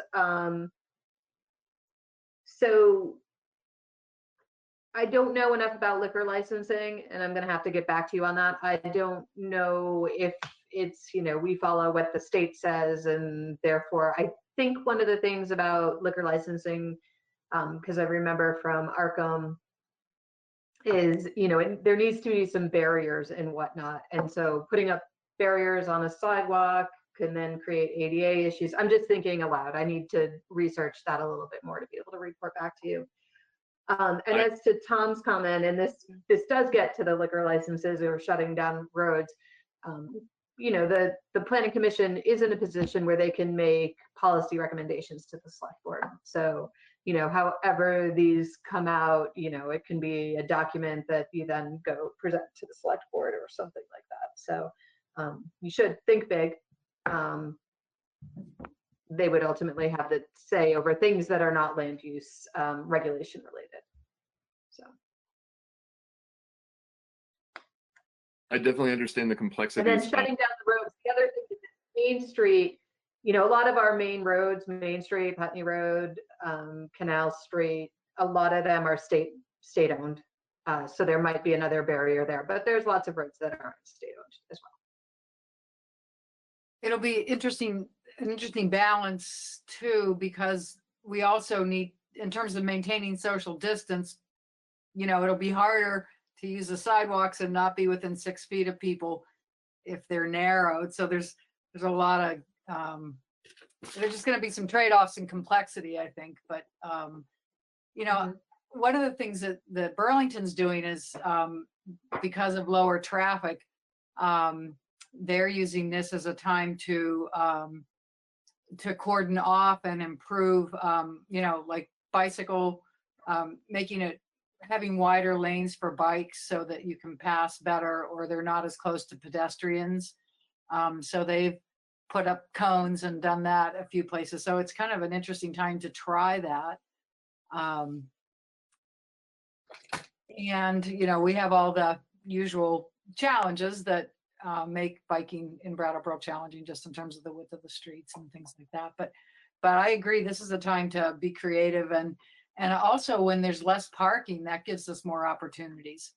You know, like you could have those parklets, you know, that take up parking places can be seating spaces for restaurants and stuff. So, or possibly with the results that we got from the downtown survey, we could think about recommending improving the top of the parking garage and using that space as overflow for downtown restaurants. I don't mean to be the naysayer on that, and I would need more information, but there is some weird thing about the load. Like it can apparently, you know, handle however many parked cars can be up there, but there's something with the physics and the load of people being up there, because that's been explored for having like dance parties up there or movies. There's something weird going on there. I don't understand it. I could get more. Right, or that might be. I've heard of that. So I knew a designer who was asked to redesign a parking space, and they had to build an enormous superstructure underneath the parking space for pedestrians to use that space, because of the way human beings, the weight is distributed over a wider swath, whereas or it's just distributed over narrow swaths, whereas a car, it takes up 7 or 8 feet and its weight is distributed over that 7 or 8 feet. If you have 70 people in that same space, the weight is differently distributed. And so parking garages are just made for cars and not for hundreds of human beings, or even 50 human beings. So that makes all the sense in the world to me. Sorry, I don't, anyway, I don't think you need to research it. Right? I've heard of that. Josh, I see your, do you guys mind? Do you want me to turn my camera on? I don't have my camera on just because I just don't, but I'm happy to turn it on. Turn it on, it'd be nice to see your face. Yeah, I like to see your face, but sorry. You know, I just sit in front of this thing all day long, and I'm always looking at myself. So it was nice to just not see me for a little bit, but here I am. So since we're talking about parking, the next big thing, so a lot of this conversation is definitely going to be difficult, and there's definitely going to be like, you know, the state might say this, the town might say that. And oh no, you guys are all disappearing. No. Are you there? Yeah, we're all here. Okay, cool. You all just People disappeared. will go in and out based on their bandwidth and what's going on there. So, I mean, I know we like to see each other, but actually if it's not coming in very clear, or if you're having sound issues, sometimes if you turn off your camera, it might improve those things. So it could just be your bandwidth. Some of this conversation will definitely be difficult to have, but it's also kind of exciting. The next thing, talking with a lot of, this is obviously downtown specific, but talking with a lot of business owners downtown is not charging charging for parking downtown for an undetermined amount of time. And I think what that really means is like, it could be a year, it could be 2 years, 6 months. I think it should be not charging for parking downtown for a reasonable and a healthy amount of time. You know, I'm not sure what that looks like, but we really need to induce people's comfort going downtown to shop and be downtown and participate in events. And we need it to be affordable because this is a long-term thing that we're obviously dealing with. And the majority of folks' finances, even paying for parking meters and then parking tickets on top of that, is going to discourage just enough people from going downtown that could be devastating. So I don't know if a planning commission thing or if it's just us writing to the select board. I don't know what that looks like, but it would be amazing if we could have a conversation on what it looks like to not charge for parking for a long period of time. I would point to, and I don't know exactly all of it off the top of my head, but I think if you were going to make some overture from the planning commission to the select board, we need to do the research. There is an enterprise fund that parking is, you know, paid for, or that runs parking, and there was the 2018 parking study. So we'd want to revisit that. Can I make a recommendation that that everybody just throw out all their ideas, and we'll just tally them up, and then we can shoot them down all in one fell swoop rather than one after the other, or not, as the case may be. It's just so Josh, you want to keep going? That's kind of difficult. I was kind of seeing this conversation going like free flowing. I'm not arguing at all. I like that idea. But my bullet points are definitely pretty random. So that's why I was just, I'm mostly interested on what you folks have to say also. You know, I want to hear you out. And then as they were coming up in conversation, I kind of assumed I would bring up other ideas or other points, you know, that may not have been brought up yet. So if you would like me to keep going with my list, I absolutely can, or I can wait to hear other people. I mean, yeah, you can if everybody wants you to go. I mean, I certainly have things too. This is Kate. I'd like to hear what's on Josh's list, particularly if there's anything that it would help to look at more urgently. I mean, I think we're dealing with like an urgent crisis, and then there's probably going to be some sort of longer term thing where I mean, no one knows what's going to happen, but it's sounding like we've got sort of this urgent crisis of infection. We've got businesses that are just closed or operating on a shoestring. And then I think there'll be maybe some longer term period where things will be better, but not all the way back to normal. So I'm particularly interested in, you know, given that we're right now in the crisis, if there are any ideas that can help the vitality of our businesses during that crisis period. And I feel like that's absolutely right, Kate. You know, like we're dealing with an immediate crisis, and then we're going to be dealing with a long-term crisis after this, you know, and we're talking about like the health and the vibrancy of Brattleboro. And a lot of my focus is on economic development. And that's just because of my situation with understanding like what it takes to run a business in this town and the complexities of that. So you're definitely right in the two different issues we have. And I think we have, like I mentioned before, we have a big puzzle we need to put together. So all of these ideas, like I want to hear everybody out. I'm excited to learn new ideas and learn what other municipalities are doing. But for me, the big one, right, the number one on my list is repeal the 1% local option tax. And I absolutely know the Planning Commission doesn't have much to do with that. It's a town meeting and the select board idea, but I would love to write a letter to the select board to repeal that tax. That is huge, you know, because it is only 1%. It's a penny on the dollar, but we're literally talking about change. You know, and that's money in people's pockets to be able to go downtown and then, you know, potentially spend at an establishment that is struggling, that is going to be struggling for a long time to come. You know, so any little thing we can do is incredibly important, and it's just a piece of the puzzle that we need to put together to helping these businesses. So that's the big one, is the repeal of the 1% local option tax. Another thing too is, again, like, I apologize for my ignorance. You know, I've been on the planning commission for a couple of years now, and I still don't understand like the nuances and like how this system works. But I'm going to throw it all out there because these are things that I feel are important to the community, and things that we should start doing now, to maybe a year, 2 years down the road, things will just be that much more easy to maintain and manage, and we won't lose that many businesses out of this community. So this is a town thing, Brattleboro, and that's only hiring local companies to do the bidding and to do the contracting with the town on a rotation, though, so that we're not hiring the same companies over and over. You know, that's another thing. And like, again, that doesn't need to last for forever, but something we can do in the immediate to where we see taxpayer money going to local businesses. In turn, it's a true and honest trickle down, I like to believe, because we're hiring locally and having it on a rotation. That way we're not hiring the same company for the same projects. We can distribute the money in other places.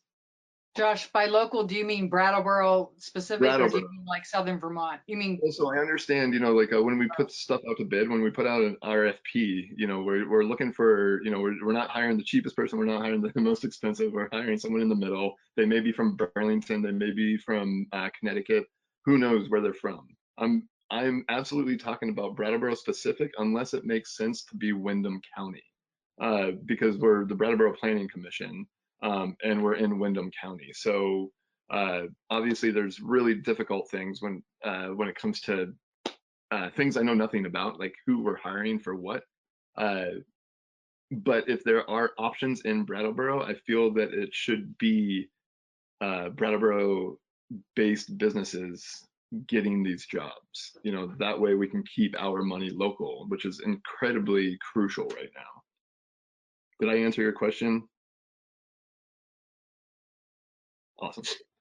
Yeah, So I definitely think that that makes sense to weight location much heavier in the RFP process.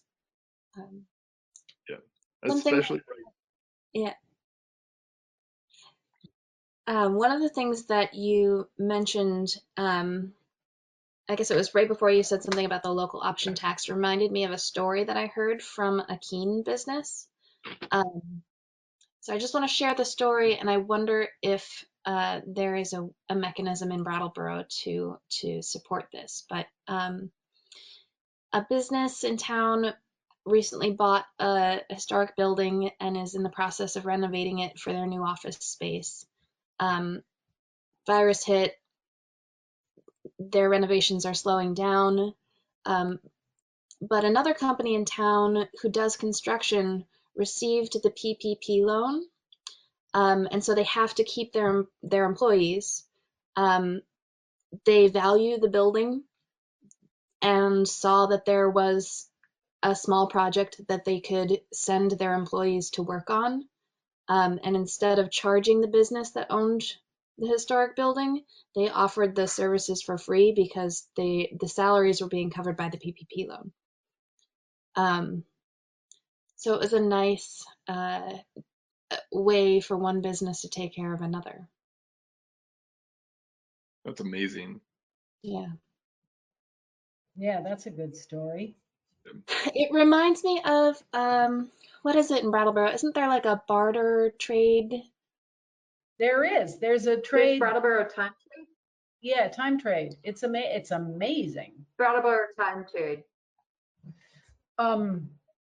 So can I propose a system for doing this? I think if we sort of, everybody throws out their ideas and then we try to think about what ideas are feasible that we want to work on, because anything that we do as a planning commission needs to come, you know, from us as a group, and we have to decide as a group which are the things that we want to put our energy behind. So is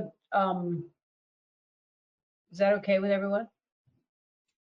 And I guess the other thing that I mean, it seems like what we're working on right now is the notion of sustaining our businesses in sort of short to medium term. And so I think there are some other things we can do, but I don't want to throw us off this discussion right now. So I'm going to mute. I had another thing came up that was sort of inspired by your comments about the local option tax, Josh. The co-op near where I work does a roundup program where you can just round up for good, and they pick a certain nonprofit program that they donate those pennies to. But it's an opt-in program, and I wonder if that might be a better option than saying it's a tax, just having an opt-in extra little bit that folks can donate, and potentially to a program or a group that is supporting local businesses like the DBA, or the United Way has a really incredible emergency relief fund right now in Windham County.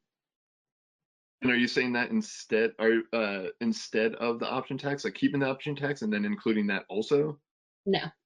If we would eliminate the local option tax, having folks be able to opt in for contributing money to the government of downtown or whatever it is, rather than having the flat, like, you must pay this. I love that idea too, because like I was even thinking about that pertaining to parking downtown, because I understand like how much of a revenue we would lose by people not paying for parking meters downtown. So what if we said you don't have to pay for parking for the next 2 years, but you can if you want to. You know, if you feel like putting some money in the machine, the town will not complain if you feel so inclined. You know, so just stuff like that, you know, because we need to induce people going into town, and then there are some folks that want to help other businesses. So yeah, like you're talking about the co-op, Brattleboro Co-op does that too. They have those bottles or whatever they are that you can put change in for all the local nonprofits, you know, to support. So is that kind of what you mean? But is it for more of municipality and less nonprofit? Is that what you're referring to? I don't know where the funding would go, or if it would make sense to go through a different mechanism, or if it would make sense to go to a town fund. Yeah. I like that idea too, because we could potentially get more money than it going to the state and then us getting our percentage back, you know, once they take their cut. You know, so I do actually kind of really dig that idea. Should I keep going, or are you guys sick of hearing me talk? Keep going, you're inspiring me. I'm halfway there. So another big one too, again, I apologize for my ignorance. This is definitely new to me in the sense of like, what can the Planning Commission do? But some sort of rent stabilization or rent caps. And can the town do anything to promote affordable and realistic rental market in Brattleboro? You know, like before COVID-19, it was definitely getting out of hand. Rental prices were becoming totally unattainable to people that really, really want to start businesses in this town. So I don't know what rent stabilization, rental caps looks like in Brattleboro. You know, I know Sue and Andrew can talk a lot about that and like what our capabilities are, but I feel that we need the select board to do something when it comes to rents in Brattleboro and like the entire town, not just downtown. So that's the next thing on the list. We can skip over that one, and then just to make sure I'm clear, Josh, you're suggesting rent for businesses, and not not rent for individual people's residences. Right now, because both. Because of the conversation, absolutely businesses in the commercial market, but then I would love for that to transfer over into the residential arena also. But for the sake of the conversation to right now in this moment for this agenda item, I'm pertaining to just businesses. Okay, thanks for clarifying. Thanks, go on. So then we talked about parking and not paying for parking. Then we talked about public health and safety, what Tom was talking about with the doors and the handles, hand sanitizer stations, paintings on sidewalks, reminding people to be able to keep their distance from one another. And then cleanup programs. This isn't for me. This is an issue I hear a lot from downtown business owners and all of town business owners, and maintaining cleaner facade to be more attractive, to pull more people out to go shopping. That's something I hear about a lot. I personally don't have any dogs in this fight at all, but it's just something I hear a lot about, and I would love to hear you folks and see if you guys are receiving the same feedback. And that's basically my list. So. Josh, could you expand on that last comment a little bit more? Which one? The a cleanup program? Yeah. So I didn't email it to you guys. Are any of you folks? There's a Facebook page called Downtown. I'm opening it up right now. Downtown Business. I lost my Facebook tab. Downtown Business Merchants. Yes, that one. Thank you. Are you following? Do you follow that? Was that Sue that said that? So what is it? Downtown business what?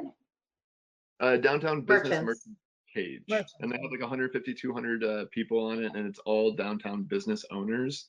And it seems pretty active. I wish there were more business owners, more vocal and active on it, because it does seem like a good platform where people are pulling ideas and getting together and coming up with things to do. And on that page, Stephanie from the DBA put together a document. I can email it to you guys, of a lot of different ideas that folks, business owners in downtown specifically only, have been talking about needing and wanting and desiring to create a healthier business community for downtown specifically. And that was one of the big things that they keep coming, Andrew, to answer your question, that is one of the big things that they keep coming back to. And it's like trash being left around, dog poop being left around, like simple things like that, that I don't know what the planning commission's role is or the town's role is, but I'm sure we probably play a part somehow. And I believe the point of that is to really induce and attract people to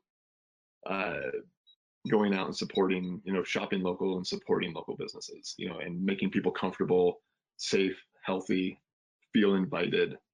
And so, yeah.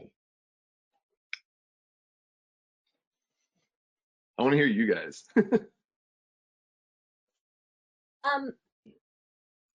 Josh, your comments remind me of, like the information that we were gathering with the downtown plan and things that people were commenting on and both like celebrating and complaining about.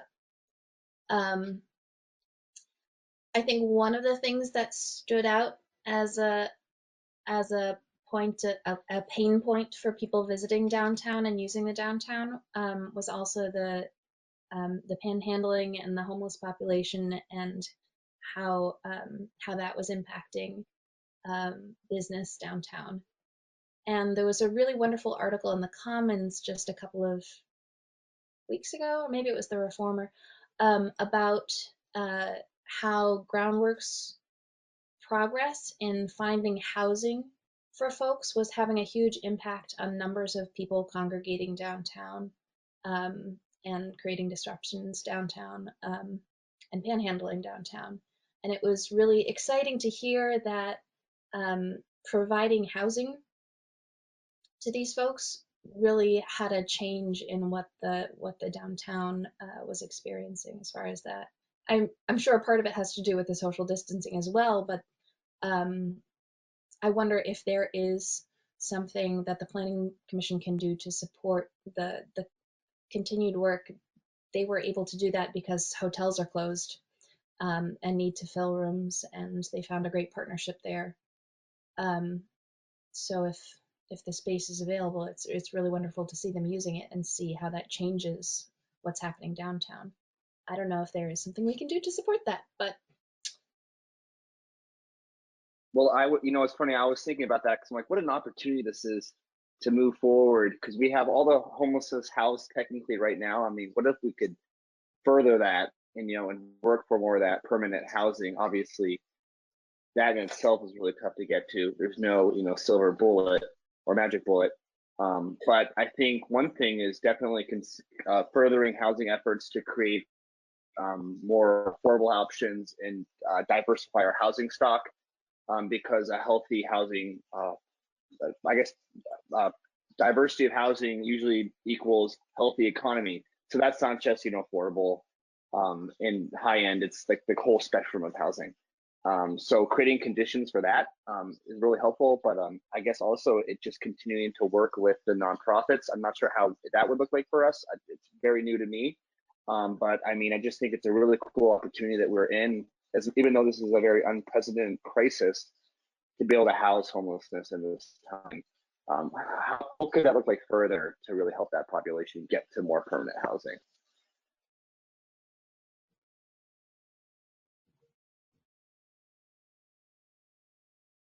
I love this conversation so much. That's all I have to say. So I want to build out on what Andrew said, because that's kind of where my mind is going, just because two of our values are equity and equality, in the values conversation that we had in our last meeting. And all of the reading that I've been doing is focused on this notion that the US at this time in its history is so iniquitous, and that this crisis is putting that in sort of really shocking and disturbing relief, that the crisis is, in fact, we're all vulnerable, but it's not impacting us all the same. Many of us, in fact, are quite safe, safe in our jobs, safe in our homes, and safe in our ability to pick up at the grocery store and various other sorts of things. So I'm thinking about ways in which, I mean, there's been a lot written about the fact that the federal government is providing relief at a level that it's never done in the past 10 or 15 years. And it's done it in a relatively speedy amount of time. It's supporting small businesses. It's enabling people to stay safe and not have to go to jobs that would put their health at risk.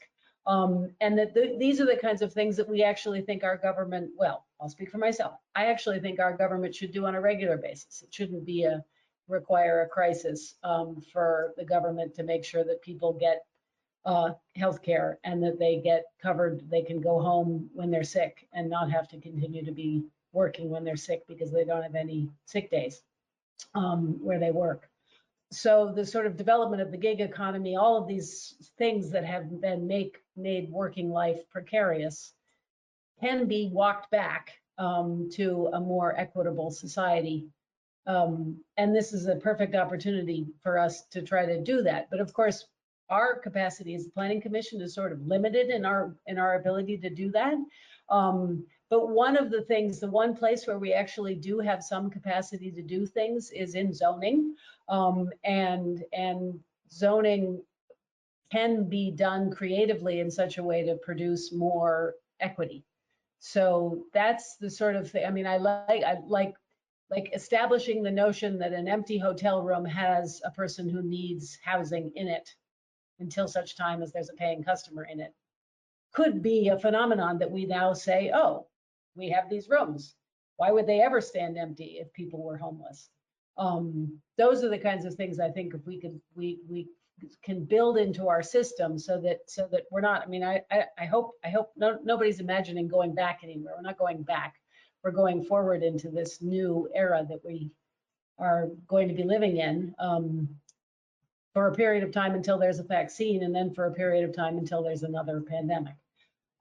So this new forward, I think, should include the base level of some kind of equity in all of our thinking.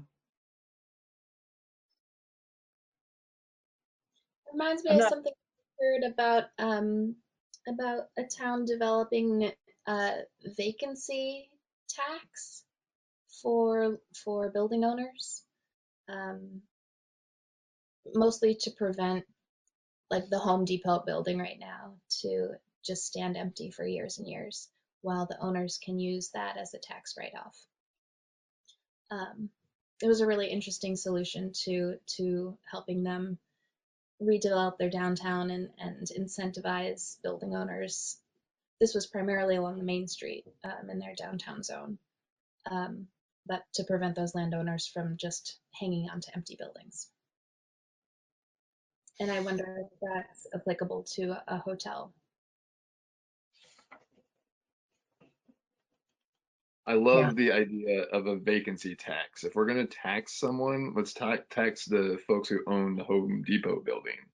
I love that.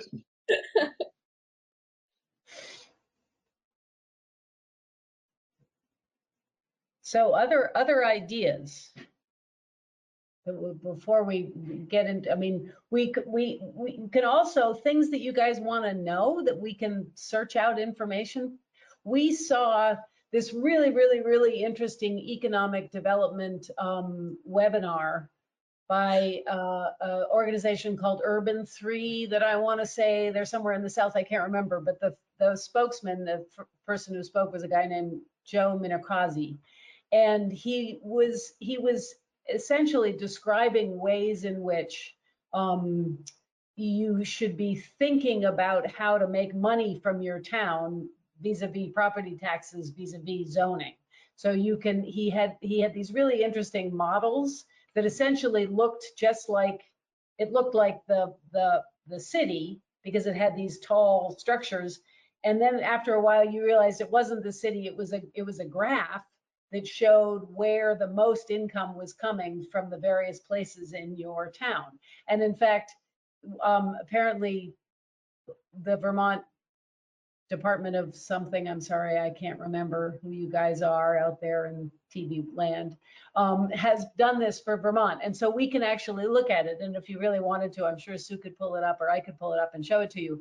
But it's one of these things as we think about what we're capable of doing on the Planning Commission, to be thinking about how we can do our zoning so that we can capitalize on, because we do need the town to make money. There's nothing wrong with making money. What we want is more equitable distribution of that money, but we have to make it first. So that may be something that we can, that data, I would love for you all to look at the Joe Minakazi thing and then look at that data to see if it doesn't generate some interesting ideas about, as we go forward looking at our zoning, how we might be creative, like what Tom sent around right before the meeting, sort of rethinking our spaces to make them more useful. In the same way of figuring out how we can put tables on the sidewalk and allow people to have a beer outside, so that they can be 6 feet apart from whoever they're having a beer with. I watched that webinar too. It was really interesting. And, one of the things he said was, identify policies that are restricting or limiting positive growth. We figure out the kind of growth we want, which I think we probably have a pretty good idea of, and then change policies that make it more difficult for that to happen. Yeah, and we definitely started that conversation a few months ago with the what was it called? Infill development or development within existing properties. It was really interesting. And I think, go ahead, Felicity. No, I was just thinking the one of the really cool things on his PowerPoint was this notion of the distance to the center, and that you put your community on a graph, and the people who are close to the services, they live close to the services, and they're being really sustainable, and so they pay the least amount of tax. The people who are living on the largest plot of land farthest away from the services pay the most tax. And if we're having all these people who are, which apparently we are, moving in from other states, so she'll remain nameless because it's safer here. Those people who are up there in the hills on 100 or 102 acres should pay the most tax. because they're farthest away from the services, and we have to make the roads for them to get to there. That's what Joe Minikazi was talking about, is the town takes over the notion of supporting the roads. They should make the people who need the roads pay for the roads.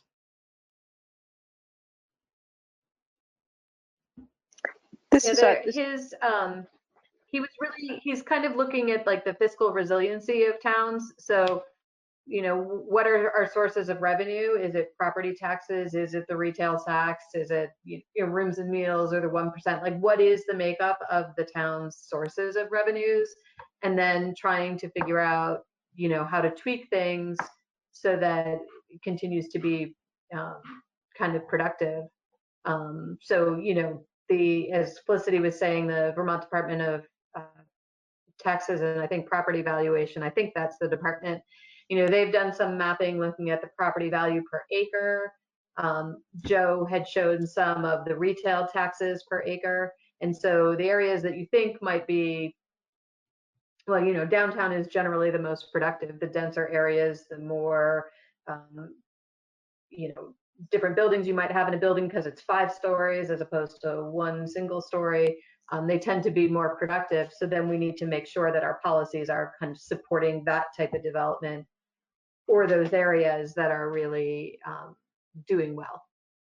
And then there's another interesting thing that kind of came out. This wasn't from Joe's, but basically our grand list in Brattleboro is not growing. So how can we help it grow, either through land use regulations or maybe even programs like I sat in on a webinar in Oswego that was about Oswego, New York, and how to get the residential. They kind of looked at the different neighborhoods in the town, those where property values were increasing, those that were stagnant, and those that were actually in decline. And they focused some programs on that stagnant area.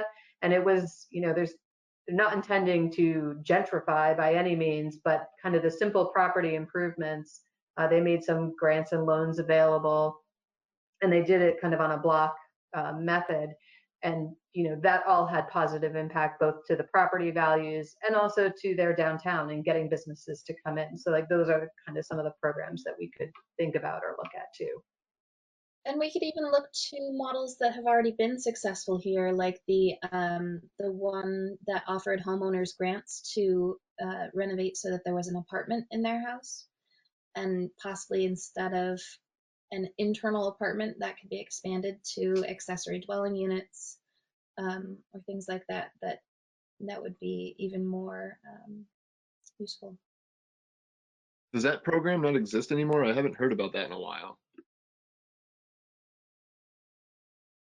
Still exists. I wonder, was that successful? It's the rental. Is it successful? That's run through Brattleboro Area Housing. I don't know how many applications they get from Brattleboro. I know at one point it was. I've had some conversations with some of their board members who are trying to figure out other programs that would be useful. And then there's also the rental housing improvement program that is run by the town, and that one is for landlords that maybe need to make improvements to improve the quality of the housing. I don't think they make many loans out of that either. I'd have to look into that.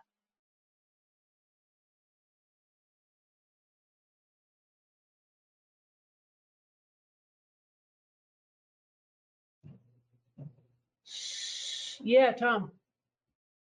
I'll continue with the format that Josh was taking of going down his list of ideas, although mine is much smaller. If I may. I'm super excited. Yeah. I hear this. I don't know if the zoning or the town ordinances have restrictions on business hours, or because my thoughts are that if people need to be more spaced out, let's say that's in an office or a manufacturing place or a lab, not that there's many labs here, but my housemate works in one. But anyway, if they have to be spaced out more, but they want to return to work and the business is trying to return them to work and the governor's allowing it, maybe it's it would be good to allow for, I don't know if there's any restrictions on business hours, but maybe that could be expanded. And then also maybe there's some businesses that aren't allowed in certain places, like maybe people could take not just office and computer work home, but maybe there's certain types of, I don't know, but maybe there's certain types of work at the actual commercial or industrial space that could be taken home to some degree and otherwise wouldn't be allowed because of our zoning or town ordinances, but could be during this period of time to allow that aspect of the economy to continue or rebound. Another one, Josh mentioned more prevalence of hand sanitizers in public places, but maybe, now this would be probably, okay, well, I'm thinking masks.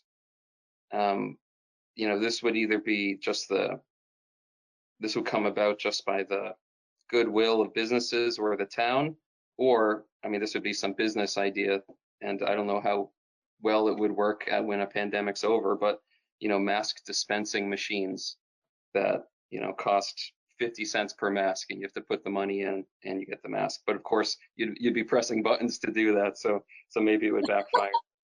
And then what I mentioned, the expanding restaurant and bar spaces so they can rebound, and then the sanitary doors. Oh, and then one last thing, because a lot of people, the office workers and the digital, more white collar workers are more able to weather this storm by working from home than the lower income or the blue collar folks usually are, painting a broad brush.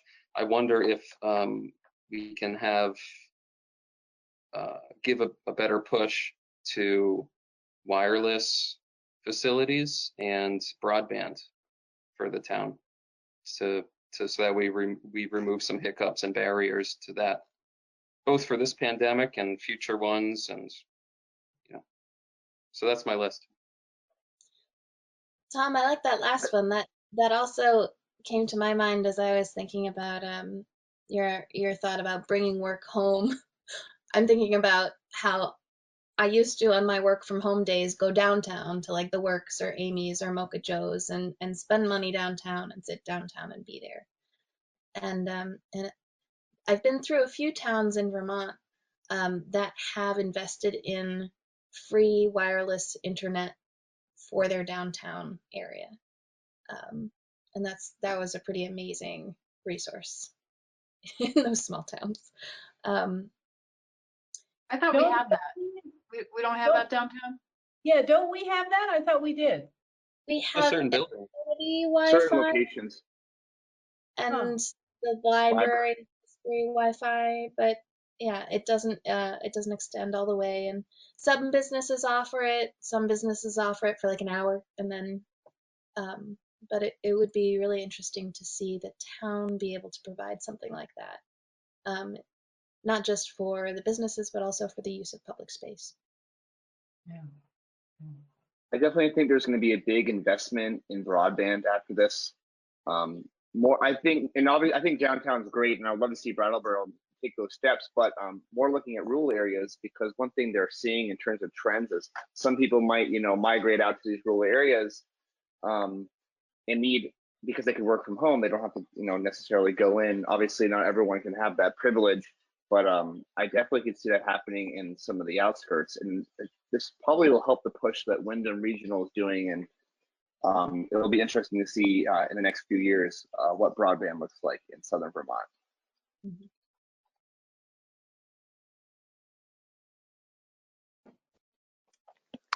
This is Kate. While we're kind of going down lists, if I may add two small things. I'm liking everything I've heard so far. Two little things I've been thinking about is a lot of businesses are doing like curbside to go, things like that, and not just for food, but I saw the shoe store is starting to do that with shoes, the library with books. I meant to check before this, but thinking about how easy it is for a business, particularly in our downtown, to say, put out a table and put to-go items on that for people to pick up. And then also, how easy is it for people to park quickly? So, you know, if there's a way we can ease having, say, like short-term temporary designated short-term parking spaces, if you know, if that would work with the demand right now for that, I think that would be an interesting thing to look at. Temporary loading zones. Is that kind of what you're getting at, Kate? Yeah, loading zones, and for customers, you know, so if somebody, say, I bought shoes and now I want to park next to the shoe store, jump out with my mask on, grab my shoes, you know, that the proprietor just put out there for me, and then drive off. I'm not going to be there more than, you know, 15 minutes max. I know that exists in front of Brown and Roberts and the florist shop, and I think and in front of Duo Restaurant too. There's hooded spaces that are for exactly what you're saying, exactly for that purpose. It's great. I've been using that quite a bit. It works great. The Duo space is going away for a handicap space. Okay. But that's good too. That's really needed. So what about shutting down all the parking spaces on Main Street? I know a couple people will be really upset with me saying that. But what about shutting down all the parking spaces for not a long amount of time, but just like, let's say, a few months while the governor is figuring out reopening the economy? And this way it can give an opportunity to the businesses downtown that are slowly allowed to open back up to do just what Kate's talking about, and be able to drive up, grab their items, and go. And if we just assume all the parking spaces on Main Street you're not allowed to park in, like the folks that live in town park in the garage or Harmony or the High Street lot. I think folks will be pretty understanding that it's to build Brattleboro businesses' self-esteem back up, knowing that they're given more options to deal with the distancing protocols that are still unknown, that are still coming at us. Probably a really bad idea to shut all those parking spaces down, but it's just an idea. Well, I love it. It makes sense in terms of giving, if not all of them, maybe one side of the street we keep parking, but the other side we turn into a pedestrian zone, so that we would double the width of a sidewalk, so that people could actually be, I mean, I was thinking when you guys earlier were talking about sidewalks, and I was thinking about the grocery stores. You know, the grocery stores are now one-way aisles. I mean, our downtown sidewalks could be one way. You are on the right-hand side, it's all going down, and on the left-hand side, it's all going back up. I mean, because, you know, I mean, that does stop people crossing each other. And that's what you can't, that's the thing that makes you feel unsafe, is when somebody's coming at you and there's nowhere for you to go. But anyway, I mean, I'm curious, Sue, to what extent can we affect parking regulations? I'm going to play devil's advocate here and just throw out some questions, because if you were going to make this proposal to the select board, they're sure going to want to know these answers. So, okay, so there's no parking, or it's free parking? Which are you talking about? There's. I would. What's that, Josh? Are you talking about Main Street, or are you talking all of downtown? No, I think what I'm talking about is. Let's start with Main Street. Yeah, no parking on Main Street, and then free parking in all of town. That's a whole different item, though. The free parking downtown for a healthy amount of time. And what I mean by healthy is once our businesses are boosted again and feeling really good and comfortable and not scared of needing to shut down, then we can start potentially charging for parking in all of downtown. So I think for the to-go ordering and like the pickups of food and the pickups of shoes and the pickup of bicycles and stuff, no parking on Main Street, because that'll allow a lot of space for people to walk, some eateries can have some tables outside, and then people can do their drive up pickup. What Kate was mentioning. Okay, so I think there's a couple of things you need to think about. I think we would need to know what do the merchants want, because a lot of them will say that they want parking in front of their buildings. It doesn't matter that they have an entrance on Harmony Lot, they still want it out front. So that's something to consider. In terms of free parking throughout the downtown, or, I mean, that's where you have to pay to park. We have some parking lots and elsewhere in town, but for all intents and purposes, free parking. So there are 4 employees that have been furloughed from that. That parking fund helps deal with maintenance at the garage. So what is that shortfall going to be, and what's the impact to taxpayers if that revenue is not coming in? I think we need to look at enforcement, because if you don't have the parking, if you have the employees that are still furloughed, you're assuming there's no enforcement. It sounds great that people would want to do it for the good of downtown, but I think the research shows otherwise, that the people who are not there shopping might be parking there because they don't want to have to walk from High Street for the free parking or whatever. So there's just some things to think about before you would make any recommendation before the select board. You'd have to totally vet it. And that would be something. And read the parking study from 2018, because it does get into, it talks a little bit about kind of calibrating parking rates and that kind of thing. Does that study tell us how much money, how much we bring in from parking? It does look at the revenues. Yeah. It does. Okay. I can send you a link to it all. It's on the planning department website. And on the right-hand side, if you scroll all the way down on the right, there's kind of like a document section, and it's in there. Do we have a study of the revenue that we gain from our Brattleboro businesses? So my argument to the select board would be losing 20% of our Brattleboro businesses, the revenue we gain off of their taxes, may outweigh the revenue that we gain from parking meters. So do we know what revenue we get from Brattleboro-based businesses? That would be my argument. It's like, it's the select board weighing, you know, it's like, okay, are we going to charge for parking and make up that much money, or are we going to not charge for parking, induce business, and not lose a bunch of businesses? But that assumes parking is the major reason. Oh, you both talked at the same time. I want to hear both of you. Yeah, go ahead, Prudence. Well, that would assume that parking's a major reason that the business may or may not make it. And I think there's so many other factors, which I know you know more about it than I do, for success. I mean, parking's only one factor, and probably somewhat small. It's definitely a concern to people that don't own a business downtown.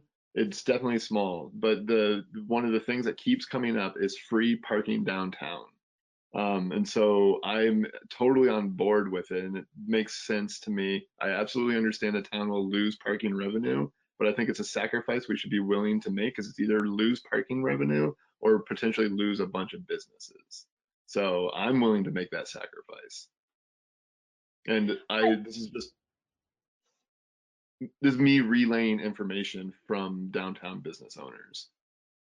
And they argue that if parking were free, that would induce more people to come and shop.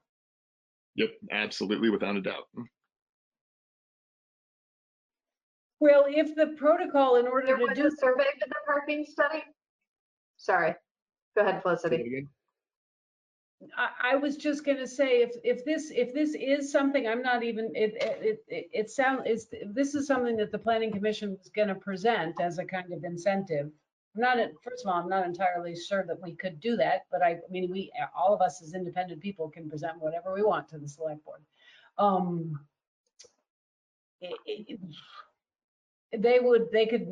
mean, we would have to have data that demonstrated that was the case.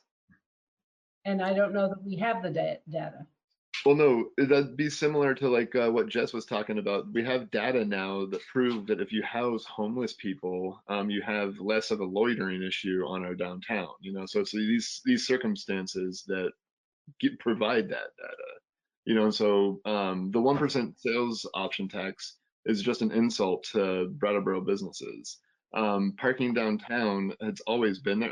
Paying for parking downtown has always been there. But the fees keep going up and the hourly rates keep going up, which absolutely, when it comes to a town of 12,000 people, the percentage of the 12,000 that actually shop down is super small. And the biggest complaint from consumers not going downtown is paying for parking and how expensive the parking tickets are. You know, so that's super hard data to obtain. But maybe after this, once we go forth with it, maybe we'll have that data and we can have something to show the select board and be like, hey, this is how damaging paying for parking downtown is.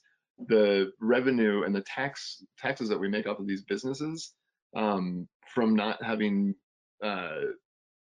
paid parking downtown is incredibly beneficial. You know, like it could be beneficial for us to learn this now potentially. But no, there's no data. I think that everybody should read the parking study. There was a survey done. We should all just look through it before we undertake something like this. I think, the select board's going to want data. They're going to want to know, we're going to have to put everything together if that's something that you want to pursue. But we need more than an argument. We're going to need hard data, and they might even want to study it some more.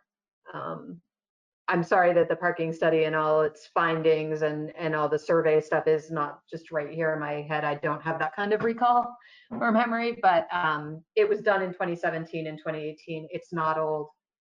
Merchants were talked to, and I just think, I'm kind of with Prudence that there are a lot of factors as to whether or not these businesses are going to make it. I'm not sure how big of a puzzle, or piece of that puzzle is parking. But let's all look at the study. I want to drop one more comment on that. And so many years ago, when I worked at a downtown business, I attended the downtown business meetings. This is like 10 years ago. And 10 years ago, parking and free parking and paying for parking was also a topic of contention. And with downtown business owners, when Irene hit with the recession, that was always one of the points that came up in conversation that they wanted to ask the town for. And I'm not sure. There may be data, there may not be data. I don't know if it came up as one of the barriers to having a good time downtown in our downtown survey recently. But the perception in the downtown business community, I think, is really tied to, we will feel supported if the town acts on this. And feeling supported and feeling that solidarity that the town has on this issue, that also could be a really important element in a business succeeding or wanting to succeed or wanting to stay here. Thank you so much for saying that, Jen. I couldn't agree more. And one of the some of the businesses that I'm talking to downtown, the perception that they have of Big T town Brattleboro is that the town doesn't even know that the town's not even aware that they even exist, and that's pretty unfortunate. Especially too, like there's some folks that feel that the amount that they offer to the town is worth the town considering some things like not charging for to me, some simple things like not charging for parking. We right now in a time like this, like in COVID 2020, these are definitely scary times, and these are hard conversations to have. A thing that's as simple as parking downtown and paying for parking downtown, it seems redundant and like a waste of time, but it's really, really not. It's a lot about perception.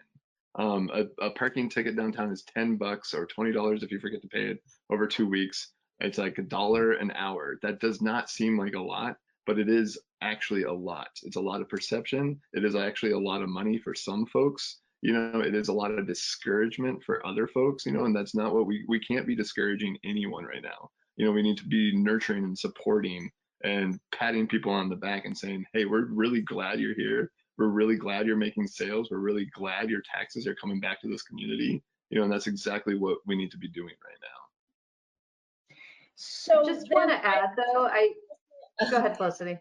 No, I mean, I was just thinking of, I mean, if what what you guys are talking about is a sort of incentive program to sort of, you know, help businesses by making them feel like we're trying to support them in whatever way we can, then that seems like a much better ask to the select board than to go and say, we think that this is going to be beneficial. I like the idea much better to say, we actually think that this is a thorn in people's side. It's clearly documented as a thorn in people's side. Here's a time to be pulling the thorns out of people's sides. We don't think we're going to lose very much by it. Let's do this, regardless of whether or not we have any data that demonstrates that it's actually going to be profitable for these businesses in the end. It's more that it's going to help us in terms of our feeling like we're working with each other as opposed to each other. That seems to make much more sense. I like that idea. But I think it should be a package. I think we should do other sorts of things too. I don't think we should just go to the select board and say, we should cancel parking. I think there has to be a sort of this notion that we want to try to make businesses feel like they've been heard. I was struck by the few that we got the BDCC data. They have not heard from very many businesses. There not very many businesses in Brattleboro have taken that survey. So I still feel as if I'm quite uncertain about, and that most of the data that I found that was valuable that coming out of the BDCC was what they had done vis-a-vis the Brookings Institute. That Brookings Institute had gone through and classified businesses of immediate risk, medium-term risk, and long-term risk. And essentially, I mean, everybody is a long-term risk. I mean, so we're all at risk. I mean, because this is going to be the long term. So we should be thinking really innovatively about other sorts of things, because since we're all at risk, how can we all work together to make each other feel better, which might even be just the thing we need in order to survive. Might not actually cost a dime.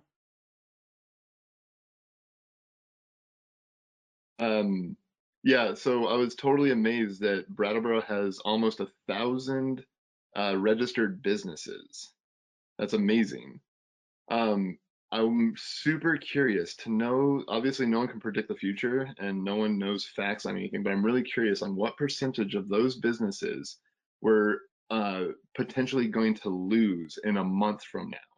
You know, is it 25? Is it 5%? Is it 25%? Is it 50%? I was definitely very discouraged by the BDCC information. Also, it seems like there's barely 100 businesses that they're working with in Brattleboro. You know, the work they're doing in Bennington is fine. The work they're doing in Bellows Falls is fine. Around Windham County, my focus is Brattleboro and like what we have here and the potential and the opportunity that we have here. And there's absolutely businesses slipping through the cracks, and that's incredibly frustrating. Because we're better than that. You know, we can do this. We can get through this. You know, if we all work together, we can absolutely get ahead of the game. And if I saw the numbers correctly, they're only working with 100 businesses in Brattleboro. So what are the It's not working with, that was a self-reported survey. It doesn't indicate who they're working with. It was just a survey. Yeah, so either way, Self-reported. I feel like the data is lacking royally. So can the town, we have this huge list. We have a list of 1,000 businesses. I'm assuming we have phone numbers and emails, contact information, names. Can Brattleboro do our own data collection? Is something I'm super curious. I mean, we have that access, and I mean, we have that contact information.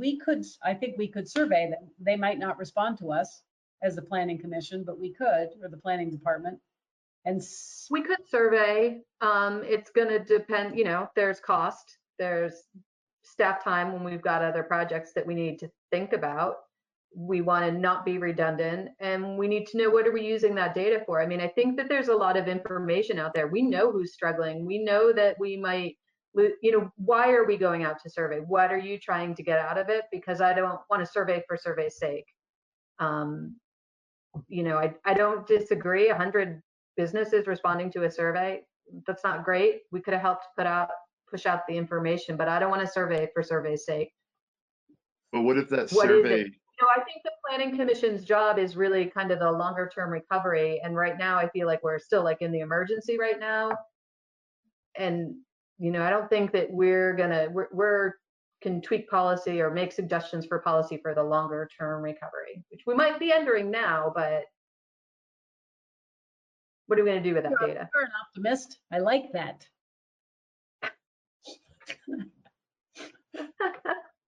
I feel like doing some of our own data collection would be hugely important and relevant, and asking businesses in this area, what are your biggest concerns right now? Where are your biggest shortfalls? Like, what is it?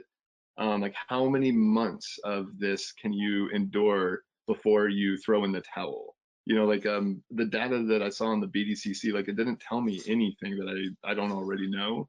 And it also actually told me less information than what I was excited to see, you know, or learn about. I have a lot of questions for businesses, you know, and like simple things like what is your biggest concern right now? And what can the town do to support you in that? And it's super simple things. Even if we don't act on anything, it's at least we have that information and we can make more educated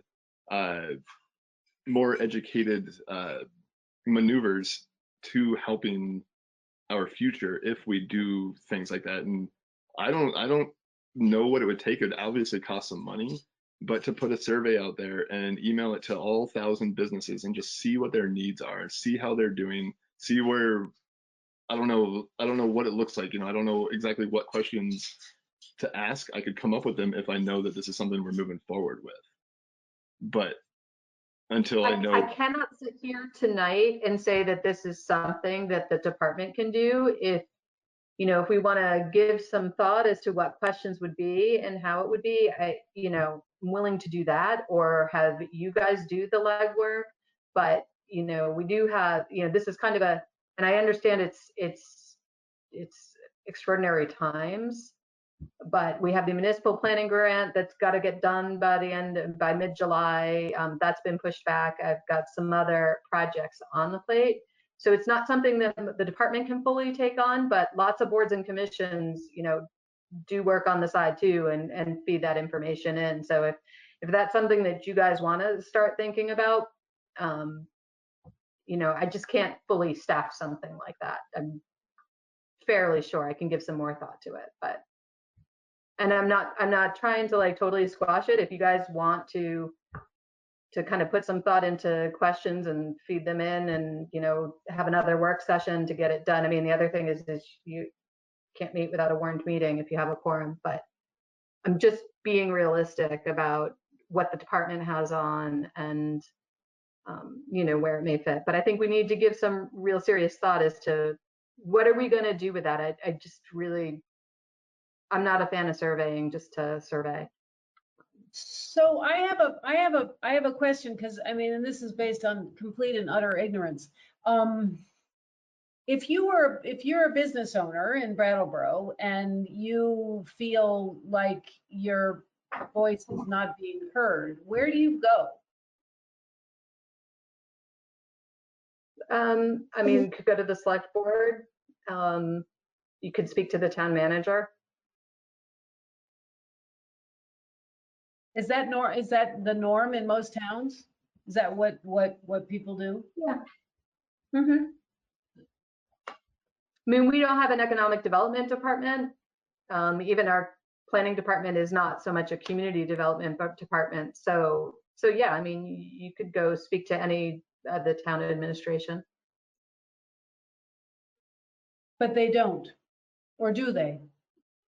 I don't know if they do. I've not had those conversations. Maybe they with should be people, but encouraged to. If people are, suffering in silence. They should. I mean, there's a lot of participation at select board meetings, and there's a lot of opportunity for input. But maybe that's one word we need to get out to businesses is let it, if you're having problems, let people know. Let the town know. I mean, I think the other thing I know I'm being super negative, but from a town government perspective, like, okay, this is kind of a big month, mid-May, fourth quarter property taxes are due. We don't know the scope of the impact. Property taxes could be way down. So is the priority that we want to try to keep people in housing? Because if the landlords aren't paying their property taxes, so do we need a program for that? Or do we need a program for business? Or do we need both programs? But what kind of funding do we even have for it? So I just want to keep that in mind. I know we're focused right now on the businesses, but there are those other impacts that are going to be coming that, we don't know what they are yet. So as far as some information collection, I've been participating with the state of New Hampshire through work they have an advisory committee for how the state's allocated CARES Act fund is going to go to supporting the economic and health survival of the state. So I've collected letters from my community that have been sent to that advisory committee on what to do with the funds. Is there anything similar to that in Vermont that Governor Scott is doing with creating an advisory council or collecting public comment on how those emergency funds are going to end up being spent? And can we piggyback on that? Not that I'm aware of. I know that ACCD in the early days were collecting a survey, or they did do a survey. There is some discussion about the state coming up or coordinating a program that would for towns that have unrestricted funds from their revolving loan funds from Vermont Community Development Program. They are looking at kind of creating some sort of program, but we don't have the details on that yet. And that program may have come out of the surveying that ACCD did. But I'm not familiar with an advisory council. I can check.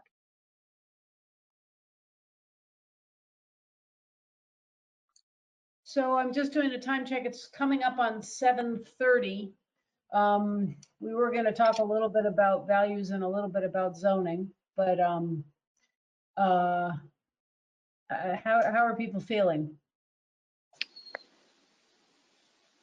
So it feels like we should close on the last topic we've talked about. And then I wonder if for the next topic, if the zoning changes maybe should be talked about next ahead of the values. Because since my understanding from the feedback last time is that the values is something that, will be a longer conversation. So I wonder if that means we should talk about zoning next. I know zoning's third, but maybe it should be second in the agenda. That's just an idea. It's totally fine with me. I only wanted to keep it on the agenda just because when we're talking about, the idea was when we're talking about zoning, we want to sort of be thinking about the values that we've put, that we've decided as a group are most important. Oh, I see. Okay. Yeah. Would it be okay if each of us read one of them so that we get back on the same page with what they are, and then we move on to move along to the conversation? Before we shift topics, though, I'm wondering how we should close the previous conversation. So we had a lot of ideas generated for how we might help. But I wanted to hear, how do you guys want to close that conversation? Was there anything where we want to recommend staff look at something specific Do we want to vote on any of those ideas? I'd been thinking about, again, because I feel like we're in a, immediate crisis, if there's anything that staff would recommend, like, here's one of the ideas you guys had, and this is something we could easily recommend or really, easily pull off the list and possibly make that actionable. But what do you guys think? I look forward to some action, especially because of the short-term and the long-term crisis that we're in. So Josh, how do you want to go?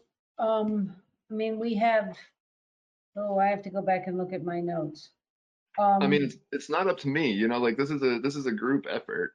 I'm Right, definitely discouraged. so I Like, guess I'm asking you, and then, other people chiming in. I mean, there is the question of the 1%, and I don't know. I mean, I think some of this stuff is not really our purview, but we can, if there's a sense among the commission that we really want to make a statement about this, we can write a letter, which is, not the strongest action that one can take.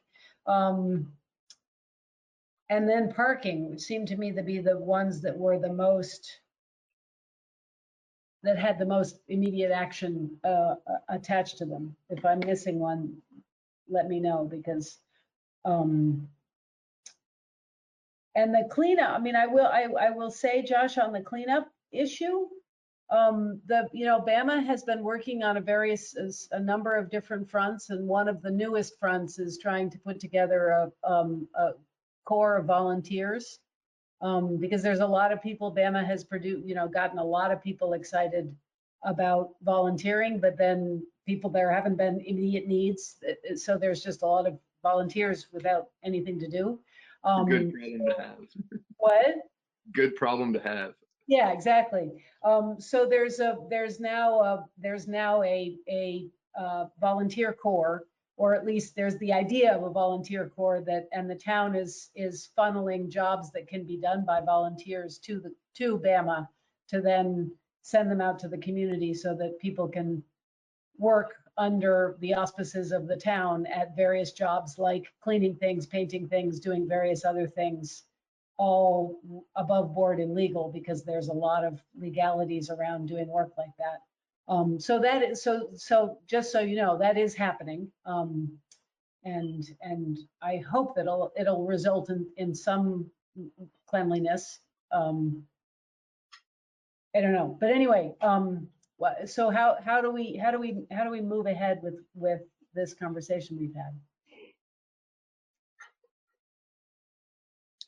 I obviously see the ineffectiveness of writing a letter to the select board, but I definitely feel like we should. If everyone is in agreement on these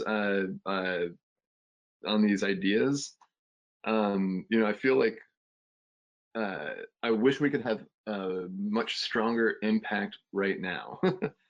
Because people are looking for action right now. Obviously, this is a slow process and the bureaucracy behind it. So I really, really encourage everybody to email Peter Elwell and the entire select board and let them know where you're at with things. That seems like one of the stronger moves to make. I've been doing a lot of that, and I don't know if I'm being listened to, and I definitely need support in that. So I would love to move forward with all of these things, and my biggest thing, like definitely a little bummed with Sue's comments about data collection. I definitely feel like the town of Brattleboro, we could do our own data collection and just be really prepared for the future if we just knew what businesses want. I still don't know. I know what businesses that I talk to want and need, but I want to know what all 1,000 businesses in Brattleboro want and need, to where they can stay on top of this, to where we don't lose anybody. I would love to have 100% of our businesses be in business in 2021. So what can the town do to assist with that? I don't know. We need that data. The BDCC hasn't supplied it. So what can we do? to obtain that. If it seems too big of a project or there's no funds there, I guess I'll live with that answer. So for now, I don't know how you guys want to move forward. I think I want to put it in your hands to say how we do this and see what you are all inspired to do. Josh, if I can propose something, maybe you can start doing some of the legwork with doing a draft of what you think this survey might look like. And then when you have, the foundation of that fleshed out, then I think I have a sense of what you're saying, but we'll have a better sense and we'll be closer to knowing, like, is this a feasible thing? Will this be constructive? How will people receive it? And then we can really plug in our input and make it potentially a group effort. Okay, I can easily do that, and it's not even a big survey. I foresee 10 questions, maybe less, and so it's something pretty simple, and I can easily do that for sure. So I'm happy to I'll have at the end of the week, I'll have a little bit more bandwidth, actually a good deal more. So I'm happy to do, I think the commissioners can take this on, in the absence of staff time.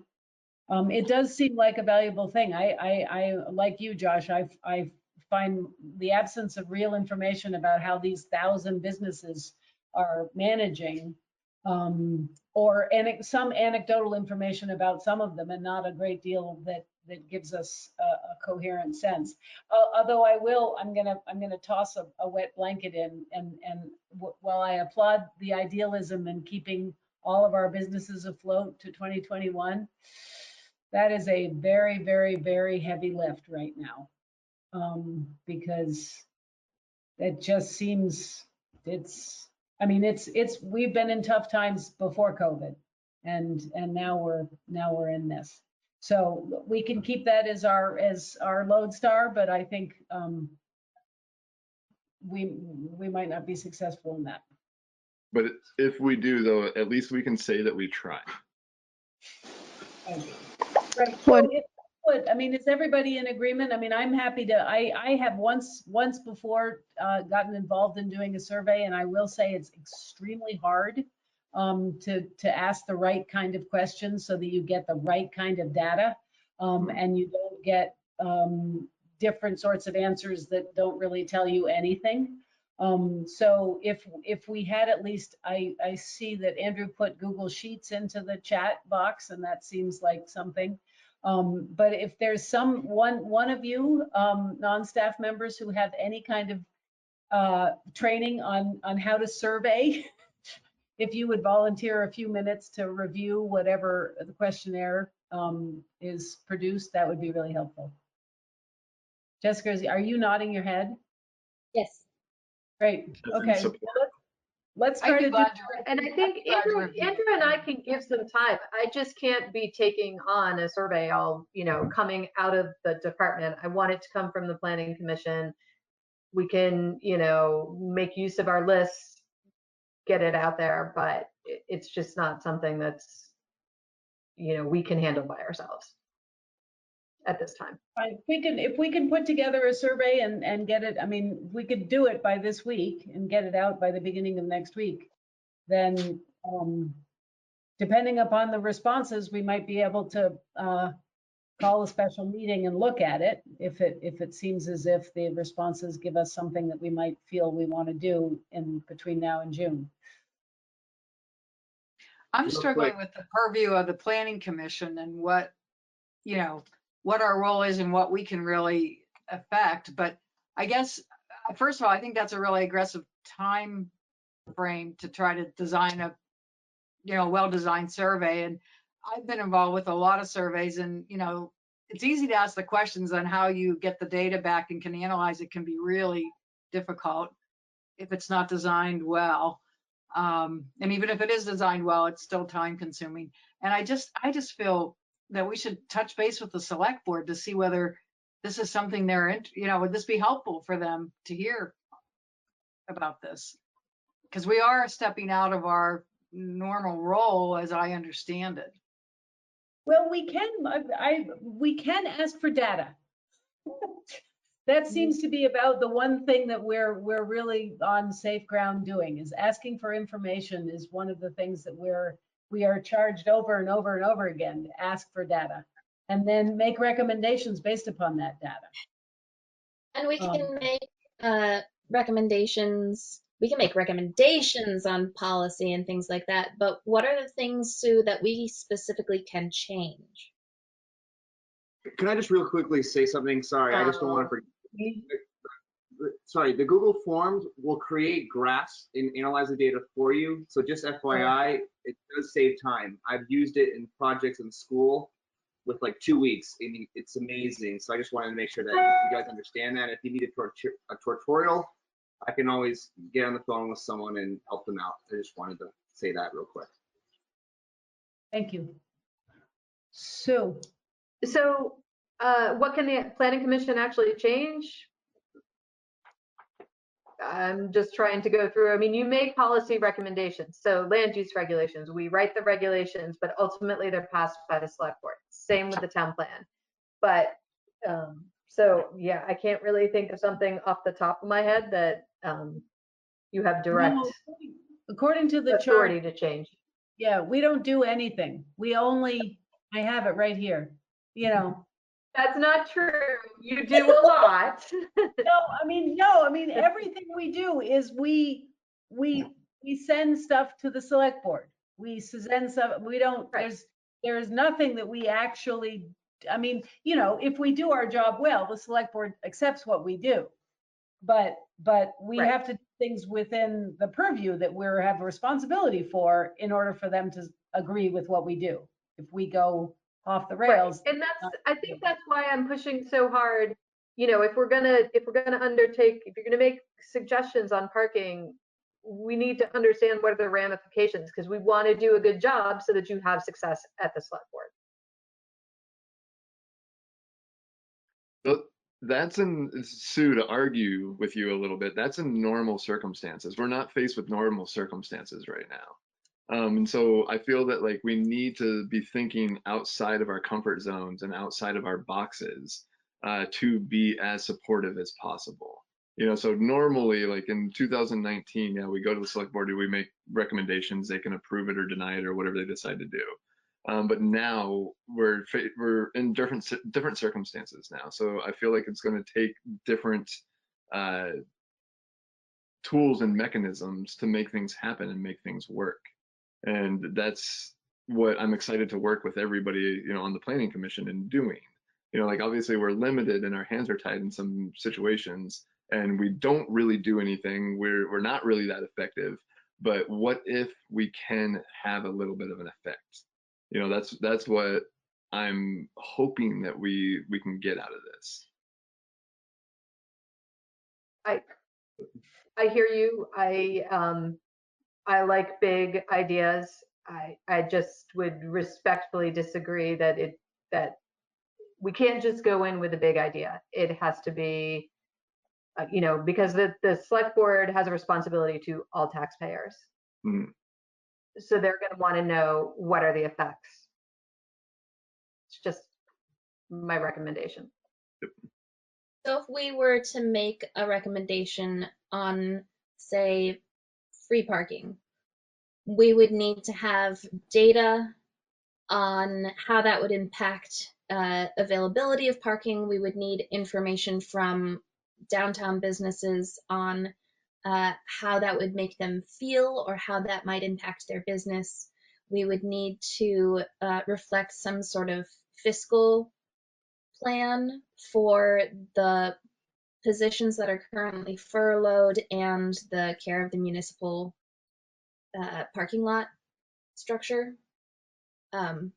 So is that, I don't know about the furloughed employees, but that we definitely what are the responsibilities, and we need to have that data in place before we make a recommendation to the select board? Well, I think there's a couple of ways. I mean, if you're going to go in with a hard proposal to say free parking, then I think we need to strategize over how, you know, what kind of information you think would be useful. I think the other tactic you could take is put together a letter with, you know, look, we had a long discussion at our planning commission meeting. There's this, this, and this. Are there anything that you're interested in that, you know, you want us to do some research on? That's another tact. It's maybe not as direct because you're asking them to say, hey, where can we be helpful? But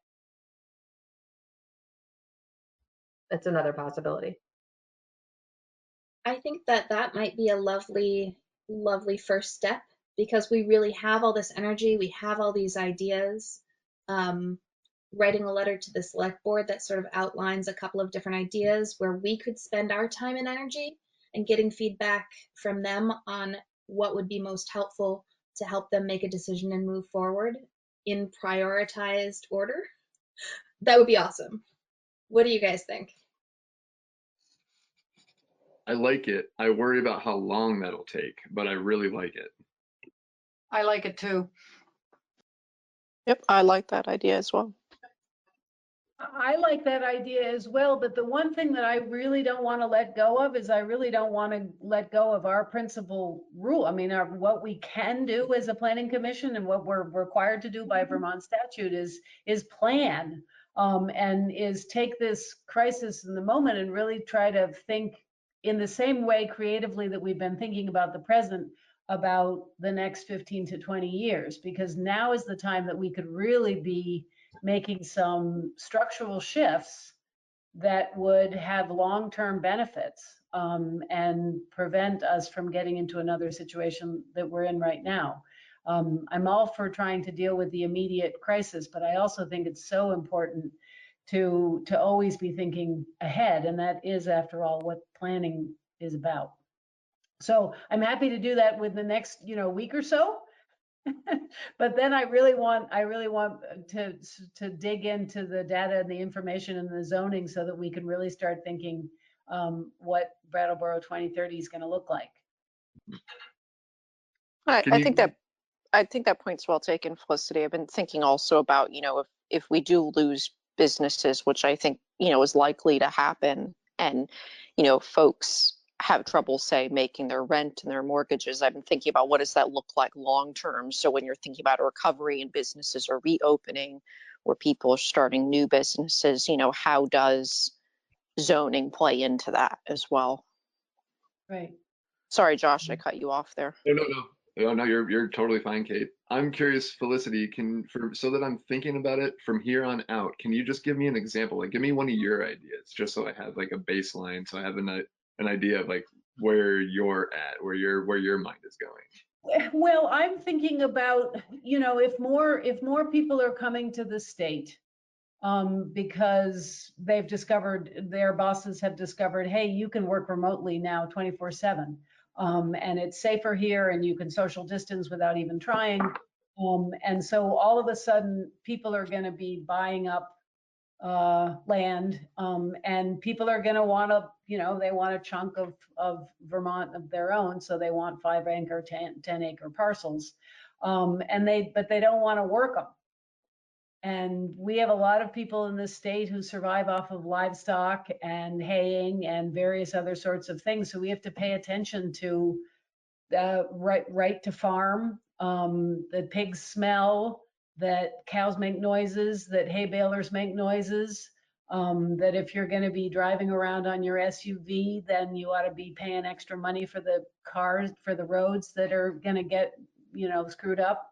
And all that stuff that there are going to be changes now that are going to be happening. And we would like, if people are going to be moving here, we want them to move right into town. We want to be able to expand our town and get more mixed use housing. We want to have nice zoning that creates the notion that somebody can get a house, they can put an accessory dwelling unit on it, they can make rent off of their accessory dwelling unit, they can live on an acre or half an acre.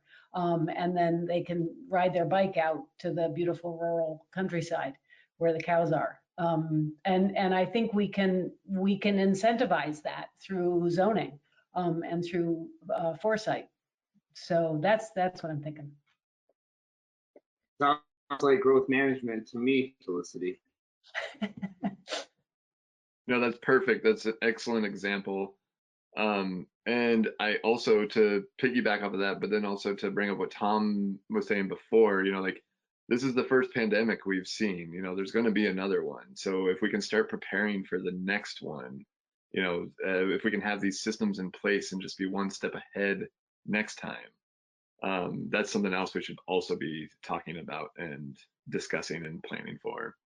Yeah, and to doubly piggyback off that, even if some of these things, like a land use reg zoning change that makes pandemic less severe here or acute, I think a lot of those things would also have the same effect of just reducing normal sort of illness, sick days amongst the populace of the town.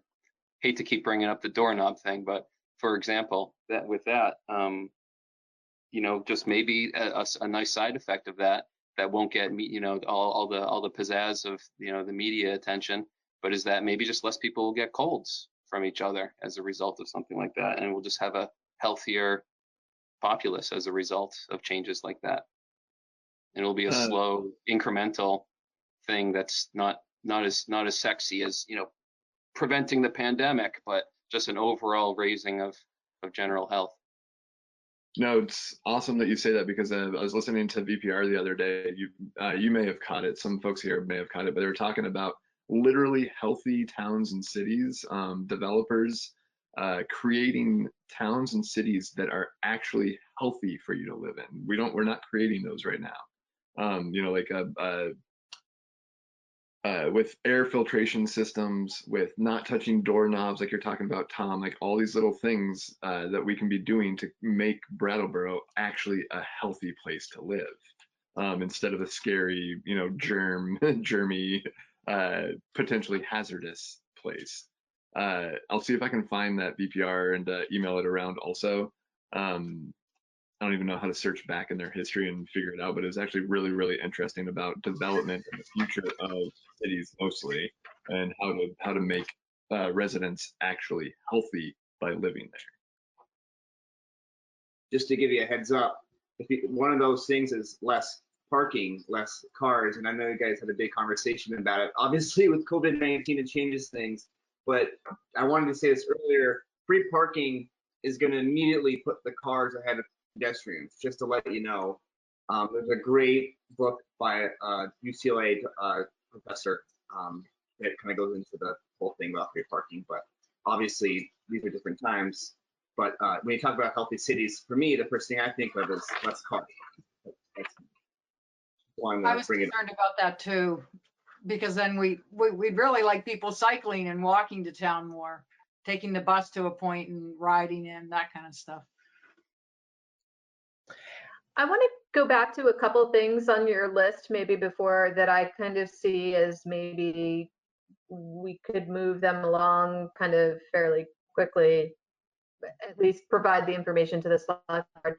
I thought the idea of opening up the sidewalks, with liquor licensing, and maybe letting restaurants use town sidewalk, because not everybody is got their private property. On the west side of Main Street, some of it is private property, like where the Works puts out tables and stuff. But on the east side, it's pretty much town sidewalks. So I thought that is kind of interesting, kind of researching the liquor license and figuring out, making a suggestion, or maybe it's the parklets, because when we did see parklets, there were lots of restaurants that would take up spaces. So if there is less car activity downtown, then maybe, for the summer, maybe they could allow some parklets for outdoor dining. I know in New Hampshire, when they're opening up restaurants, it's outdoor first. They're not opening up the indoor. So who knows, when restaurants in Vermont do anything other than takeout, it might look the same, in which case lots of restaurants might want some outside space. So I thought that was interesting. Even exploring, maybe putting some temporary bike lanes in, especially when traffic is low. That might be another thing that you might want to take forward. And of course, the public buildings, we can look into that, Tom, on the, what we want to do about the doors, handles, and that kind of thing. So can I just say, Kate put a note in the chat that she needs to go at 8. So is there anything that we need to do before Kate drops out? Yeah, sorry, I have a responsibility for one child on my 3 this evening, so I have to get her in bed by 8. It's okay. It's possible that this the whole web meeting might drop off, but I'm hoping it's going to give me a chance to extend it. Oh, you mean it might expire at 8? Yeah, I'm not sure if I did it to 8 or 8:30, and I'm trying to poke around to see if I can extend the meeting room. So if it disappears, should we all just wait to get an email from you? Do you all have access to email? Because I will send you an immediate email. Yep. Yeah. Yes. I'm also Yeah. gonna have to go in just 5 minutes, so. So can we just say, you know, if can I ask you to do something, Sue? I mean, Yes. if we list out the things that we think are there's sort of general consensus around pushing them forward to the select board along the lines that you outlined of sort of, we want to make these recommendations. And if you see anything on here you think would be valuable for us to work forward on, we'll work forward on them. And then that's one, the letter for the immediate urgent needs. The second is the question on the survey.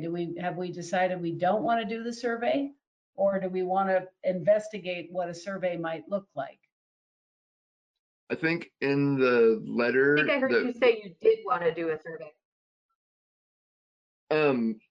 Just brought up a good point. Maybe in the letter, before we jump the gun on a survey, maybe in the letter to the select board, we ask them if they see any value in us surveying our list, the town's list of registered Brattleboro business owners. Because I know more than 100 will respond to it. Okay. Yeah. Okay. So then based upon the minutes from this meeting, which are obviously better than my notes, drafting a letter.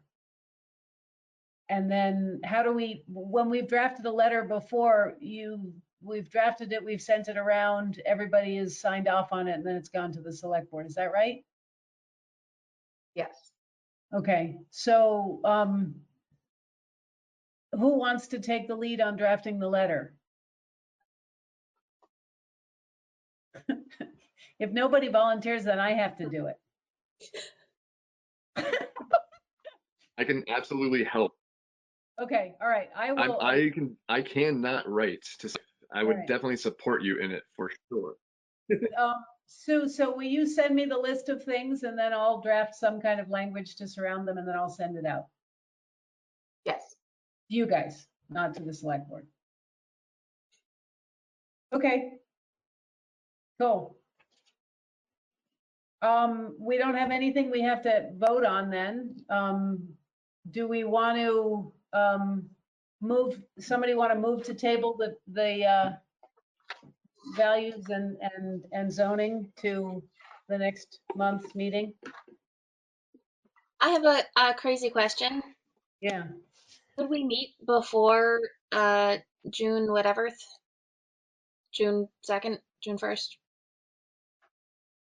We always can, yes. I feel like yeah, and just a note about that, the June 1st meeting is going to be about the downtown plan. We need to meet to be able to get it in a place to get it out to the public. So yeah, I feel Felicity like and I had talked about that. So if you do want to meet again, we can. I feel like this conversation is really good, and it's really important to be talking more and to be acting more, and I think meeting more goes along with all of that, because I think the things on our agenda that we didn't get to, I would love to see keep moving. I'm totally into meeting twice a month, easily. I know that's difficult for a lot of people, but the time for like the next 3 months, if we meet twice a month and we see there's an end in sight, maybe it'll be that much more doable. Okay, so in 2 weeks' time, can everybody make Monday I'm holding up my calendar because I can't. Monday, the 18th. I possibly can. I would need to check with my my husband on childcare, but possibly. Yep. Okay. Yes, I can. I can. Yes, I can. Okay, super. So we'll meet on Monday, May 18th, hoping you can join us, Kate and Kathy, since Kathy's not here. Would I it can meet be? them too. I wonder if plugging into the equation of our to-dos would be like a subcommittee of, under the quorum. Have people considered that? Would that Mhm. fit in any way so that we could plug away in between meetings? Great. Thank you for saying that because the thought crossed my mind earlier in the meeting and then I missed the opportunity. I think that's a good idea. You could have 3 people on a subcommittee. What's the subcommittee pertaining to? Economic development? I guess the survey could be one of it.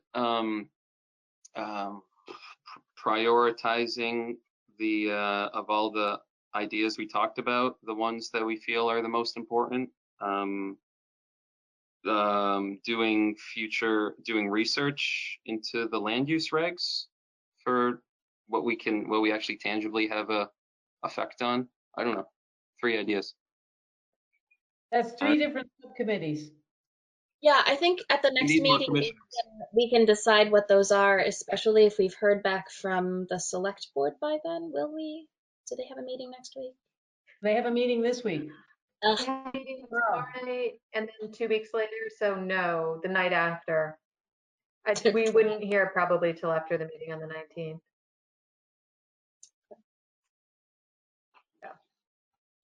But we still could have that conversation. I need to leave. We could still have that conversation at the next meeting. Yeah. I'll be on a Live. subcommittee. I'm totally willing.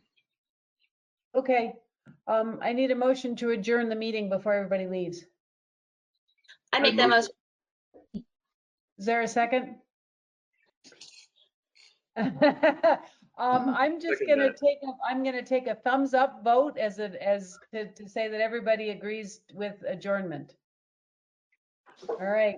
We are. Kate, yes. Thank you all. Thank Stay you, safe. guys. Thank you. Thank you. Thank you. Good night. Good night, guys.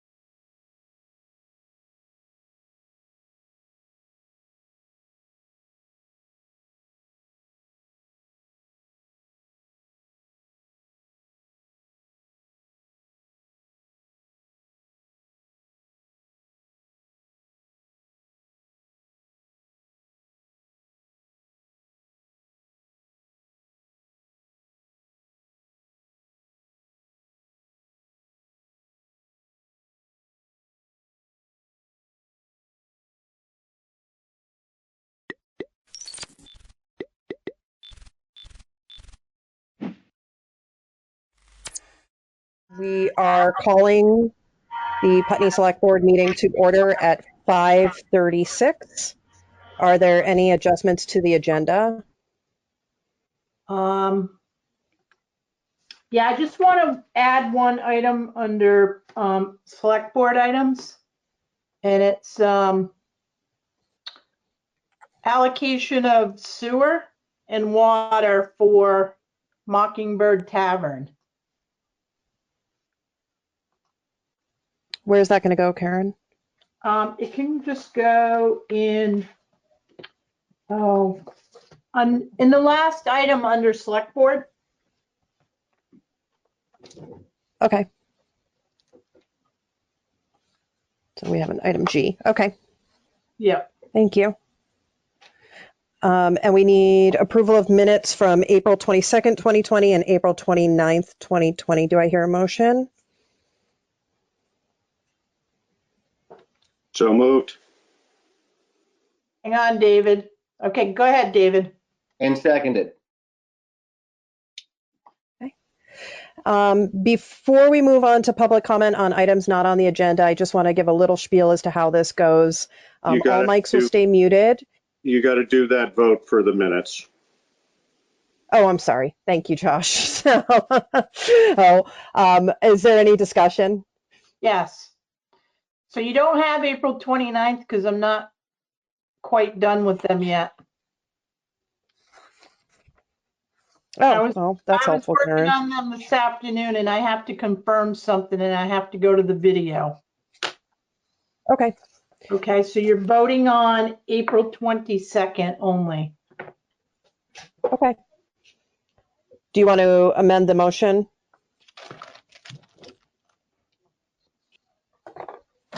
Sorry, what does it, I can't have things in front of me at the same time, so I'm not sure what it needs to read.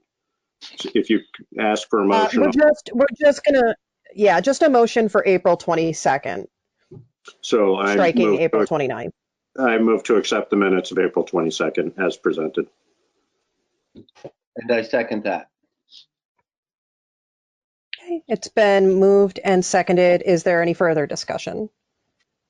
No. Okay, hearing no discussion, all in favor? Aye. Aye. Aye. Great. Now I will move on to a little spiel. All mics will stay muted throughout the meeting, except for the select board and the town manager. Will unmute invited speakers during select board items where they've been invited to speak.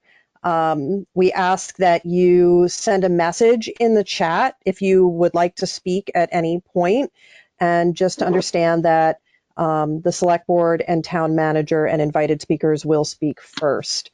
And then we have a really packed agenda, so we are going to limit discussion of items.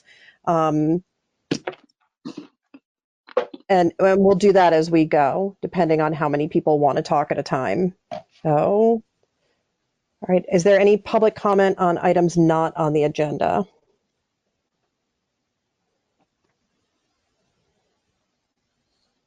All right, then so I'm just going to check the chat real quick to make sure.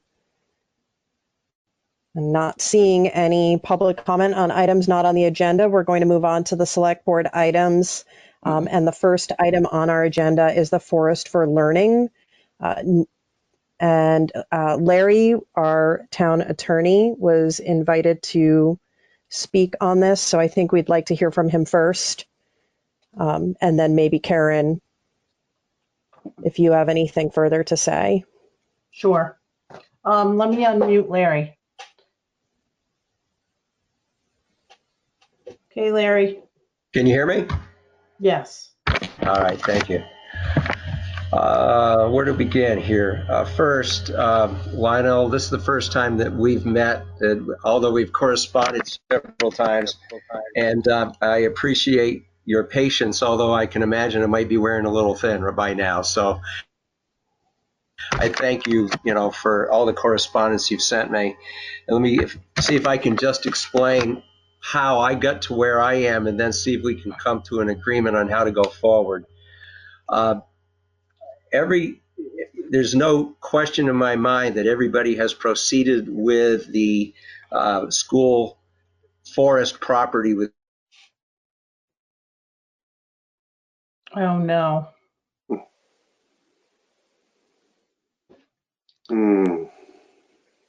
Oh, I'm not liking this virtual meeting stuff. Are we still there? I'm losing you.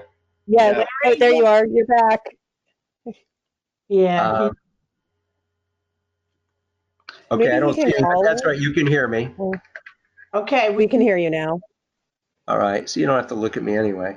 And so to begin with, I'm aware of the history, and I want you to be understand. I'm aware of the background in terms of the Act 46 concerns and how you didn't want the school district property to end up with the new Union District.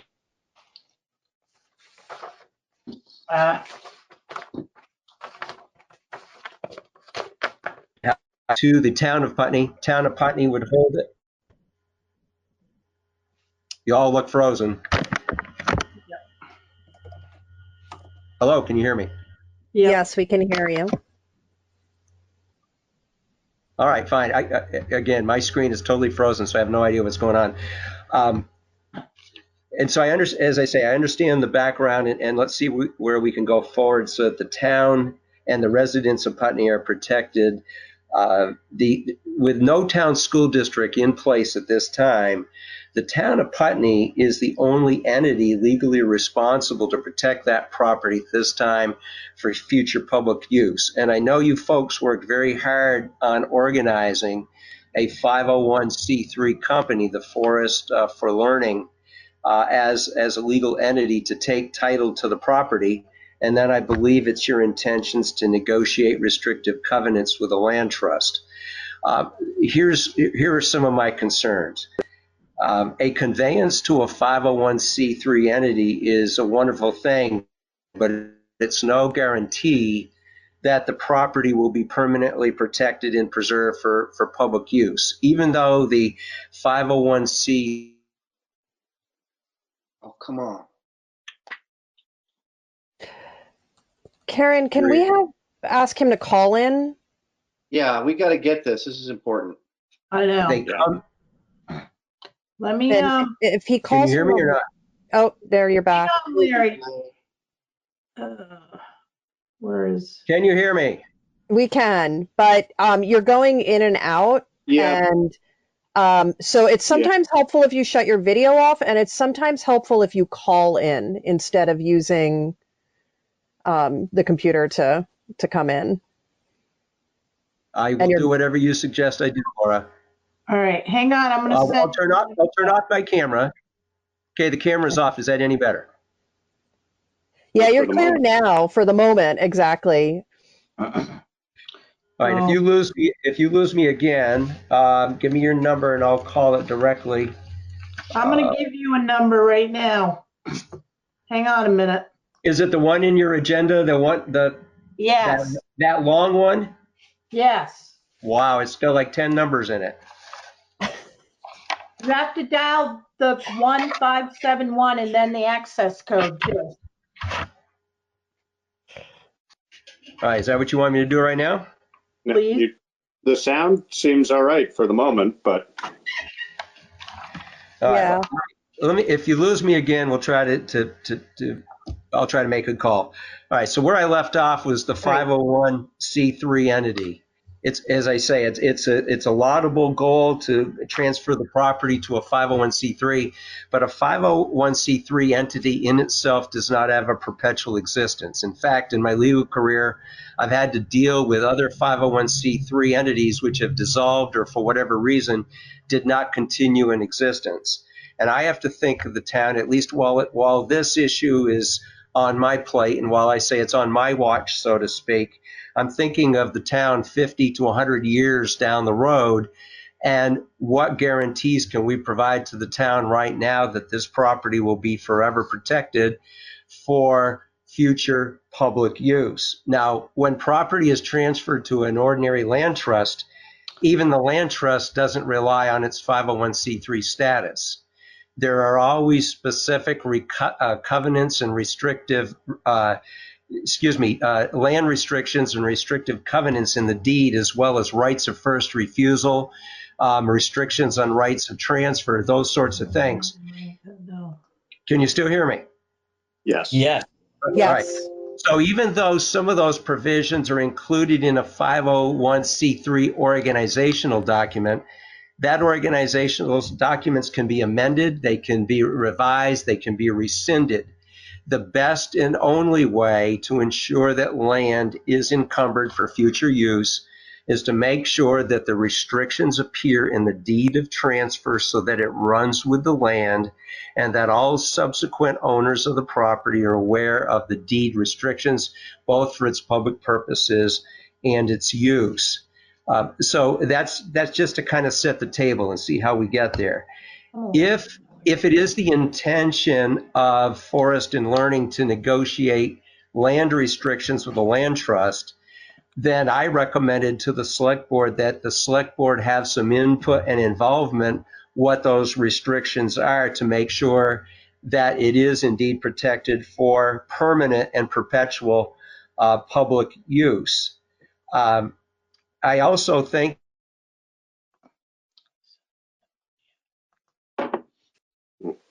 We can't hear you now, Larry. a reversion if the public purpose is. We lost you. Now I'm gone. Your last Lionel, will I ask, can you please stay muted until we call on you? I did not unmute myself. Someone else did. Okay.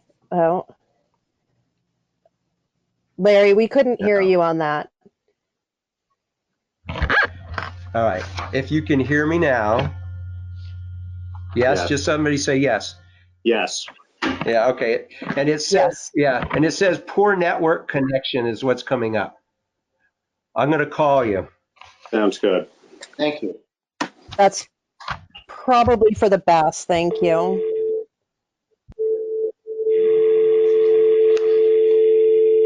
So Karen, I dial 157 131.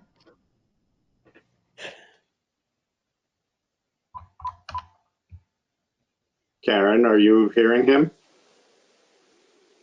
Karen's muted. Yeah. Why is Karen muted? Oh my gosh, it's like a bad SNL skit. Guys, give me your phone.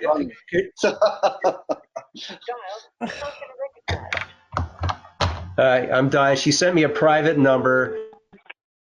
All right, now we're on record. So some of the rights that I've suggested the select board should consider would be a right of reversion to the town of Putney in the event the property ever ceased to be used for public educational purposes or for what I call traditional recreational uses. You might want to consider a right of first refusal to purchase the property, even though there's a provision in the 501c3 docs that says it may not be sold. It doesn't indicate what would happen to the property other than it would have to be used for some other public purpose in the event that that entity dissolved. And there are a number of 501c3 purposes that may not be consistent with the intentions of the town of Putney or its future residents. So I think the town of Putney might want to have some input into what future uses would be allowed of the property, and in the event those uses are not conformed with, that it would revert to the town. I also don't think the property should be sold to a third party without town select board approval. I think that's something that the select board may wish to make sure is put in place. So I'm not trying to create difficulties for any entity, any party. The select board is the legislative body of the town of Putney. The town of Putney has been entrusted with 167 acres that propose to be transferred. And that property is public property. It's property that is presently in public domain, and it should be forever at least protected and preserved for that purpose. But the transfer to a 501c3 entity does not achieve perpetual protection. And that's the only point I wish to make legally. is that I don't want people to misunderstand that by conveyance to Forest for Learning that they have achieved perpetual and permanent public use. It doesn't work that way. For temporarily, while Forest and Learning is operating and conforms with its bylaws, that may well be the case. But 50 or 100 years from now, if that organization no longer exists, this property could be in the hands of some other entity, or it could be at a totally different use than anybody here envisions, unless there are really specific and guaranteed restrictions in the deed, or if not in the deed, it may be possible for to create what we call a freestanding, a declaration of restrictive covenants, which survive the deed, legal obligations and restrictions that obligate the property that would be of record that survive this particular conveyance. And Attorney Fisher and I talked about that briefly, but none of the purchase and sale intentions are binding. I want people to understand that. Once a deed is executed, and it was executed in a very general fashion to the town of Putney, none of the purchase and sale intentions and the meeting minutes, none of that stuff controls anymore. A deed of record becomes a full and final document enforceable within the four corners of the document. That is why land trust documents do not rely on any outside documents. Land trust documents have all restrictions, maps, and covenants attached to the deed itself, so that within the four corners of the documents, all intentions, present and future, are explained. That was my concern in having such a general deed from the town of Putney to Forest and Learning. There's nothing specific in that deed whatsoever that protects in perpetuity the land for public purposes. So those are my comments. I share those as your town council and as an attorney who's been involved in many, many land trust transactions. And it was always of some concern to me that it seemed to be this was being handled in although a very well-intentioned fashion, without some of the permanent protections that I've been accustomed to seeing. So with that, I've shared my comments, and you folks, if you have any questions, I can answer them. But I'm more than happy to work with Attorney Fisher and Lionel and everybody else to figure out how we can accomplish what you want to accomplish in a permanent and binding way. Thank you, Larry. Karen, I'd like to turn it over to you first if you have any questions or comments. I don't have any at the moment. I'm sure Lionel would like to speak. Okay. I would like to give the select board an opportunity first. And Larry, you're able to hang in for a while with us? I am. Okay, great. So Josh, I'm guessing you have something you'd like to ask or say? I'd like to understand how we got to the point where the select board had a deed in front of us that appeared to have legal counsel's approval that we voted on. And then legal counsel came back and said, no, this isn't right. I'm just confused as to how that happened. And I understand frustration on the part of Forest for Learning. I'm also frustrated because I certainly had the feeling this was all being done the way it was meant to. And when it was presented to us, that became clear it wasn't. And I don't know how that happened. So can you shed some light on that? Well, maybe Karen can shed some light. I expressed concerns in writing and in person to the town months ago, and even Lionel was made aware of my concerns about restrictions, the lack of restrictions, permanent safeguards for the town, and those are in emails and of record, and that's it serves no purpose to necessarily go through those. But I've been consistent all along, Josh, that I just had some very serious concerns about the generality of the process And I was led to understand that the select board were comfortable with the transfer and did not wish to place any further protections or restrictions on the transfer because of the good faith work by the school district and Forest for Learning in the past. And that was, that was my understanding of how it came back to me. And I felt that, I had done my job as town council by raising the concerns. And then more recently, within the last couple of weeks, Karen again had a conversation with me and said, boy, Larry, says, maybe I should go back to the board again and remind them of your concerns. And I said, well, Karen, listen, I'll put in a longer email what those concerns are, and you can share it with whoever you wish. And I did that, and I'm speculating, but I believe that Karen shared that with one or more of the board members, my concerns some time ago, and my letter to Bob Fisher. I'm looking at the email to Bob Fisher, which was pretty recent. It's April 3rd, where I outlined, and I had a good conversation with Bob. Bob seemed to understand my concerns. He's also been involved in a number of land trust transactions. So nothing I said was of news or startling to Bob. And I think we both kind of agreed that maybe we should just slow this process down a little bit and make sure that all the legal steps will be in place to make sure this is permanently preserved and protected to the extent we all want it to be 100 years from now. So Josh, that's how we got to where it is. Okay, thank you. I guess I don't know whether, I don't know what happened, and I mean, we don't need to rehash it. I think it's too bad that however that miscommunication occurred, or that I didn't have a clear message. I mean, the message when we took that vote 2 weeks ago was everything's set to go and Larry has signed off on it. And so I'm not sure how that happened. And we don't need to rehash it. Thank you for the explanation. But we need to figure out how to move forward because we do all have the same intention of wanting to make this happen.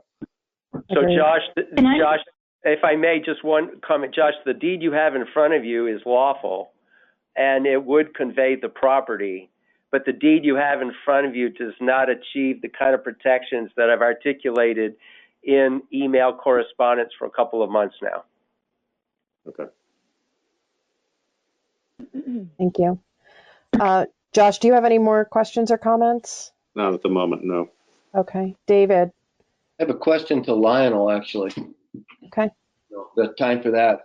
What I want to understand, Lionel, is how does having these restrictions on the deed, the language our lawyer is advising us to try to put in there, how does that stop you from doing what you want to do with the land? How is this a roadblock to you? So I can understand, your position.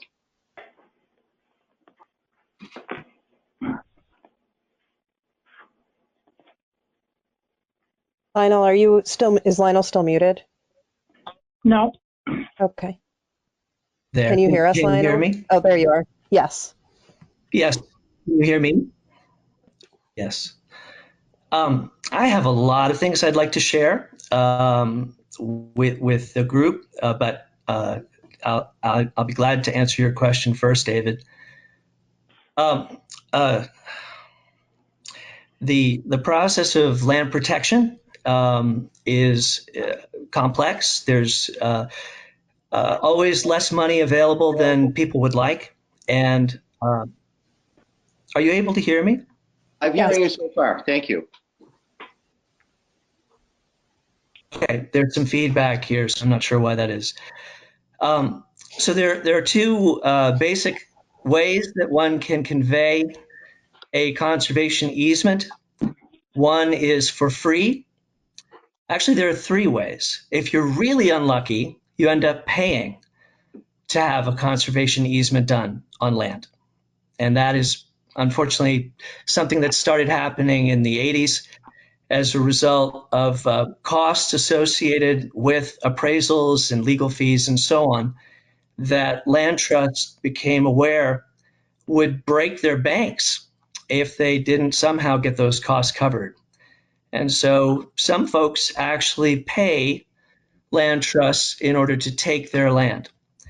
In other cases, it's a free situation where people approach a land trust and they say, I would like to protect this land, and they donate the easement. The value of the development rights are donated. For the lucky few who happen to have a property that is ecologically significant, that is strategically important for larger scale conservation efforts, statewide and regional wildlife corridors, and other issues of biological diversity conservation. And if the cards are right, if things time out well, those few people are actually in a position to sell the development rights to that conservation organization. And that's money. And Forest for Learning, as you probably remember, has very little money. The only money it has is being held by the town of Putney, which now I guess we're going to have to spend on legal fees with Bob Fisher, from what I gather from this. But our hope for a couple of years now, as we've been thinking about this property, trying to protect it, trying to ensure public access, not just on paper, but in reality, in the form of trails that are not eroding and bridges that are not collapsing. The only way to have Forest for Learning function and to have the land cared for in the way that everyone has always said they'd like to see it cared for is if there's funding available to maintain the property and maintain that public access. And we've been talking about a boardwalk that may cost upwards of $50,000. And so, to answer your question, the issue with associating restrictive language to the deed is that it effectively makes the property protected already, and it becomes unattractive to land trusts. Land trusts are, like I said, everyone has limited funding. Land trusts, especially so, they all must prioritize where they're going to do their conservation and why. And they do not waste time protecting land that is already protected. They protect land that is vulnerable to development. In other words, not protected. And I have registered these concerns to Larry Slayson. He made reference to the fact that he has communicated with me about this. His communication was simply to send a few questions my way. Hey, which Lionel, I replied if this is going yes. beyond what David asked, can we just stick to the question that David asked right now? Yeah, this is answering David's question. Okay. David is asking why would it be problematic for Forest for Learning to have restrictive language associated with the deed? Okay. And it just feels like you're going down a different road. It's something, well, there are lots of roads that Mr. Slayson has opened up that need to be walked on. Absolutely. I can appreciate that. David, do you feel like that answered your question? I think it does. I think what you're telling me is that to be one of the lucky few, you need to be able to sell the development rights to a land trust, and you can't do that if the restrictive language is attached to the deed. So that you won't be able to. Basically, that's the answer, correct? Yes, it is. Okay, thank you. I got it. Okay. So I have some questions for Larry. Larry, looking back on the original deed, the charge to the town is pretty clear. And I appreciate where you're coming from and the concerns that you've brought to us, because I think that it is your job as our town attorney to bring these kind of concerns before us. But again, looking back on the original documentation, the charge to us is really to be a pass-through. And the intention of the school board was maybe not as clearly outlined as you would have liked it. And maybe looking back, it could have been done a little bit better. But I'm curious if, I guess I'm curious if we're stepping outside of our role as a pass-through right now. Yes. If you're directing that to me, I think you have to decide, your own parameters and your own obligations to the folks you serve and your voters. I think it's clear that the voters intended for this property ultimately to be managed by a nonprofit entity. Whether or not it was specifically Forest for Learning, that was ultimately, I believe, approved by a town vote. But I think it also runs through all the documents that it's the intention that it's going to be perpetually preserved and protected for some type of public educational use. And as I say, I don't mean to disparage anyone. This has been great work and a lot of work getting this 501c3 together. The question is, when ultimately will we have protections in place which permanently and perpetually protect the property? Now, I agree fully with Lionel that we could end up making it less attractive for a land trust to purchase development rights if the town restricts it. And so I think that if Lionel is working with or has communicated with a potential land trust and those conversations are underway, I think it's a wonderful thing.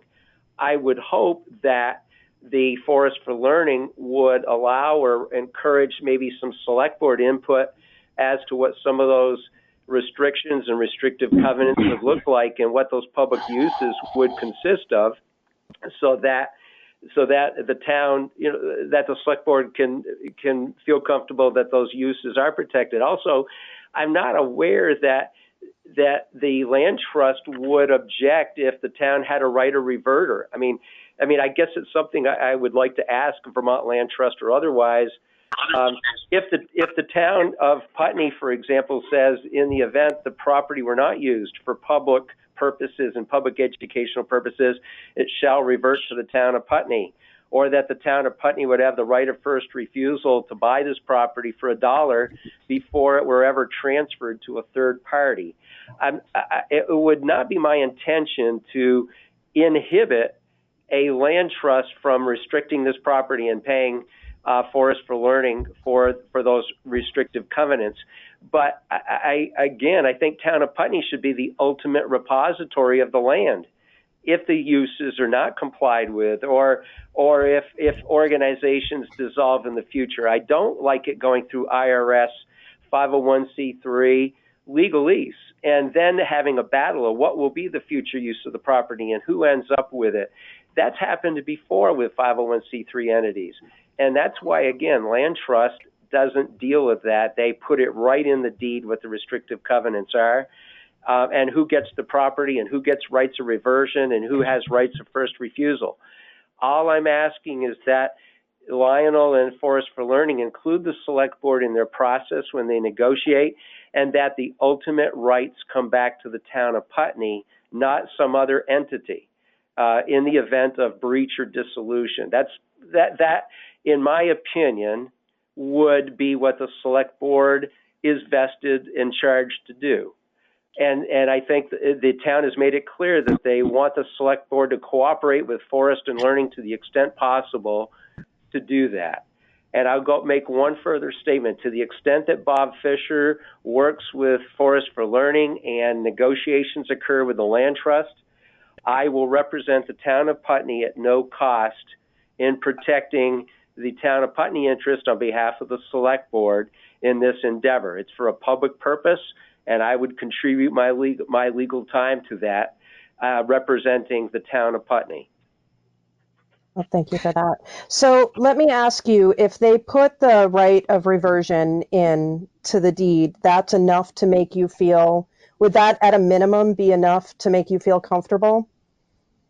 I think it's an improvement. I think there's a number of things that a land trust would agree to do to enable Putney to have a right of first refusal, to have a right of the written consent before it could be sold, a right of reverter, all of those sorts of things. And again, does the select board wish to have any involvement in the types of restrictive covenants placed on the property? Does it wish to have any involvement? Who can use it? For what purpose? Type of thing. I mean, those are the questions I raised. I don't mean to suggest I have all the answers. That's for the select board and Forest and Learning to iron out. So I honestly, I don't know that that's our position, but Lionel, would a right of reversion and a right of first choice be a compromise that you would be willing to make on this? Do you feel like that would not, that wouldn't affect the property in a negative way? Well, I can see that I'm not going to be actually afforded an opportunity to simply speak, that I'm going to be asked specific questions. So I will take the opportunity at this time to ask a couple of very specific questions of you and the rest of the board and Larry Slayson. Lionel, I'm happy to let you speak, but this is a process, and so yes, it is a process. It needs to be a give and take, and there has been simply take happening. I respectfully ask, have you received the letter that we wrote, and can we make that public record, the 8-page letter that we submitted yesterday? Absolutely. I received it. I read it. I can't speak for the rest of the board. I see David nodding his head. He read it. Josh, were you able to? I haven't read every word, but I've read the bulk of it. Okay. Did Mr. Slayson read that letter? It automatically becomes public record when you forward something like that to us. So it I'm is. just wondering if Mr. Slayson has read the letter. Are you? This conversation is feeling somewhat surreal to me because we've been talking about things that are all addressed in the bylaws of Forest for Learning, which were sent specifically to all board members, select board members, a week ago. And if you have read the bylaws and you have read the purposes and the specific purposes, it is abundantly clear that we would be in violation of our bylaws if we did not protect the land in perpetuity and make it available for public use. So can we please take a step back and discuss the bylaws, which I presume everyone on this call who's involved in the issue has had an opportunity to read. And can we please discuss whether or not the bylaws satisfy the concerns of the select board and their council? So Lionel, I'll respond to that. I guess I've got to be clear in what I said initially. My concern is indeed that 501c3 bylaws are not binding on the parties and do not constitute a binding restriction on the property. They are not. They are. Excuse me. Let me finish. Yes. 501c3 bylaws do not run with the land. Run with the land means permanent restrictive covenants in a deed which run with the land. Whoever uses, owns, occupies the land in the future are subject to covenants which run with the land. 501c3 entity bylaws, just like corporate bylaws and organizational documents, govern the organization but do not run with the property. And so even though your organization is set up for this purpose, and laudably so, and with good intentions, the organizational documents are not a legal document which binds the property. And that's the point I was trying to make with my introduction, that a 501c3 is no guarantee that property will be permanently protected and preserved for public use. When you negotiate the restrictive covenants with a land trust, when they buy those covenants are going to be recorded and will be permanent restrictions that run with the land. Your bylaws will not. And so until that happens, we really don't have a permanent restriction on that property. And to say that to you, to someone who's put in so much work in it, has got to be, a horrible thing to hear. But it's my job just to explain the legal foundation on which I'm advising the board. So yes, may I speak? Sure. Yeah. So Karen and Laura sent me an email today asking whether our attorney, if you want to call Bob Fisher our attorney, if Bob Fisher would be attending this call. And I responded that he would not be attending this call because it was my interest to simply have a conversation with the select board about these matters. And I find it very interesting that not only is Mr. Slayson on this call, but that Mr. Slayson was given the opportunity to define, in a sense, the entire issue at length before any discussion of the 8-page letter that we sent, which concluded with the statement, we would appreciate the select board explaining to us why there has been such a dramatic change in tone from the 4 years that we've been working on this issue. As Josh mentioned earlier, we were virtually at the point of signing the contract when this happened. And the town manager said in the beginning of the discussion prior to your vote to unanimously go forward with signing the deed, the town manager stated that the town attorney was on board. And all of a sudden, we are somewhere else entirely. And to expect us, the Forest for Learning Board, who have worked so hard and have been completely transparent in all of our dealings with the town, to suddenly just be expected to be told what to do after we've been discussing this transparently with you for years is just amazing. It feels surreal to me. So I'm sorry, Laura, if you feel it's inappropriate for us to have this level of discussion, but there's been reference made to emotions being raised, and this is why emotions are raised, because there appears to be no connection between what we've been trying to communicate with you all along, what you yourselves have done by publishing the letter, by doing everything by the book. And Mr. Slayson sent me questions in January, which I answered, which he never responded to. And now he's had a conversation with Bob Fisher in private about this issue without our knowledge. We supposedly have an attorney. We did not intend to retain an attorney for the purposes of arbitration. We only asked for Bob Fisher to help us out to get the 501c3 set up.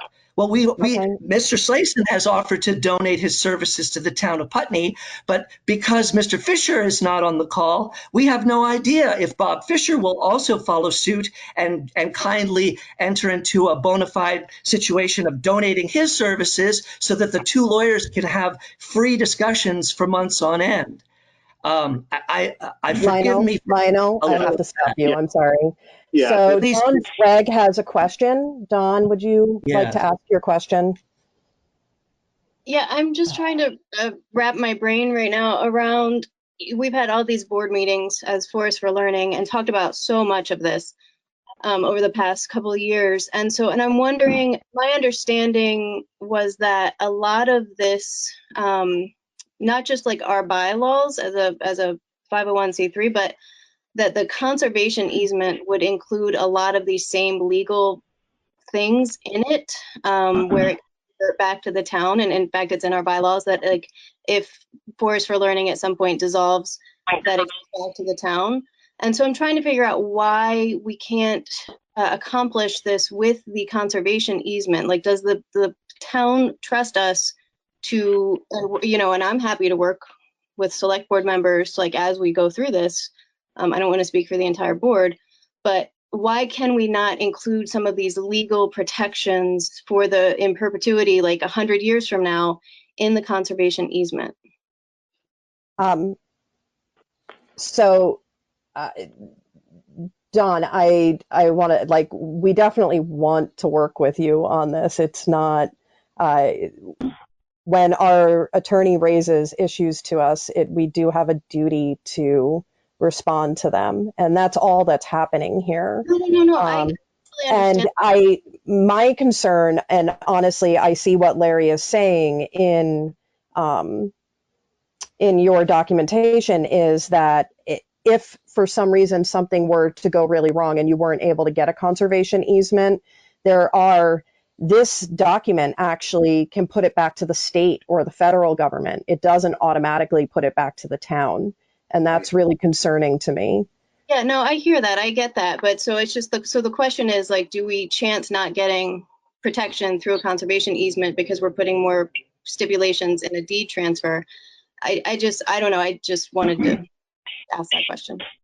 Larry, do you have any feedback? Or Josh, were you trying to? My opinion would be that the concern is, Dawn, and I agree with you, and I think if we can figure out a way to do that so that we guarantee those aspects in a conservation easement, which as per your bylaws are required, et cetera, it's the window between now and a conservation easement being issued that I think is of concern, because if, for example, you were to go to get a conservation easement and right now, things are not going well for conservation folks, et cetera, if that window extends and extends and extends and for some reason doesn't happen easily, I think that's the vacuum that Larry's concerned about and that he is voicing that we need to be concerned about, is that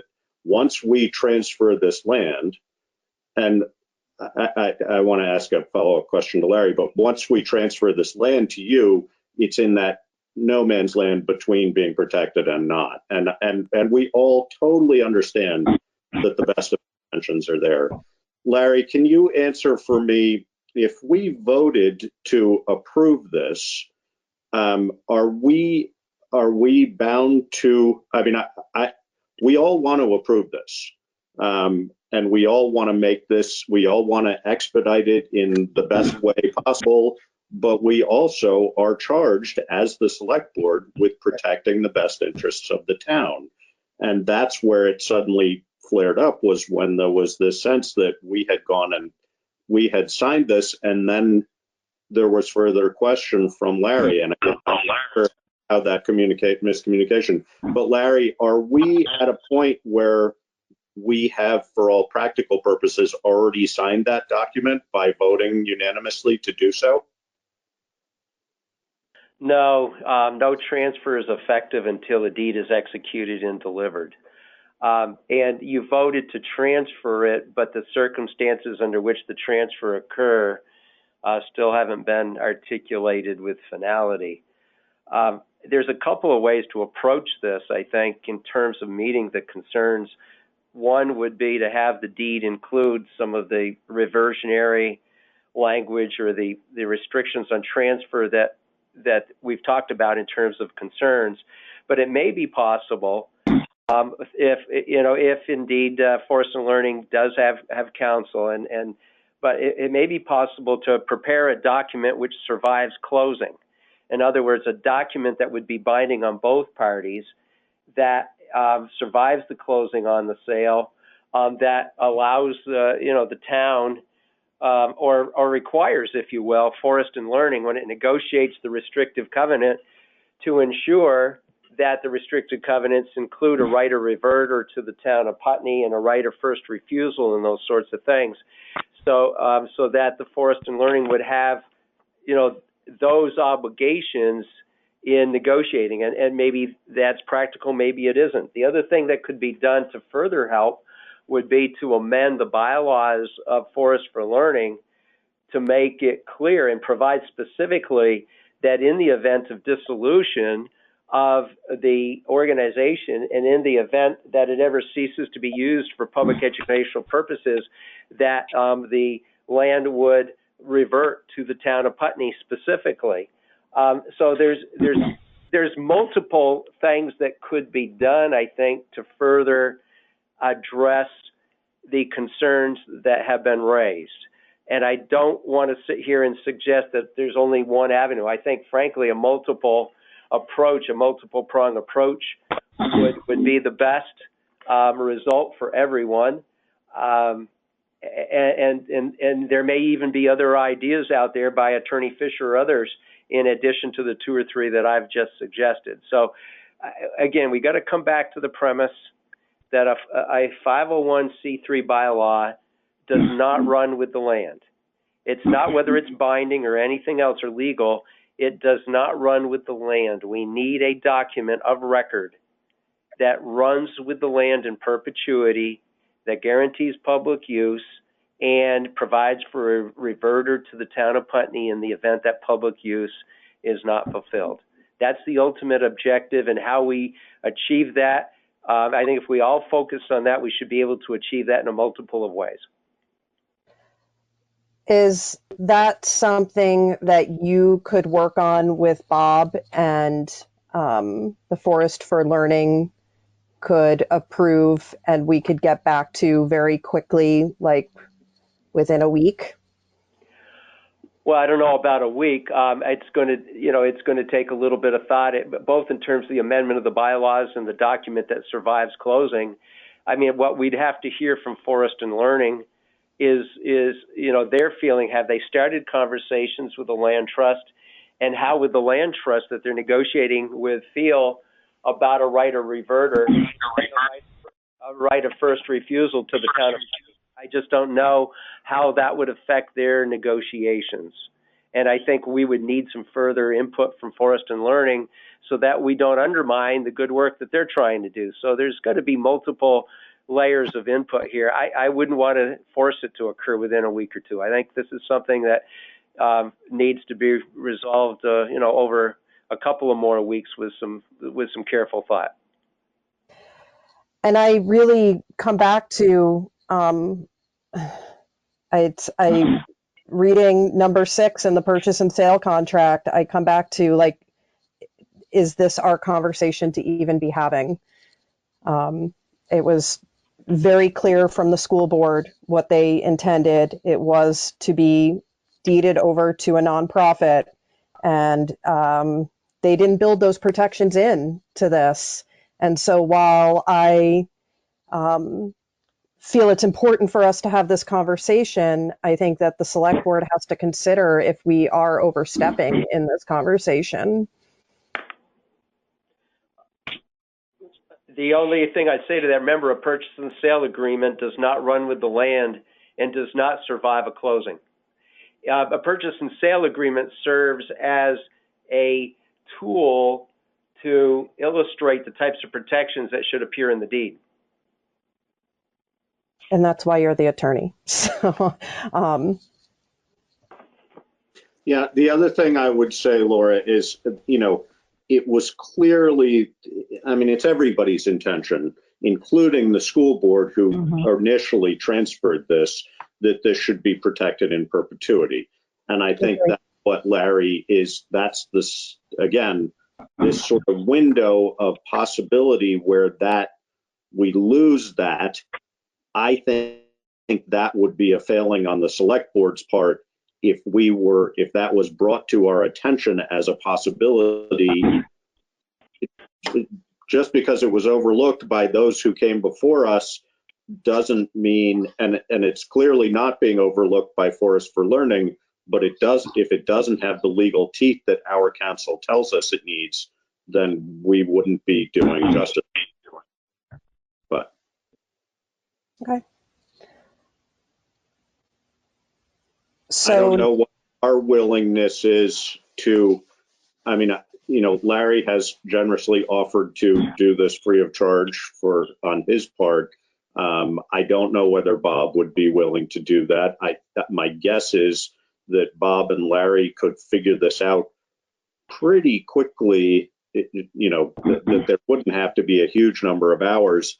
I don't know whether we feel any obligation, because we stumbled on this a little bit, to support that financially if there are costs incurred in the process. And I personally, I think we could ask Bob to be as generous as he could, but if there were some fees involved, I wouldn't be totally opposed to trying to help with that, but I don't know.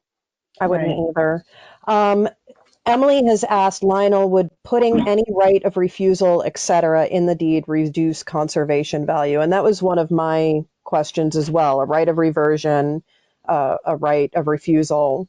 can we have those put into the deed and solve this issue? Yes, Lionel. Hang on. Oh, we're getting there. There we are. It might be all right. One thing to keep in mind with regard to the reverter clause would be that the Forest for Learning has a vested obligation to maintain the property as an educational resource for kids and adults. And we would need to have confidence that the town of Putney would honor that themselves. And if the town of Putney is strapped financially, and I hope that this situation that's going on now does not result in the need to cut back on things. That could be a concern for us. That if we were to, we do take our bylaws very seriously, and we wrote them ourselves. So we want to see them actually done in perpetuity. And so the reverter clause would need to work in both directions. We would need to have confidence that Putney would not only honor our bylaws, the specific and general purposes of our bylaws, but also that it would be prepared to honor whatever covenants the conservation easement included. So as long as we had that confidence in Putney, then yes, we'd be open to that. And as far as would it diminish the value of the easement? That's something I would need to look into. I wouldn't think so, as long as the terms of the easement, the reason the organization would take on an easement would be to protect certain natural resource values indefinitely. And so as long as the organization had confidence that the town of Putney was able and willing to adhere itself to the terms of the easement, and they might not have a problem with the reverter clause. That was one of the questions. What was the other? One was reverter, and the other was right of refusal. Right of refusal, yeah. Yeah, I don't know. I don't know about right of refusal. I'm okay with that, but again, the same issues would apply. Putney would have the right of refusal, but recognize that it wouldn't, because we are protecting the land. It will severely limit what Putney can and can't do with that land later. And so that may be an issue for townspeople. They may say, what business does the town of Putney have taking on this 170-acre property that's got hundreds of people visiting it all the time, and has invasive species issues, has rare wildlife species management requirements, has eroding trails, has issues from climate change, and so on. So if Putney feels sincerely that it really wants that, then I personally don't have an issue with it, and we could discuss it. Our board could discuss it. Larry, do you have any opinion on the reverse of that, as Lionel's saying? Well, I don't right now. I think it would be helpful to know whether or not there's any ongoing conversations with the land trust entity, and the land trust entity could be a third party to this conversation as to what, for example, a right of reverter to the town of Putney. Remember, these would only take place in the event that the land was no longer being used for public educational purposes. So I'm less concerned about the town taking on those obligations. The right of reversion only occurs if those obligations have failed, or if the entity becomes dissolved. And so if the entity becomes dissolved or those obligations aren't being fulfilled, I don't want it to end up with some other organization that the town of Putney has no control over. This was town of Putney land, and I think the select board has a legislative obligation, if you will, to make sure that it's perpetually preserved for Putney residents and not come into the hands of some other federal or state organization. Larry, would striking the state and federal language from the purchase and from the quick claim be helpful? No, no, it would not. Would have to be something again. The bylaws have to be amended. I don't mean to sound dogmatic. I would suggest that the bylaws be amended to address the concerns that have been raised. That's the first point. That's easy.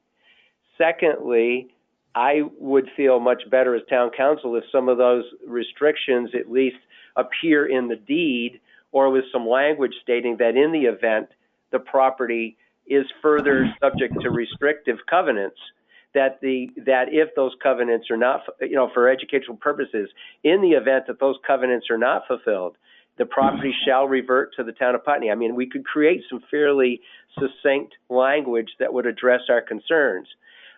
What I don't know is whether or not the land trust has a different vision.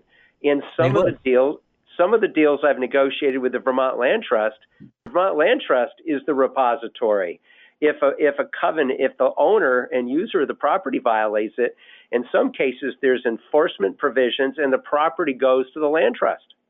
And so the land trust might want to take this in the event that there was some breach in the future. And that's where having a land trust party to this conversation might be of help to all of us. Lionel, is there a land trust involved? Is the land trust involved? Are you in conversation with them? I've been unable. This is a very sensitive, strategic process. It's not something you want to kind of come in on and go back out on. You don't want to sort of own land before you start talking about it. You really need to come in ready to go. The narrative, the complete package of what is it that is being offered. And so I have had to hold my tongue and wait until the land comes to us before seriously engaging in this discussion. But that said, I have mentioned to a board member of the Northeast Wilderness Trust that we have this property, that it's a remarkable property, and that we might be interested in talking to them. I've also put out a call to the Upper Valley Land Trust, but I haven't spoken back. They haven't replied to my call yet. I am not comfortable at all with Larry Slayson or the select board joining me for discussions of this nature.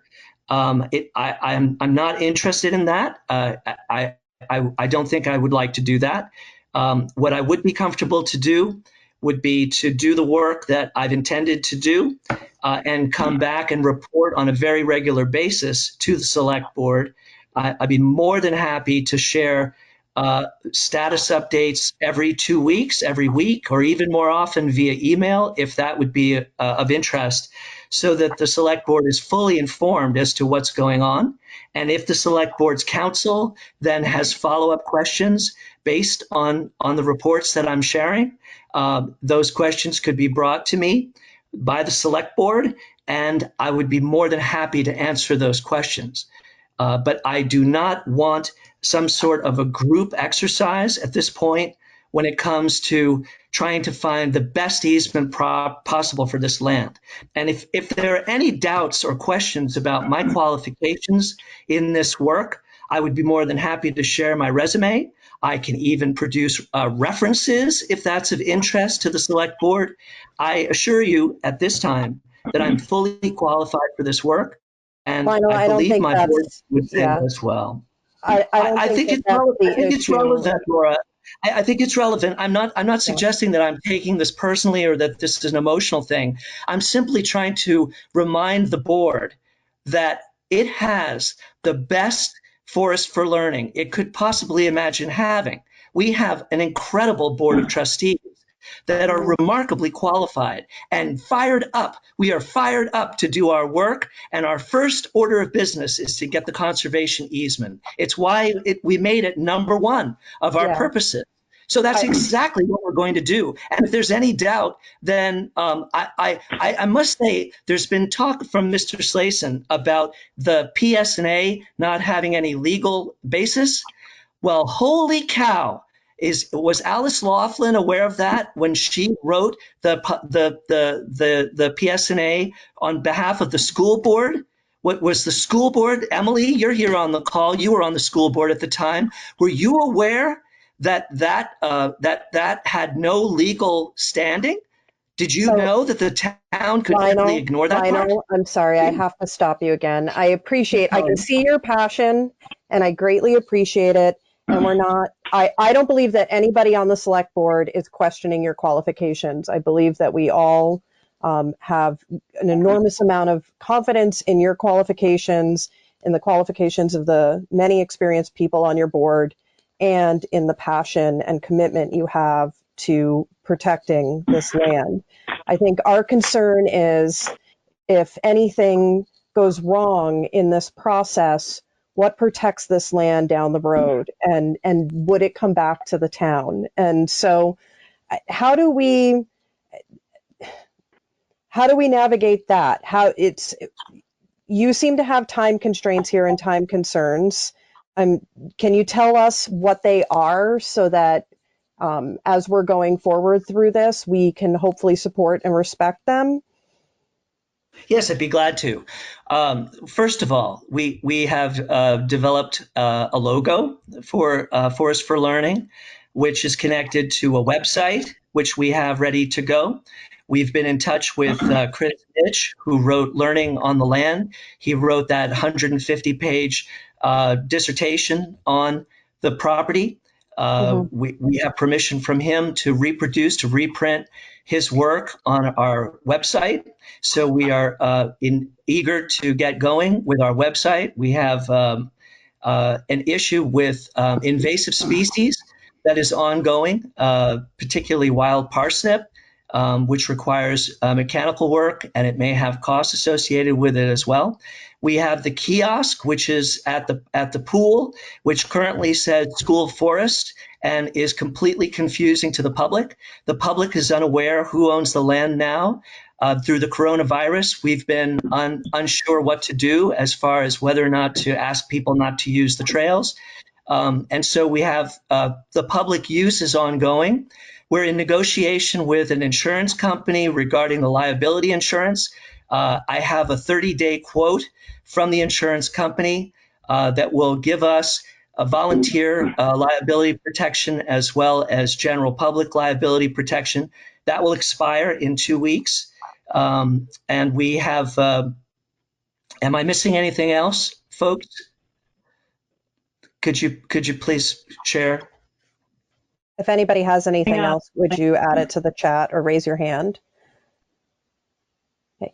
So are all of these things contingent on us signing this quit sale? Well, no, not necessarily. We've been doing a lot of work with the assumption that we were going to have an amicable and happy transfer of the land. We've all been thrown frankly by what's happened most recently, and it's got us uncertain whether we should continue to put this much effort into the property if the outcome is going to be something troubling. Mr. Slayson, I just want to again assure you. Off my property! Get it off of here! I'll write a please. Well, that leads into our next meeting topic. But I'm gonna love a little levity. So I guess, we've spent an hour plus on this, and this is an important topic. And I feel like it's really important that we are able to get to where we need to be, but I'm not sure that we're going to get there tonight. And there is nothing that our intention is for this to happen. So I want to, as far as Josh and David chime in if I'm misrepresenting anybody here, but it is our full intention that this land will be transferred. But we need to have the assurances that our lawyer is comfortable with this. Don Zwig is asking, Lionel, has Bob done relevant work on easements with land trusts? I've been trying to learn as much as possible about this over the last couple of days and wonder about some of what's written in this. And she sent a link to deed restrictions. So I'm just not sure that we're going to be able to finish this tonight. And we're committed to finishing this. So I'm curious, like, how we can get to a place where everybody can leave at this moment comfortable and confident in that fact, and that your needs are being met as far as going forward with the things that you're doing.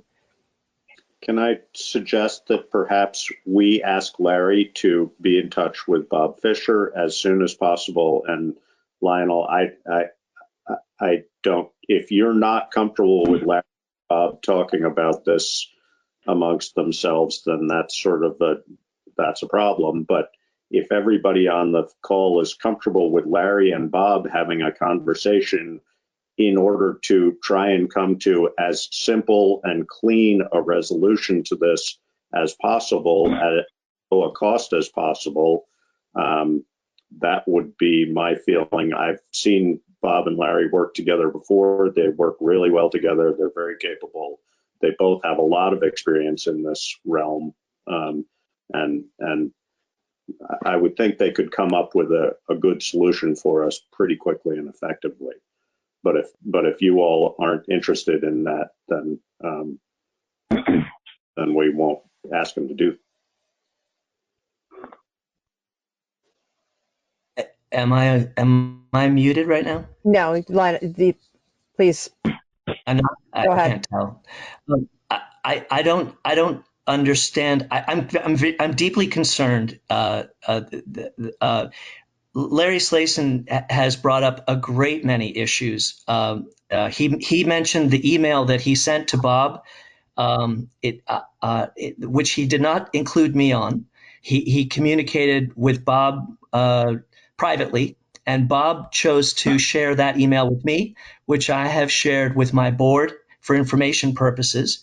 I would have embedded the entire text of Larry's email in the 8-page letter that we sent you, but because there was confidentiality clauses written on it, I was not sure whether it was okay for me to do so. But since Larry has made reference on this call to his email of April 30th, I could tell you that there are a number of issues that he's raised, which in my mind are completely addressed by the bylaws. I take his point that you can't trust anybody, but that's not how Putney works. This is not Putney's culture. And if it were Putney's culture, the school board would never have given the property to the town to hold for the past 2 years. The school board trusted the town of Putney to hold the land. And now I ask the select board to trust Forest for Learning to take the land and do what it is that we've always said we were going to do. The mistrust that Mr. Slayson talks about, to me, is unfounded. And if we are forced to continue down this road to come up with some sort of legal codicil that will provide assurance to the select board, we will do so. But if it becomes increasingly painful, I, for one, will not be interested in continuing my work with Forest for Learning. I'm sorry to hear that, Lionel, and I'm sorry also to hear it seems like you're implying that Larry has been trying to do things in a way that's not productive. And there may have been things that Larry did that were not productive for you, but I hear a sense of sort of intentionality. And I would certainly, I've worked with Larry for 15 years now, and I have found him always to be honest and above board and working for the best interests of the town. So I just want to make clear that I'm finding the way you are using a somewhat accusatory tone towards Larry, I find it personally offensive. So I made a suggestion that perhaps Larry and Bob could do something quickly and effectively, but if we are trying to be pushed around in the process of doing our legal due diligence, then I'm going to take real issue with that. So I'm going to put it back on you, Lionel, as far as that's concerned, and say, we have an obligation to the townspeople. Yes, we're a pass-through, and maybe the P&S didn't have teeth. I don't know for sure. I'm not a lawyer, but we have the obligation to do the right thing by the townspeople. That's why we're elected to this job. It's not a mistrust issue with Larry and you, and between Larry and the Forest for Learning. It's a fact that he feels there are parts that are missing, and that's not because of mistrust. It's because they're missing. So I just have to be clear that I don't like the tone of what's being said, and I object to it. Okay. So, I'm going to add too that things happen in the world, things that none of us Yeah. plan to have happen, things that and we're living through that right now. And we have to do our due diligence. And so I recognize how inconvenient this is and how hard you all have worked. And I see your hand. We will. I'll take one more comment on this, and then we really do have to wrap it up. But as you know, I appreciate everything you do. I also, we can't be emotionally blackmailed through this, and we also have nothing but good intentions and want to do this the Putney way. But we have to think of the future, and we have to think of what happens to that forest in perpetuity. And so if that means that we have to take a few more weeks with this, we have to take a few more weeks with this. And what I'm asking you is, how can we be as supportive as we can through that process to make sure that it's not damaging to your cause? So I'm sorry. Go ahead and speak. I see your hand. I'm not remembering your name. I'm sorry. Dawn, thank you. I mean, I think right now my biggest concern as a board member is that our lawyer, who we did not hire for this kind of work, like, so I don't know what his ability is in working with Larry on this, you know, because obviously we want to fast track so we don't lose some of those things that Lionel was talking about, like our insurance quote and all these other pieces that are very time sensitive that we've worked for a year and a half on now. So I feel like I just need to know that this is an area of expertise for our lawyer going into this so that it can go as quickly as possible if these things have to happen for the town to feel comfortable with the land transfer. And I just feel like we don't know that. And you know, if I know for sure that Bob can do this work and that he and Larry can work together, I just feel like that's a huge unknown right now with this ending of this conversation for me. So just to clarify, are you referring to Bob as your lawyer or not? Yeah, well, yes, but we only hired him to help us like become a 501c3, which he's done. And so this is all new and out of the blue. Like, this was very unexpected. And so we've done all this other legwork, assuming based on like other communications and votes that this transfer was not going to be an issue. So this is all, it's just all very new and trying to figure out, okay, so what are our next steps as a board? And does Bob have the expertise to take on this next level of negotiation? I don't know. I believe he does. Okay. So Larry believes he does. I do. Okay. Karen, did you had something to add? Yeah, can you hear me okay? Yes. Okay. So I just want to comment that this whole process for the land transfer has been unconventional. And we are, Lionel, you've done a lot of work, and you and Larry went back and forth for a long time. The town has spent some funds too, just trying to get to this point. Our intent is to transfer the property. And like everyone said here, we support you, Lionel, and Forest for Learning. We know your mission, and you know, I'll take full responsibility and accountability for the disconnect that got us to here. Okay. I know it was brought up in January, and it was brought up in a few meetings with the select board regarding the deed, but Larry and I, we talked about it. I spoke to Laura about it. So this is why we're here, and we need to protect this property for everyone, for the children, for the next generation. And so I hope we can work together, Lionel. And if there's an issue about the finances, I can look at the budget, okay? We need to be a team and get this completed. Mm-hmm. Thank you, Karen. So I think that next steps are, if you're all amenable, is for Larry and Bob to have a conversation, see if there's some simple things that we can do to bring this back to a place where we all feel comfortable. And speaking for myself, I would be happy to do a special meeting to make this happen faster if it came up at a non-regular meeting time. Josh, David, how do you feel about that? Absolutely. Okay, Yeah. so we want to keep this ball rolling for you. And it is 7:03, and the sheriff has been waiting exceptionally patiently. And so I really think that we need to close this out, and I hope that we can close it out on a good note with, I know that it's not exactly where you want it to be, but I hope that you have confidence in us that we're going to get there.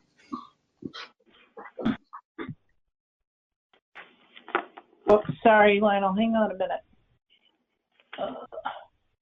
Okay. I just said thank you very much. Thank you for your time tonight. We're just, I apologize for being emotional tonight. It's been very stressful for me. It's something that I've really put a lot of time into, hundreds of hours, and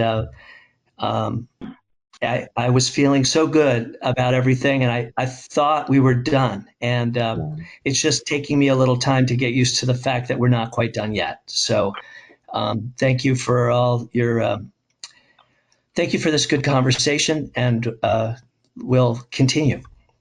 Okay. Thanks, Lionel. And we really do appreciate all you've done and recognize. And we're in a COVID crisis. I mean, everybody go a little gentle on themselves right now, okay? So, all right. So we are going to close this conversation out for now and move on to the animal control conversation, which was so nicely alluded to earlier.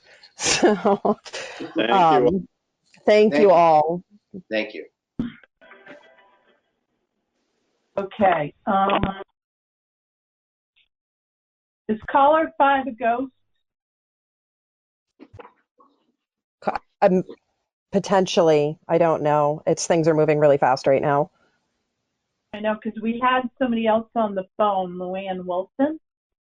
Oh, is Larry still with us? No, I think Larry's gone. Okay, good. But yeah, Luann Wilson was in the background yelling at the dog. Oh, I'm here. All right. Hello, Luann. Hey, Luann. Hello. So, Hi, Luann. Yes. Can we hear that? So I think that we were going to hear from Sheriff Anderson first. Oh, I'm sorry. I thought you were calling. That's okay. Me. Fine. Were you Okay. trying to? Did you want Luann to speak, Karen, or were you just trying to check in to see if she was here? No, she's going to speak. She has a dog complaint. Oh, okay. All right. My apologies, Luann. I guess you're up. No problem. Oh, right now? Yes. Oh, fine. Yeah, okay. Go ahead, Luann. Okay, fine. Well, I've typed some things up just so that I hopefully get everything in. So I'm just going to read this to you folks. For a considerable time now, I've been harassed by noise from my neighbor's dogs. A young man named Aaron Pierce lives behind me in the house his grandmother occupied when I bought my house. She lived there a few years and with her little dachshunds, and then her health failed, and she had to move to the Midwest and let her daughter take care of her. And a couple of years ago, her grandson moved in, and he brought with him a big German Shepherd, which barks a great deal of the time, and which he never brings in at night, so that, I mean, it's in a screen porch. the entire, and as far as I knew, all through the winter, it was in a screen porch, which seemed inappropriate to me. And he absolutely refuses to bring the dog in to spare me being awakened at night frequently by this animal. Okay, the other issue with this is I have been in touch with law enforcement at one point, and this fellow was put in jail for a few days for whatever all, I don't even know. But he continues to pursue noise in the night, especially Saturday evening, just a few weeks ago, having a huge blowout barbecue party in the yard with very loud noise going till, I don't know, 10 or 11 at night or later. And this guy he is just a total scofflaw, and it's driving me crazy having to deal with him. I've never lived where I couldn't get help from the police because there doesn't seem to be police available here. And when I've been told to call this place or call that place, hopefully somebody will be available, 99% of the time nobody's available. So I'm really quite disturbed, and I want to know what can be done. Sorry. Luann, can I ask just for clarification this is Josh Laughlin, where your house is and what, are you in the village or? No, I'm up on East Town Farm Road. Okay. Up the hill. Thank you. And a left turn, yeah. So, I mean, I could go into more detail about some of this stuff, but I know you folks have a lot of other stuff to do. I really need help about getting this guy to toe the line. He's just a scofflaw from the get-go. Luann? Yes. Luann, this is Karen. Hi, Karen. So can you explain to the select board too that it's not just one house? It's not with just barking one house. dog? Oh, well, yeah. You have issues with. I've got issues with the dog across the road too. It's not as bad as the dog out and back, but yeah, the people across the road who years back had dogs that they kept in, they had containments for them out in their backyard, and it was never an issue. But now they have a dog that is in the front yard, and it is barking its head off a good portion of the day. And they won't do anything about it. I've called over there, I've asked, I've threatened to call the authorities. She just laughed. And the other night, when I told her husband that I was going to have to call the authorities, he just started cursing and yelling and jumping up and down. It was like, God, what is with these people? So, I mean, I'm getting no help here with dealing with dog issues and dog noise. So that's Luann's concern, are the barking dogs. So there's 3 properties around her house. They all have dogs. One I've never lived dog someplace owner where there weren't dog officers to just come around and help you. Well, we had a dog officer. I explained that, and now we don't. But well, but he never came out. He never came out. He always would tell me he was taking care of his baby.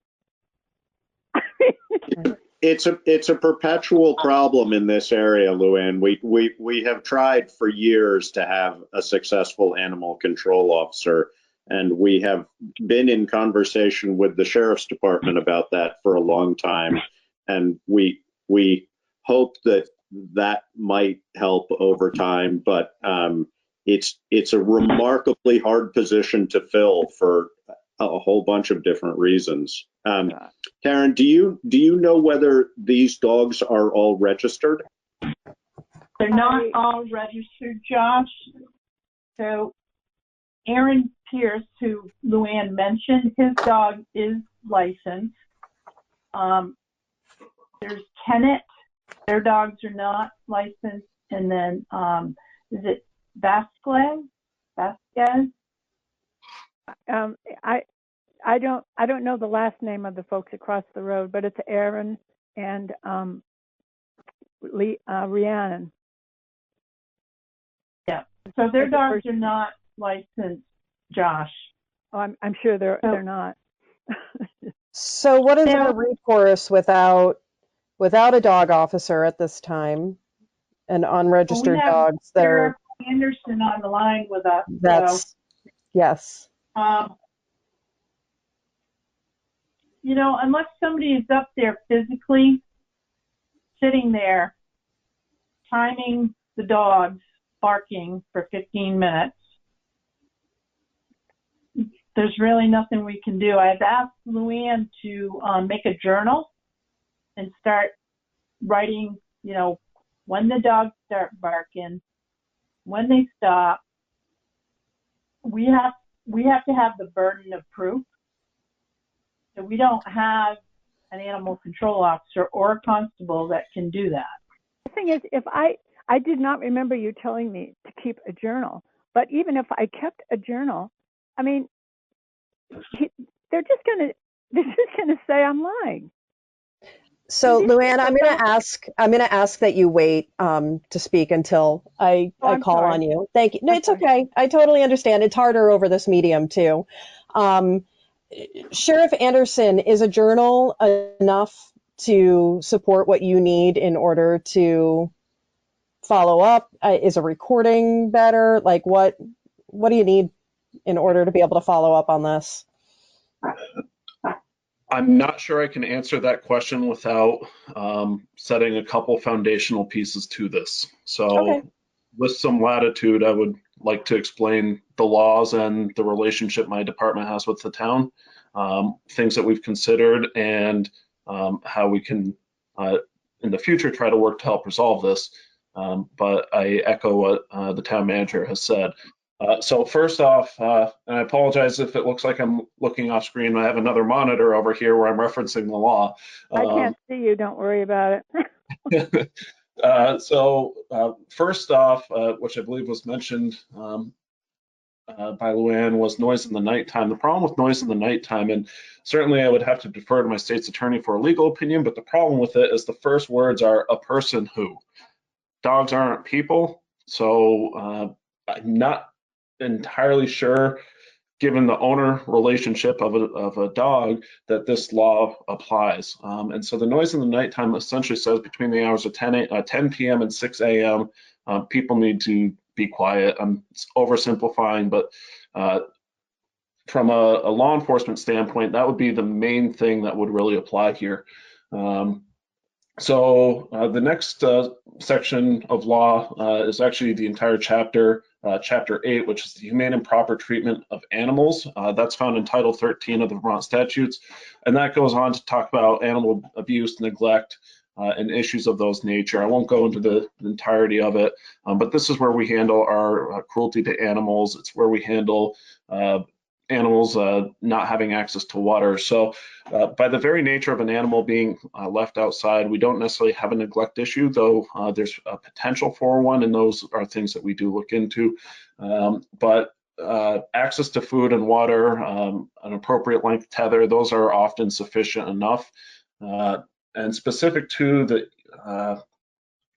area of East Town Farm Road, my office has responded to several complaints between the hours of 5 p.m. and a little after midnight, it looks like, over the few years, regarding noise complaints and barking dogs, animal issues. So we've responded there. I lost my screen a few times. In one investigation, my deputy remained there for a period of time, I think it was about 20 minutes, and heard no barking dogs. So Karen mentioned we need a burden of proof, a recording, a sworn statement, something that we can take to court that says this is not only the complaint that we have, but because we did not witness it or observe it, this is what we're basing our finding on. That also often requires, if it's not something we've observed, it requires the person who did witness it to come to court and testify in support of it. Now, when we're discussing testifying in support of it, what we're talking about right now would be a town ordinance that says you can't have sustained barking of an animal for X period of time, whatever that number may be. And as Mr. Laughlin pointed out, we don't currently provide animal control services to the town of Putney. That was something that my predecessor exited because of some of the issues that animal control officers currently have, and so this is kind of the ongoing problem. That being said, this Friday I have a meeting with the town manager as well as another town manager to discuss how we can potentially find a solution to animal control issues where this conversation was intended to occur a while ago.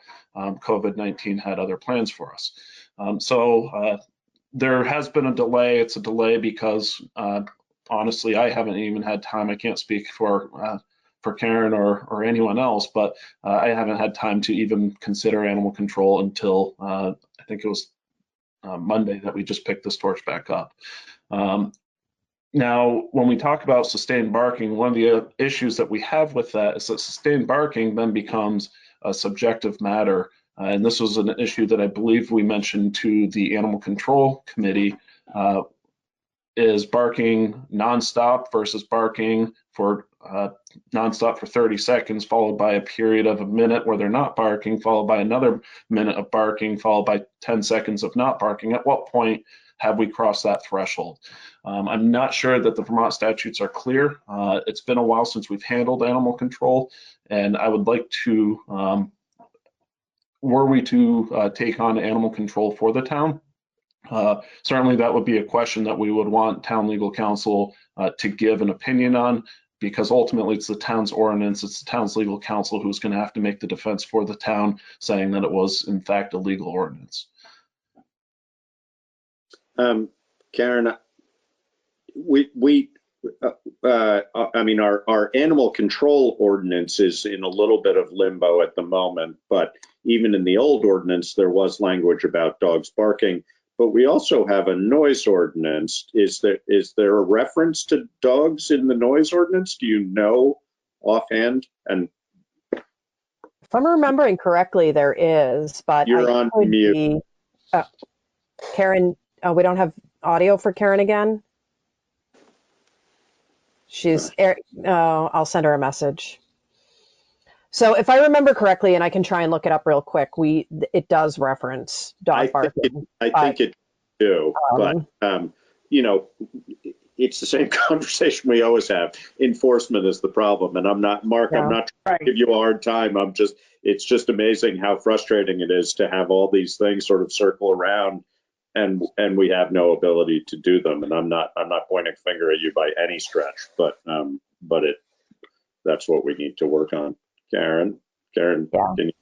I just sent her a message, so it's gonna. Can you hear me now? Yes, we can. All right, good. Technical difficulties tonight. So Josh, the answer to your question is we do have a draft revised ordinance that needs to go to public hearing. Yeah. And with the COVID, that's not going to happen. So our current animal ordinance does state a domestic pet, domestic animal, or wolf hybrid is barking, whining, calling, or howling for a continuous period of 15 minutes or more. So the exception to that rule is a kennel. And Josh was asking about the noise ordinance as well. I'm trying to find it right now. I mean, or the other. Yeah. I mean, I think either way, we would have sort of legal standing to do something about it, but we don't have the ability to do something about it. So I just pulled up the noise ordinance. Exhaust, excessive vehicle noise, loudspeakers, horns, signaling, radios, and other sound-producing devices, construction noise, noise in general. I guess it would fall under noise in general. But like Josh said, without enforcement, yeah. I wanted Mark to explain the civil citations too. Okay. So if we were to write a civil citation, how does that work? Can you explain the process? I can. I'm going to talk about the state process very quickly. I know that you're pressed for time. Anything that's written under state statute, and I'm going to use speeding tickets, for example, the town's adopted an ordinance adopting speed limits in the town, so you receive funding from the state for that. Same thing for stop signs and other types of violations. The difference is that those are all written under the state statute. If a person contests it, it goes through to the state court, where the prosecutor is the officer who, or the person who issued the violation, and the defendant is the defendant. And were that to end up with a appeal, either by the state or by the defendant, the state's attorney would handle that violation on behalf of the state, and the defendant has the opportunity to represent themselves, hire legal counsel, however they want to deal with it. Municipal ordinances that aren't part of state statute is really what we're talking about. And so there's a process that the select board's required to go through to designate who the people who can issue those violations are, often constables, maybe your town manager, the fire chief, health officer. And so those people have to be specifically designated. I'm not sure if we currently are a designee for Putney. Many years ago when we were doing animal control, we were, but those are things that need to be updated. Those people are allowed to write, forgive me if I'm getting the name wrong, but I believe it's a municipal civil complaint or something to that effect. It looks very similar to the citation with some minor differences. That process, whoever is an authorized issuer of those violations, they have to obtain the specific book. The town has a specific book, and so there's only, I think you only have one book. Everybody has to write off the same ticket book. And so one of the difficulties that we found many years ago when we were doing animal control is, how do we keep track of this one book? That process may have improved. We're doing electronic citations now with the state, so there might be some improvements that we don't know yet. And those are things I'm going to look into. When we issue that violation, and this is where we're talking outside of my role, but leagues of cities and towns or town manager or your legal counsel can explain it. The select board can hold a quasi-judicial standing to hear the violations. Some towns and cities do choose to do that. Some defer to the State Judicial Bureau. What you do, I don't know. I'm going to talk about the Judicial Bureau side, which is that the tickets issued, somebody files for a hearing, the defendant will be the defendant, the officer, whoever the issuing officer was, or the town manager, the health officer, whatever, they would then be the prosecutor. What I just learned in a conversation earlier this week, which was news to me, is that if somebody does not pay the ticket, if they do nothing, there's no penalty. If you don't pay a ticket, a speeding ticket, a stop sign ticket, anything like that, what happens is your driver's license will go under suspension. If you don't pay the municipal complaint, nothing happens. And we dealt with this issue several years ago with a couple other criminal as well as civil state statutes, where we found that as people became aware of an opportunity where they don't need to pay, they just quit paying. Their license would go under suspension. They'd have the inconvenience of meeting one of my deputies, and 15 minutes later, they're on their way. Maybe with the cost of a tow bill, maybe not. So I reached out to Representative Maricki. I understand he was looking at this beforehand. I also understand that all of the representatives are incredibly busy right now with the speed of legislation, and now on top of that, trying to handle the pandemic insurance, trying to help people get paid. So I haven't heard back from him yet, but I don't hold that against him. But I want to see what the status of it is, and if that is the case, try and see how we can, if nothing else, help the towns get some teeth to their ordinances, because I really don't want to recommend that the town move to a criminal complaint. I think that that's not conducive to what we're trying to accomplish. At one point when we talked about animal control, I also mentioned the possibility of doing something like restorative justice, but I don't know if that's going to fit in this, and it'd have to be entirely voluntary at this point, which is usually what restorative justice wants anyways.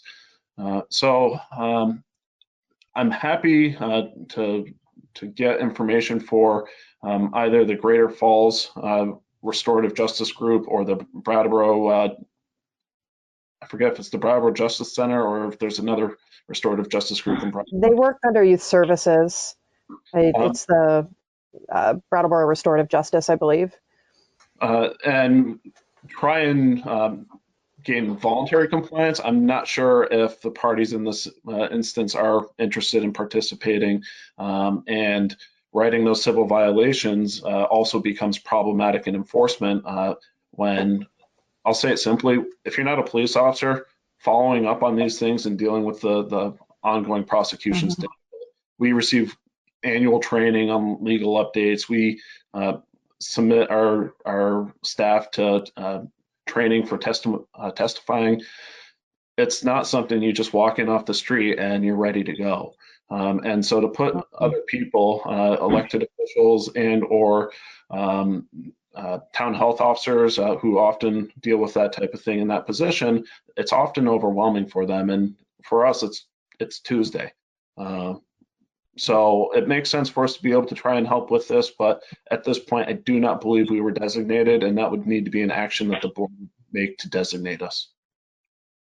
And it sounds like even if you were designated, anything much more than a conversation really might not lead anywhere. A lot of expended energy, possibly no results. It sounds like going the legislative direction and trying to get legislative support in changing some of the rules would be helpful.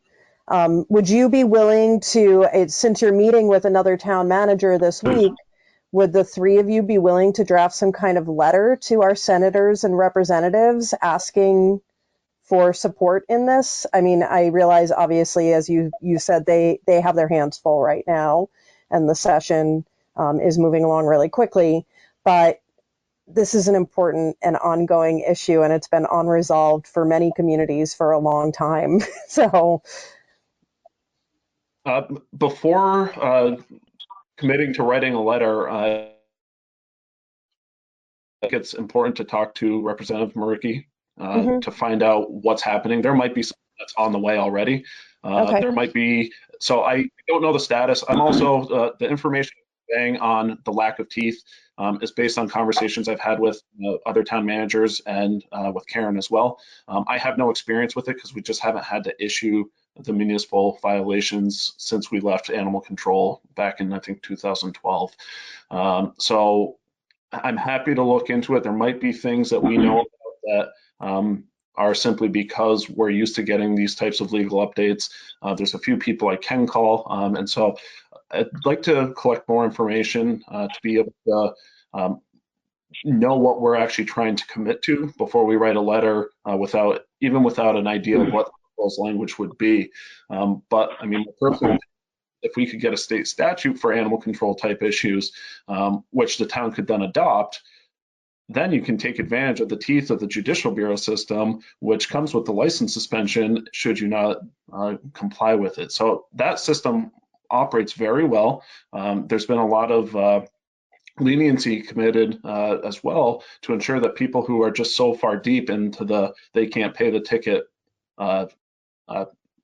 debt because of all the things that have gone on in life. And it's like, look, we're going to get them back. They'll forgive those loans or those debts and get people back on the right track by following through with various programs that have happened over the years. So it might be wise that we get a state statute that helps support these types of initiatives. It might be wise that we try and reinforce the municipality's ability to have some form of teeth to this. And it might be wise to do both. Yeah. And I don't know that maybe I jumped to a letter too soon. I just think that bringing them into the conversation, making sure we're all in the conversation together is important. So, but I really appreciate your sense of social justice in your approach to this.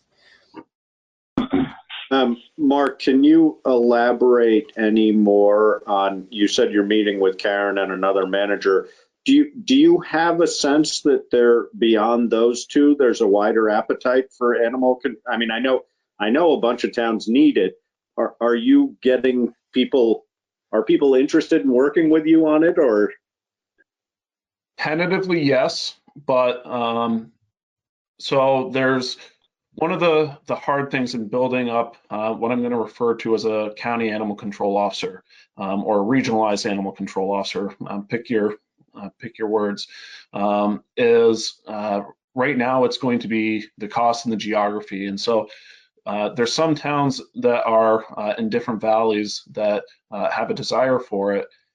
And it just financially, it doesn't make sense trying to get it off the ground to try and tie a framework of towns together, as opposed to if I had Westminster, Putney, Dummerston say we want to commit to a position. So we're trying to build on the geographical needs, and right now that is where we're probably going to be investing the most energy. I'm aware that including Putney, 3 towns are definitely 100% interested. That'd be Westminster and Windham. There's a couple other towns who right now it's not an issue, but it's kind of like, well, we have our animal control officer, so it's working for us right now, but we might call you back next week because everybody's been having the cycle of every 3 to 9 months, they have to find a new animal control officer. So I'm just trying to find the right timing to approach towns and say, hey, this is something we're looking at. And if we can build a model with Putney and Westminster that really works and we can demonstrate that success, I know that it's a headache for the various boards as well as the various administrators for the towns when they say we have this problem and we're being told that we're doing nothing about it, but what can we do? That's hard.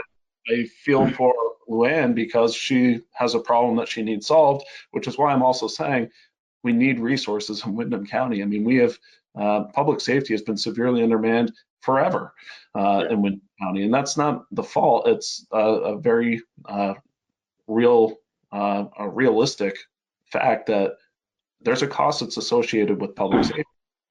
But there's also a cost on the resident when it isn't here, and this is just one example.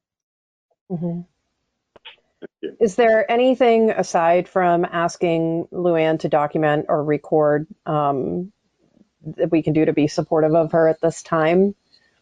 Recordings are ideal because we can say this is timestamped. Civil violations, the burden of proof of them is more likely than not. And so what that means is that we essentially have to show that there's a 51% chance that whatever happened. So having a log is useful in terms, or a journal, as Karen mentioned, is useful for us in terms of an investigatory capacity. Like, hey, it's every Friday night the dog's barking. We now know Friday nights, this is maybe something between these times we can look at. We do the same thing for suspicious vehicles. There's 15 cars that come in and out of that driveway Tuesday at 2 a.m. and it's really weird. Well, write down the plates or the times or description of the vehicle, and we can use that information to develop patterns. Recordings are ideal. A journal certainly will help us get to a point where we could be physically present to witness it ourselves, which then minimizes some of the burden on trying to prove the case. Again, the hard part is a continuous 15 minutes of barking. If I hear bark, bark, bark for the next 5 minutes and then silence for 30 seconds, now has that burden not been met? And again, I need to reach that 51% line. It's tough. In my experience, we have been, in the time that we did animal control, we're very rarely successful in successfully prosecuting a sustained barking complaint because that's what would happen. Is it helpful if there's more than one person in the neighborhood that's being annoyed by it and they're keeping multiple logs? And does that support you in trying to prosecute this? And I want to ask Luann after this, is there anybody else in your community, your neighborhood there that's bothered by this that could either help you in the community or help Sheriff Anderson if he had to do something about it or could do something about it? Are you asking me that now? I'm asking both of you, 2 questions to each of you. Oh. So, Mark, you go. Why don't you go, Luann, why don't you go first? Okay. No, somebody else. there is no one else within, sound range here. The only other people near me are a bit of a ways downhill from me, and then quite a ways on the other end.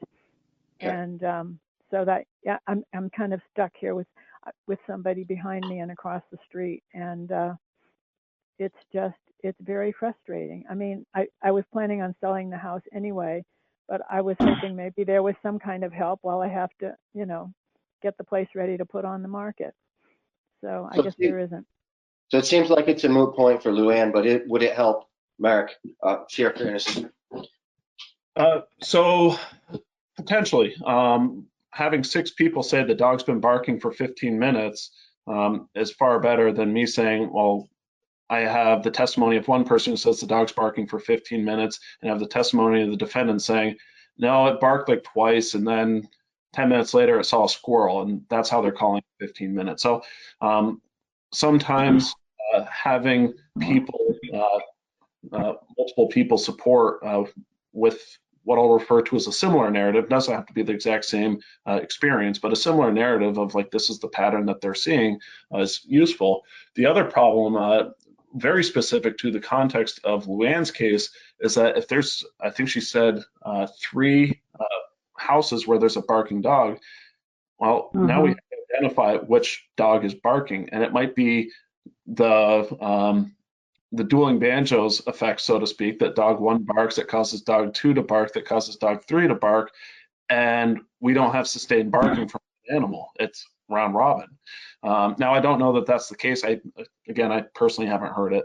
And certainly I can understand the frustration that Luann would have from that amount of time, but this is where we come into a difficulty of me having to witness the dog barking, and looking at the geographic nature, that could be hard for me to prove which dog it is without having a task force of deputies up there to figure out which dog's barking at which point. So this becomes quickly resource intensive because while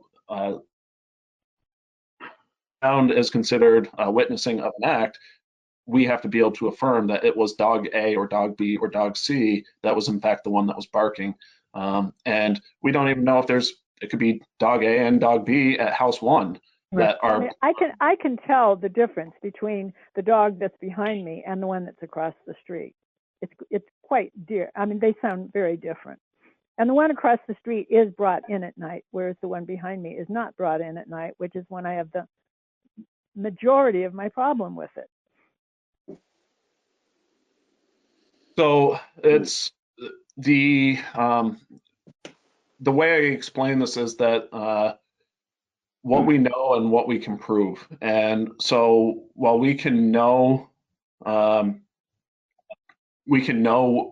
it's the dog across the street, and we know that because we heard it barking from across the street, and we know that it's the dog barking behind your house, and we know it's the dog 3 that's then barking. My staff would have to be able to testify that they are 100% confident that it was dog 3 that was barking, and then defendant comes with a recording of their 2 dogs that are going back and forth, and now we can't. We have an issue where we would be considered perjuring ourselves. So deputies don't want to be put in a position where they're potentially at risk of losing their job for lying under oath. They don't want to affirm that, well, I know it was dog 3, not dog 2. And that's where proof becomes even harder, especially if dogs are inside and we don't know how many dogs an owner has. So these noise or barking dog ordinances are incredibly fickle. They are hard to enforce, they are hard to investigate, and they're very easy to witness. That's the difficulty. I've lived a lot of Luann, I'm sorry. Luann, I have to interrupt you. We do have to end this portion of the meeting. Does anybody, Karen, do you have any further questions for Sheriff Anderson regarding enforcement or lack thereof? Does anybody else on the select board have any questions? I just want to make sure, Karen, when you meet with Sheriff Anderson on Friday, he was referring to us giving the authority to have them follow up on things. Can we make sure we've done that if we haven't? I mean, I don't think it'll do us any good in this instance, but it would be too bad if it was an instance where it would do us good and we hadn't granted the authority. So let's just make sure we do. And I want to add, Luann, I'm sure sorry for the problems that you're having and that we can't be more supportive at this time, but we just don't have the law really behind our back on this one at this time, and that's it's just the way it is, unfortunately. So Thank you for listening. No problem. Sheriff Anderson, before you take off, I just wanted to ask if you would reiterate we were in a phone conversation with legislators on Saturday, and the question came up, and this is a little off topic, I apologize to everybody, but I think it's important that it goes out publicly. The question came up regarding if people believe that people are congregating in a way that they shouldn't be at this time, or they're breaking social distancing orders, what should they do, and what is it that you would do? And I felt like you gave a really great explanation on that. And if you could just repeat that. I'd be happy to, and I need to caveat that today is a perfect example of why I gave the answer I gave on Saturday, because today Executive Order 13 came out. And so what people can do, to cut to the chase real quick, the Department of Public Safety on their website, I believe it's dps.vermont.gov, they have a reporting tool. The point of that is not, some states have been calling them the rat line, so to speak. It's not that, it's to try and reduce resources to answer the abundant flow of complaints about people violating social distancing. What that form does in its entirety, it collects data so that the governor can make actionable efforts with information that he's receiving, similar to the AOT worker sitting on the state lines, just counting cars. But that information goes from the Department of Public Safety to the responsible law enforcement agency for that area to determine how to respond with it. So that's method number one. Method number two, call my office. What we're not out trying to write everybody a ticket when they're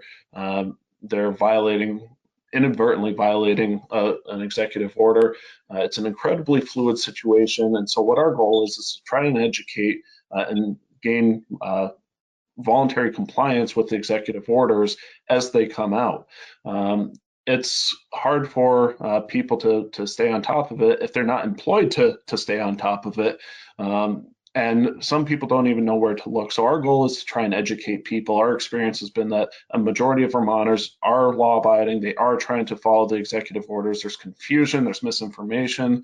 Social media has been both good and bad things in terms of communicating what's going on. And so we're trying to communicate with authority that, hey, this is what the current executive order is. Now, today, for people who haven't read Executive Order 13, there is an additional loosening of restrictions. And so now play dates with a trusted home. And so what a trusted home is a home that you know that people are following the social distancing guidelines. It's basically, let's try and have a little social interaction. Let's start relieving some of the burden on families, but let's not go to every single person's home. Let's pick a family that's, I call my quarantine family. Pick a family that you can be exposed to each other, have that social aspect. We still encourage maintaining the or not encourage, people are still needing to maintain the 6 feet distance, but we're trying to help people see that we can start to pick back some normality of life while still maintaining a healthy distance from each other, because we don't know who carries the virus and we don't know what 10 people they're going to see next that could cause somebody to get horribly sick and or kill them. So when we explain that our goal is to prevent that, and we explain that you could be the person killing someone else's grandmother, and this is why it just makes sense, and we explain the science behind it, we find compliance. So There is a process in terms of enforcement, and I do like to make clear that if somebody calls my office and one of my deputies responds, and then they see us just drive away, it's not that we're doing nothing, it's that we're responding to things that are violations in mere seconds, that have a multi-day process behind how we deal with what I'll refer to as the enforcement component. Education is the first step, and trying to gain that compliance. Sometimes people just made a mistake because they weren't thinking. If we find willful or malicious violations of it, we contact the Attorney General's office. They have a process which includes both civil and criminal penalties. Their goal is to not do this. We all want to support people's constitutional rights to do things. We just want to do it in a way that doesn't get a lot of people sick.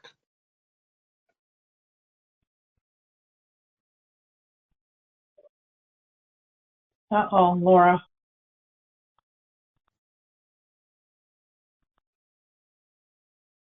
I don't know what happened. Okay. Hold It on. should be good now. There you Okay. go.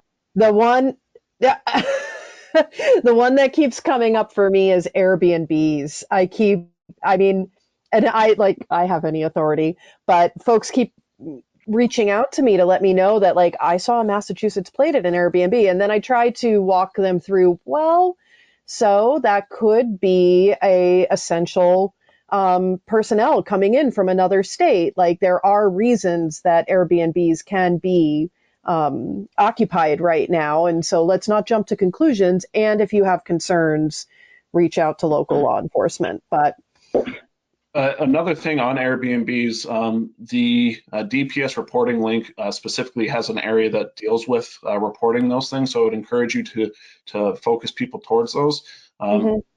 The Department of Public Safety, as well as local law enforcement, has processes for not only speaking with Airbnb directly to say, like, you can't do this, but there's always a way around various restrictions. And some people resorted to other websites to try and continue pushing their vacation rentals.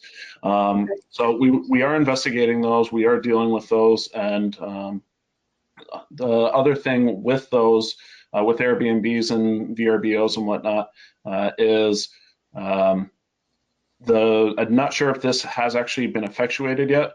However, I believe the governor's administration was actually looking at using Airbnbs for not only essential personnel, but also as relief for homeless. As shelters and hotels fill up with homeless populations, utilizing Airbnb capacity to help the vacation home industry be able to support themselves, but also help our homeless communities to be safe. One of the biggest struggles at the very beginning of this was, how do we keep people who don't have the luxury of a home to maintain social distance when they need to rely on each other to survive? So right now, the Brattleboro, I say the Brattleboro district office has over 100 people that are currently housed in hotels. There's vouchers available, general assistance vouchers. If your communities are aware of people that need some sort of assistance, I don't know who the designee for that is, but certainly I'd be happy to help connect them. they should go through, this is actually my day job. They should go through 211, and they will get help that way. They'll get an intake through 211. So I learned something. Oh, I just lost you all on the screen. Oh, now you're back. Okay. Karen, did you want Sheriff Anderson in for the rest of this conversation, or do you feel like the only other thing that we had in here that I feel like we didn't cover was dog licensing, and that's really just going over. What's that? Right. No, I think we're good with him. Okay. Does anybody else? We can release him now. Yeah. Thank you for your exceptional patience through this. Yeah. It's not a problem. I'm happy to help. All right. It was really appreciated. So take care. Stay safe. You as well. Take care. All right. All right. Let me get him. Okay, he's gone. Oh. All right. I will, we had dog licensing on here. It came up recently through a community forum that folks were feeling, or some folks were feeling a little perturbed that they're paying licensing fees and that we have no enforcement. And so I just wanted to point out that of the licensing fees that we collect, $5 of every fee goes to the state. And then I'm sorry, I've lost my paperwork because we've talked so much. Um, ah, bear with me. Anybody want to take a stretching break while I? I mean, I think one of the values of licensing is the fact that there's a registry of dogs that have had rabies, which right. Yeah. So there's that's value in that alone. absolutely. But you know, in paying that licensing fee, 300 of what we collect goes right into the cost of tags. We have to maintain an annual contract with the Windham County, not with the Windham County Humane Society, but that is who we choose, and that's $831 a year. And I'm sorry, that's 786. And then we also contribute to them through social services. They're a third tier in our social services. So we contribute 831 to them. By the time it's all said and done, between the contract to them, the cost of tags, and the social services, we as a town are already paying out more towards supporting the animals in our community than we're getting back in licensing fees. So just so everybody understands, we're not like making bank off these licensing fees and not doing anything with it. Anything that goes beyond to an animal control officer is really beyond that. It's not, they're not linked together. Yeah. We might be able to, in fact, close that gap if everybody who had a dog licensed them. Maybe. Yeah. So just to comment on that, so back on April 9th, I had reports from Jonathan, and there were 121 dogs that are unlicensed. We don't know how many dogs that were never licensed in town. And we have 168 dogs that are licensed. Yeah. And of the licensed ones, we're not covering our needs as far as supporting animals. Oh, but Josh, you make a good point. If every single dog that lived in town was licensed, we probably could go maybe break even anyway. Yeah, right. So, I think the animal ordinance public hearing, Karen, that was already covered in the conversation, wasn't it? Or did you Yeah, have more on because that? of the COVID, we can't really have a public hearing. Mm-hmm. You know, it would have to be like outdoors. I would imagine there would be quite a few people there. So, given we already have an ordinance intact, but the Animal Advisory Board did spend a lot of time on revising the ordinance. You know, it was well over a year, and we'd like to see it, you know, brought to the people and get comment on it. And given what Mark Anderson just spoke about, you know, does it make sense that we, you know, go by a state regulation, you know? Mm-hmm. Because with a town ordinance, our town ordinance would be in effect first, and then the state, any, you know, anything that we don't have in the regulation, the state, you know, would cover. But It's still, you know, broken record. It's still an enforcement issue. It doesn't, you know, I mean, not that we shouldn't have the ordinance. We absolutely should, and I very much appreciate the work that's gone into it, and I would love to something sooner rather than later, but it really doesn't mean squat without being able to enforce it, unfortunately. And I actually think it has a lot more teeth in the revised version, and Yes. I'd like to see it, you know, get adopted. Yeah, definitely. Well, I'm excited to see about the direction that you and Sheriff Anderson are taking, Karen, and hopefully something comes of that. We're able to get legislative support going down the road. Yeah. All I'd like right. to comment about that if I could, just really quickly. It seems Yeah. like, and I have very little experience at this. You know, I've luckily never had neighbors I couldn't work things out with, and ultimately, it from my experience in youth when Bill Graham was sheriff, the thing that was most effective was a visit from somebody who had teeth in their personality and came into the situation and basically said, look, you need to do something about this. And in no way am I saying let's not have an ordinance. Yes, let's have an ordinance. Yes, Right. let's have rules. Yes, let's try to figure out some kind of ticketing and enforceability, but let's have somebody when they step on the property and say, look, you need to quiet your dog down. Whoever has the dog listens. Yeah. Because that is going to be the thing that actually gets the job done. Yeah. I don't know how we get that. We can't even get anybody to take the job. Say nothing about the right person to take the job. Right. Well, hopefully the conversations that Karen's having with Sheriff Anderson, we can end up doing something as a group of towns together. That's, I think, possibly our best direction, but. Yeah. All right, moving on. Emergency management preparedness update, farmers market discussion guidance. Do we have anybody on the call for this, Karen? No, we do not. Okay. Do you want to wait till next week? Just thinking in terms of time, I'm thinking, I think that these are important conversations to have. What is the timeline on the farmers market opening, our outdoor business concerns? I think the outdoor business maybe we should address right now, at least minimally. Yeah, because it may cover the other two. Okay. All right. So maybe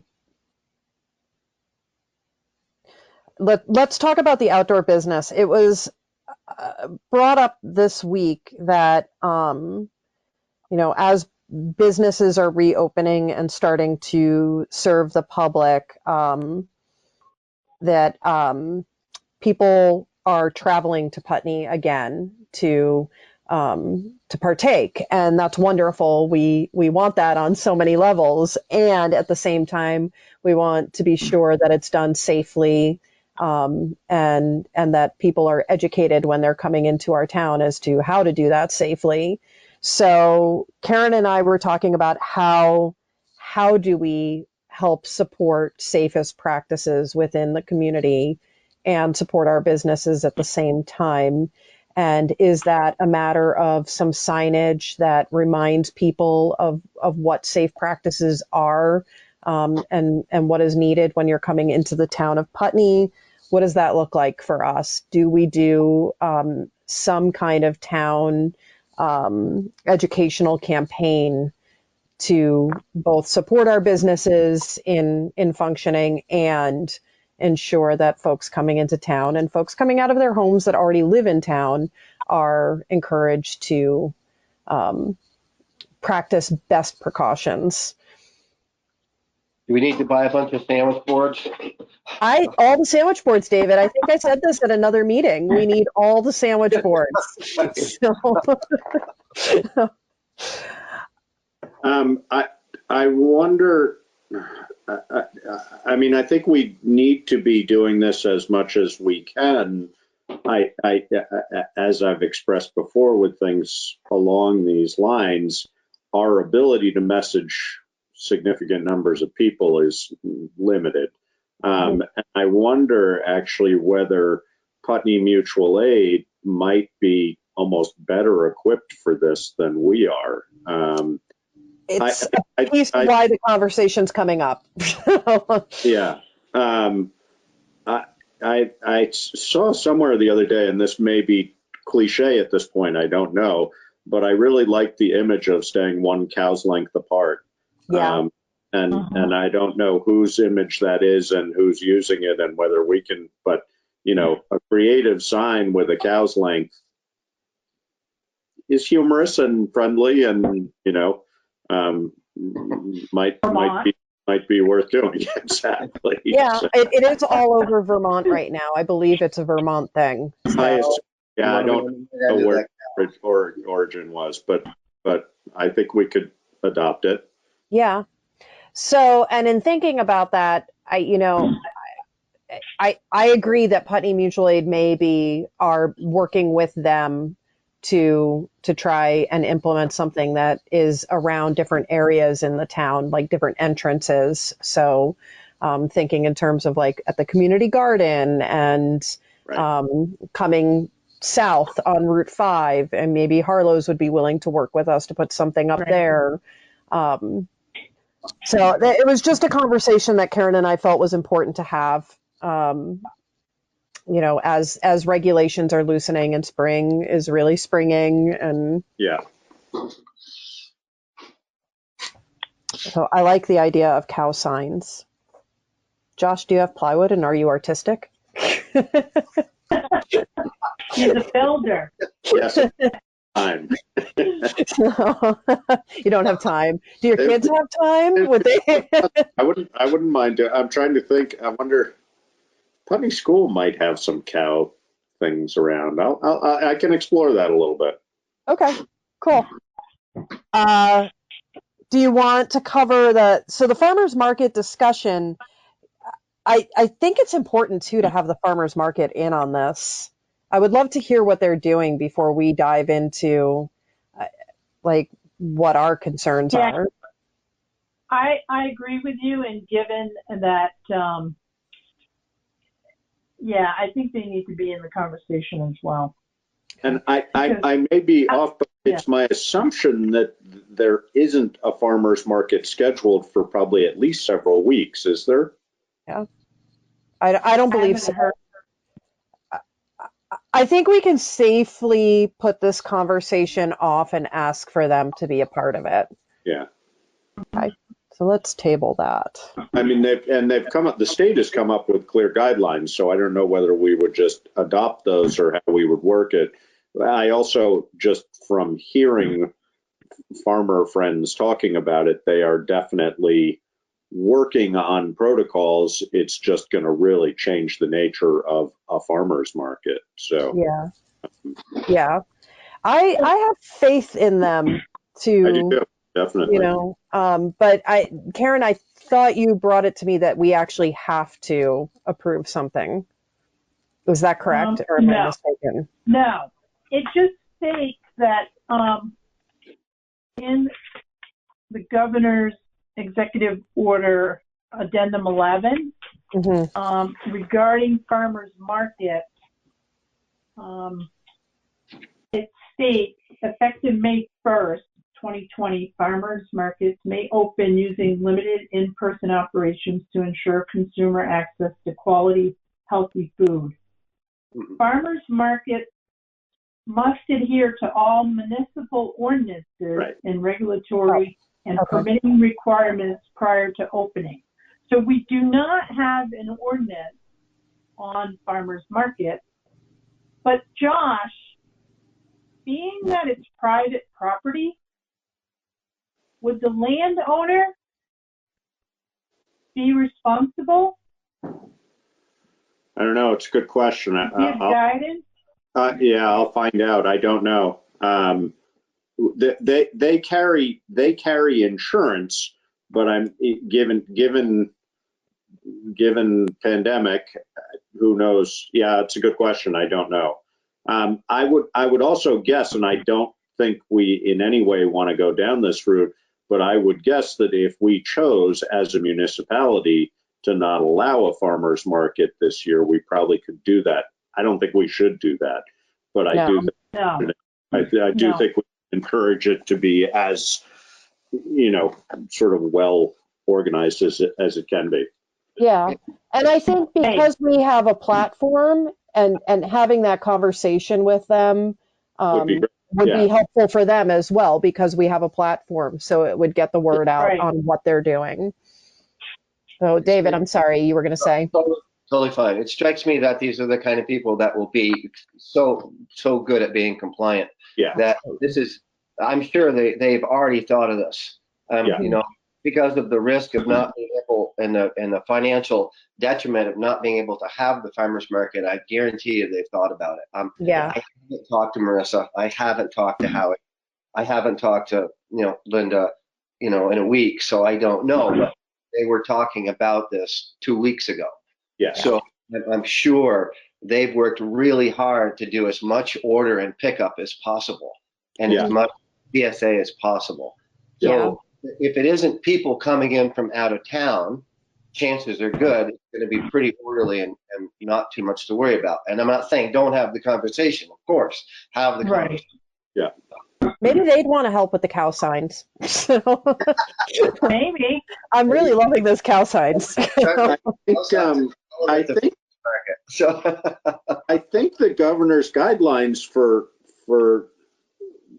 farmers markets are pretty clear and detailed, aren't they? Yeah. Yeah. Yep. Okay. And I would almost like adopt them, but I mean, I don't think we need to. I think we should have the conversation with the farmers market and see how they're going to proceed. And again, it's like the sheriff said. I mean, somebody may not be 6 feet apart, but they're not going to write a ticket to each person. So I think as we come out too, people aren't going to be thinking about distance right off, and I will, after a while it'll become normal. I will say I did get off the mountain here for today for the first time in a very long time and drove to Brattleboro. I had to get some medicine for my mom, and there was an outdoor food cart truck, and there was a dozen people lined up elbow to elbow in line. Oh, that's to too get in bad. there. Only one of them had a mask on. And this was in Brattleboro. And I won't say any names. And I just thought, the first thought I had was, oh boy, I wouldn't want to be in that line. And, I thought, I get the feeling there's some combination of, people being so starving for socialization and just feeling like because we've done a reasonably good job at distancing and keeping our numbers low compared to other places, they're not taking it seriously. So with that said, on the heels of me saying that I think we have a pretty educated group of people that would be running farmers markets, who knows, maybe we would have a problem. I don't, what would we do with that besides educate people? So, the other thing that we're definitely witnessing around the country, and I haven't heard of anything locally, but these disagreements about this kind of stuff are becoming pretty explosive. So we want to be try and keep people as level-headed as possible as well. Yeah. I will say that as someone that's navigating the human-y world an awful lot right now, maybe a little bit more than I want to be some days, most days, I see very different levels of respect and in surprising places. So it's varied. There are times that I'm in a grocery store and I would say 98% of the people have masks on. And then there are times when it's more like 15%. And so it's just where you are and when, and who the people you happen to be around, how they feel about it. And, I've heard a lot of different feedback on the way the governor is rolling this out. And I think that we have to try and hold all of it together. Like, yes, the economy is important, and so is people's health. And the best that we can do is take care of ourselves well and encourage everybody to do the same without getting overly heated about it, because that doesn't help anything. All right, library protocol curbside service. That's exciting. I spoke to Emily to see what her plan is, and she met with the board. So they're going to open just for curbside service starting Wednesday next week. And Emily will be the only one at the library. For right now, they're going to loan books out with, no date for return. And then, as the restrictions are lifted, they'll figure out a protocol. She's still a little nervous. She's going to work with Tom too about how to open, how many people. She's working with the state libraries too. So they all seem to be accumulating